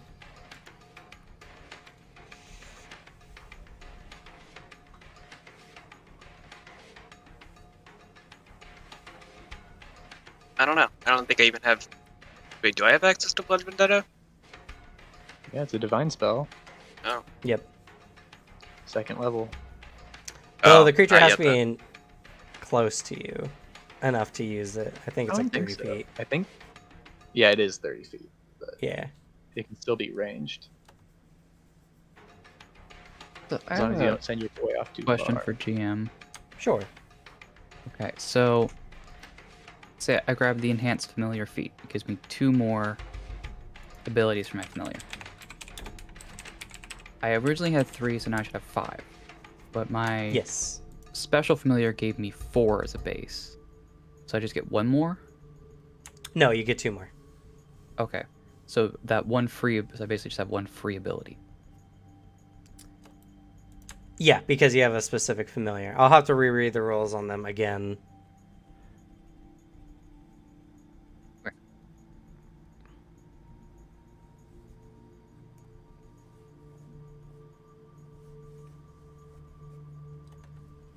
Oh yeah, Cam, I can't even attempt a DC 20 medicine check for treat wounds because I'm not an expert. Yeah. No, I know. I'm just Okay. saying for future reference, when you do it, it needs to be called out. Otherwise, you can be like, oh, I got a 20, so I got, I'm going to take the 21. It's like, it doesn't work that way. You have to declare beforehand. Okay. It's an order of operations kind of thing. Fair.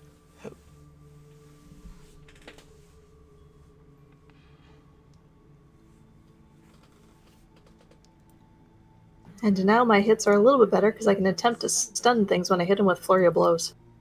Hell yeah.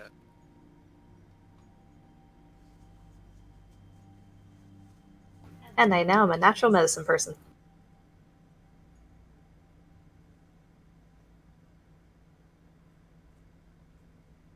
Girl, what?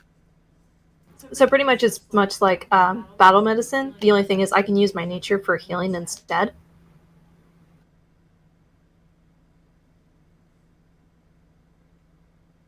Oh, I lied. I'm becoming an expert in medicine now. Because I'm taking the medic dedication. Meta dedication's a good one. And natural medicine gives me a +2 circumstance bonus whenever we're in the wilderness when treating wounds. Yeah, I love natural medicine. Eisen has that in our game. He's gonna need it. Y'all are heading into the Mongi as well. It's fair.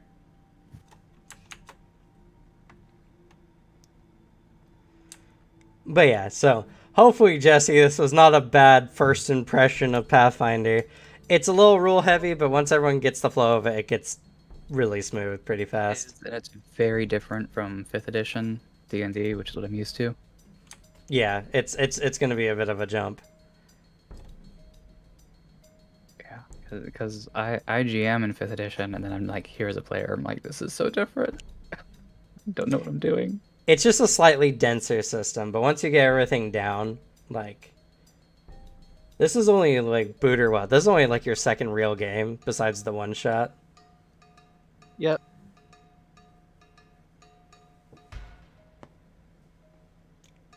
And Buddha was still getting some stuff figured out this session as well. But once you all get it figured out, like, all right, like if you look at our Tuesday game or whatever, it just becomes a lot smoother. Plus, the denser rules mean you can do more fun stuff because more stuff applies. Need a skill feats.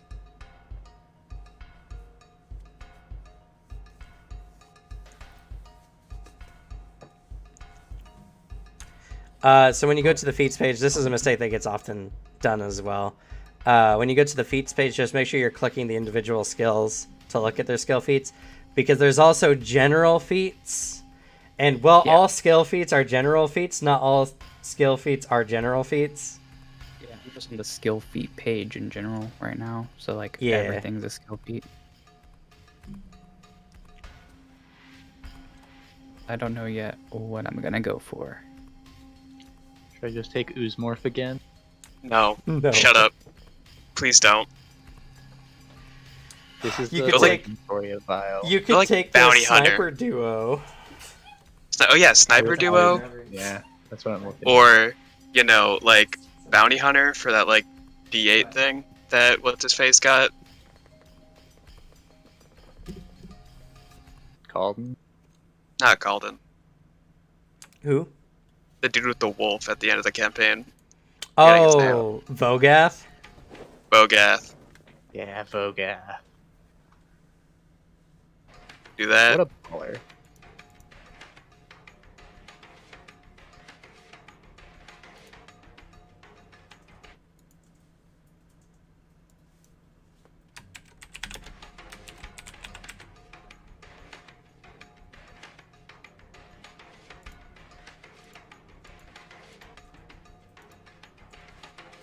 Man, all of my feat choices suck.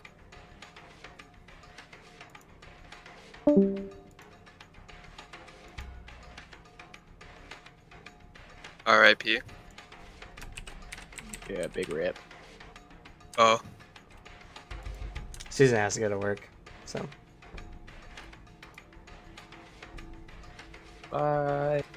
I love you. Thank you for being here. Love you too. Thank you for crushing me to the ground as you always do. I'm sorry. Hey, look at it this way. Nothing will be nearly as bad as that Arctic Chimera fight. I think that's the lowest we've ever been. That's fair.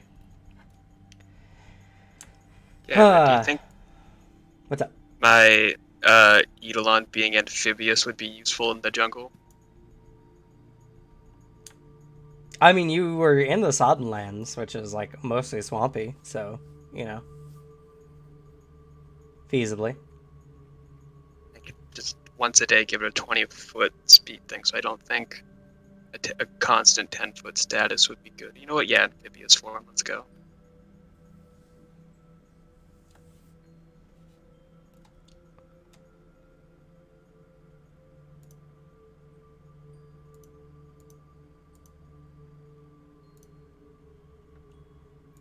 All right, I've added Mukluk to your guys' NPC table.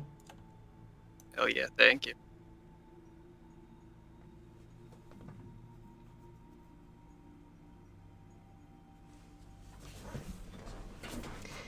I really like having art available for characters.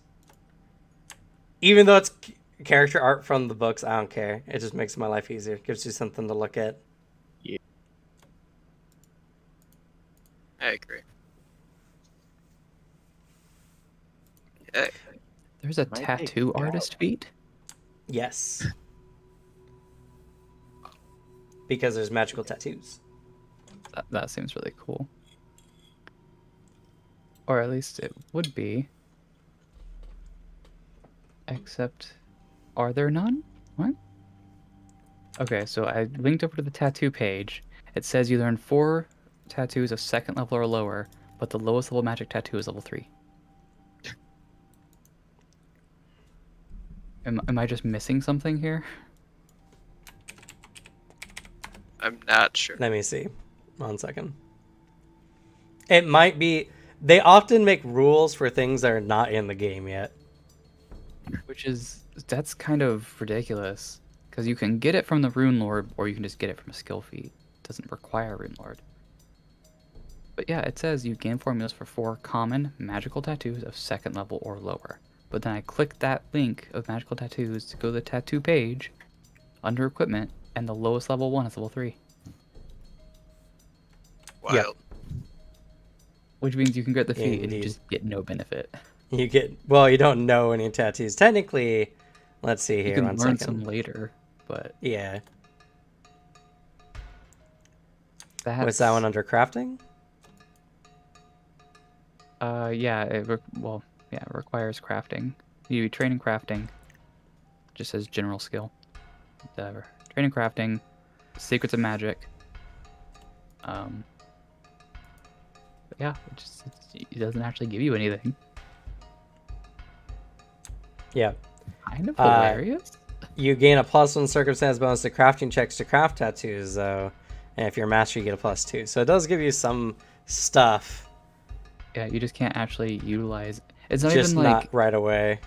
it doesn't even say learn them up like of your level. It just says 2nd level or lower. So you can't even grab it at a higher level and still get formulas. You have to like. go You have get to them reverse yourself. engineer a formula to figure it out, yeah. Yeah.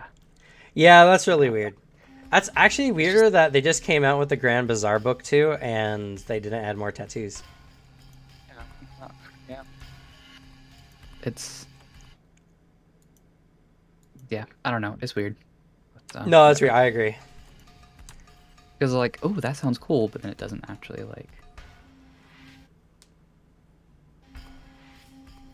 Oh, never mind. They Magical. did add it. They added a few actually, and yeah, none of them were that low level still. Right. Silly. Okay. So it still just basically gives no benefit. That's funny. That was really weird. How do you like increase your skill up to like expert and Whenever you get a skill increase through your class, Okay. you can Usually increase comes at level them. 3.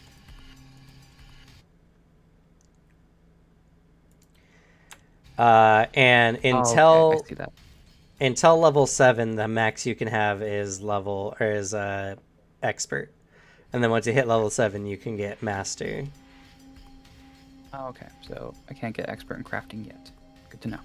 Yep, next level. You can if you choose it. I don't know if there's any dedication, but because my medic dedication just gave me expert in medicine. Yeah, mine doesn't give me it. Oh damn. Which one did you pick, or is it the secret? Snare crafter. Oh, wait, I thought you got that from being a kobold. No, the snare crafter dedication. Archetype. Oh, right. That's the one that gives me the 4 free snares or whatever per day Yeah. Okay. that I can just do without needing any resources. Yeah, was they even really have tough. a higher level one version of it too. What's it called? They just added it in with Guns and Gears. What did they? Yeah, even has I a haven't- kobold on it. Trapsmith. That's what it is. Is that like a different? Is that a dedication? Is that like an archetype? It's a different dedication. Yeah, it's a 4th level one though, so you have to be a little higher to pick it up. Oh, okay. So like, But- so I couldn't even. You could pick it up later, and just have even Right. more traps. Do snare crafter. Oh, Well, I am a snare actually, crafter. the Trapsmith dedication has a prerequisite of Snare Crafter dedication or Snare Specialist Ranger class feature. Oh, actually, Even if you haven't gained 3 feats from snare crafter. I so think you can they just take added these- something for it. So this is just Yeah. an evolution of that one. Yeah, so you can actually pick up Trapsmith, despite not having 3 feats in Snare Crafter. So Yeah, it has that built in. that's really cool. I like that. It's all techie gear stuff, though. Yeah, which is so- kind of a different. Aesthetic. Yeah. So not quite. What I'm Not quite going up your alley. Yeah, I get it. Well, I was really tempted to not even do snare crafter and do the familiar master because of the familiar abilities. But I want to do the snares. That's fair. It'll make Well, your 'cause- character more interesting anyway. Right. Yeah. So it was either that or I was gonna go with the one witch feat that gives you the cauldron, so you can make potions and oils. That's also a good one. So like if I went the familiar master archetype, then I would grab this one as my class feat, which is tempting.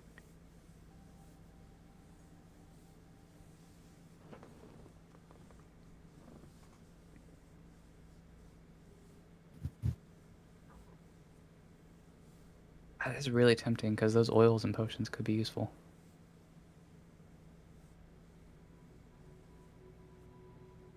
There's even a gecko potion.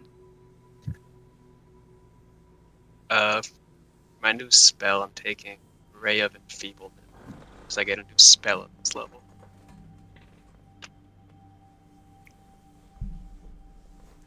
And yeah, I just verified. So for the specific familiar, for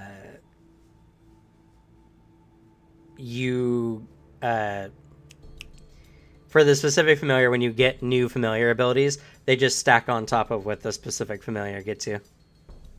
Okay, perfect. I think my familiar actually has like 6 abilities right now. Cool.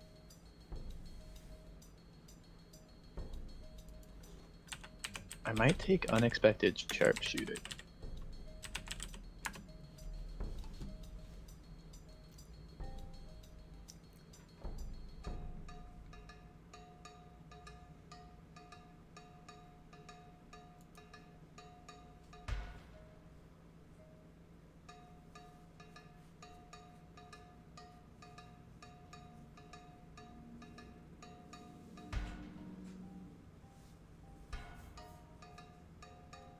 Oh yeah, so are you doing Sniper Duo?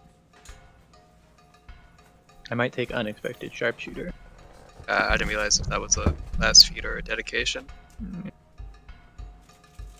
But I don't know yet.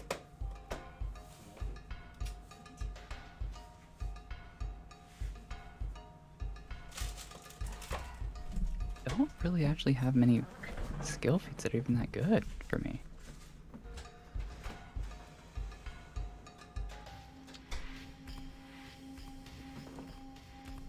What are you trained in? Well, several things, but I have to look. Acrobatics, crafting, nature, performance, religion, stealth, survival, thievery, and engineering lore. Okay. A lot of these require expert that I'm looking at.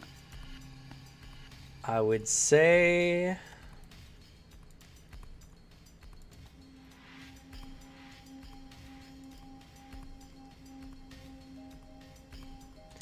I would say one of the ones that I always recommend, especially if you have crafting, is alchemical crafting is always a good one to pick up early game because it lets you make potions in your downtime if you have the spare time. Also, I have a special role where if you take the specialty craft, I think you have specialty crafting, don't you already? Special crafting with snares. Yeah. Okay, so that would be the other one I'd recommend as well. So alchemical crafting is always good. Crafter's Appraisal is also good, but you're a magic caster, so that's not really necessarily a good one for you. The other one I would recommend is Catfall. Catfall is a super good acrobatics one because it treats your falls as 10 feet shorter, which means your character can drop 15 feet without suffering damage. That's not bad. That's not a bad one to have at all. Standardly good. Let's see.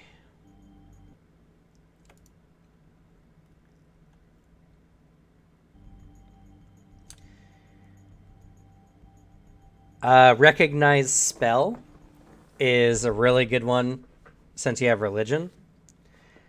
It lets you, I think, as a reaction, identify as a spell or identify a spell. Because I won't tell you what spell is necessarily being cast on you when enemies cast.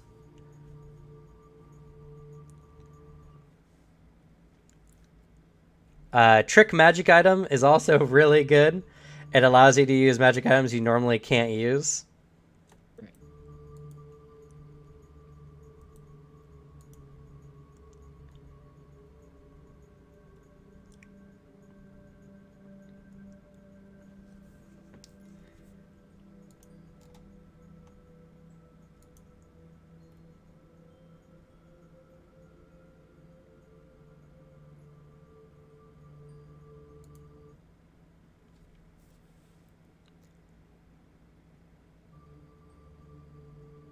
I'm leveled up and I've got food waiting for me, so I'm gonna go ahead and head out.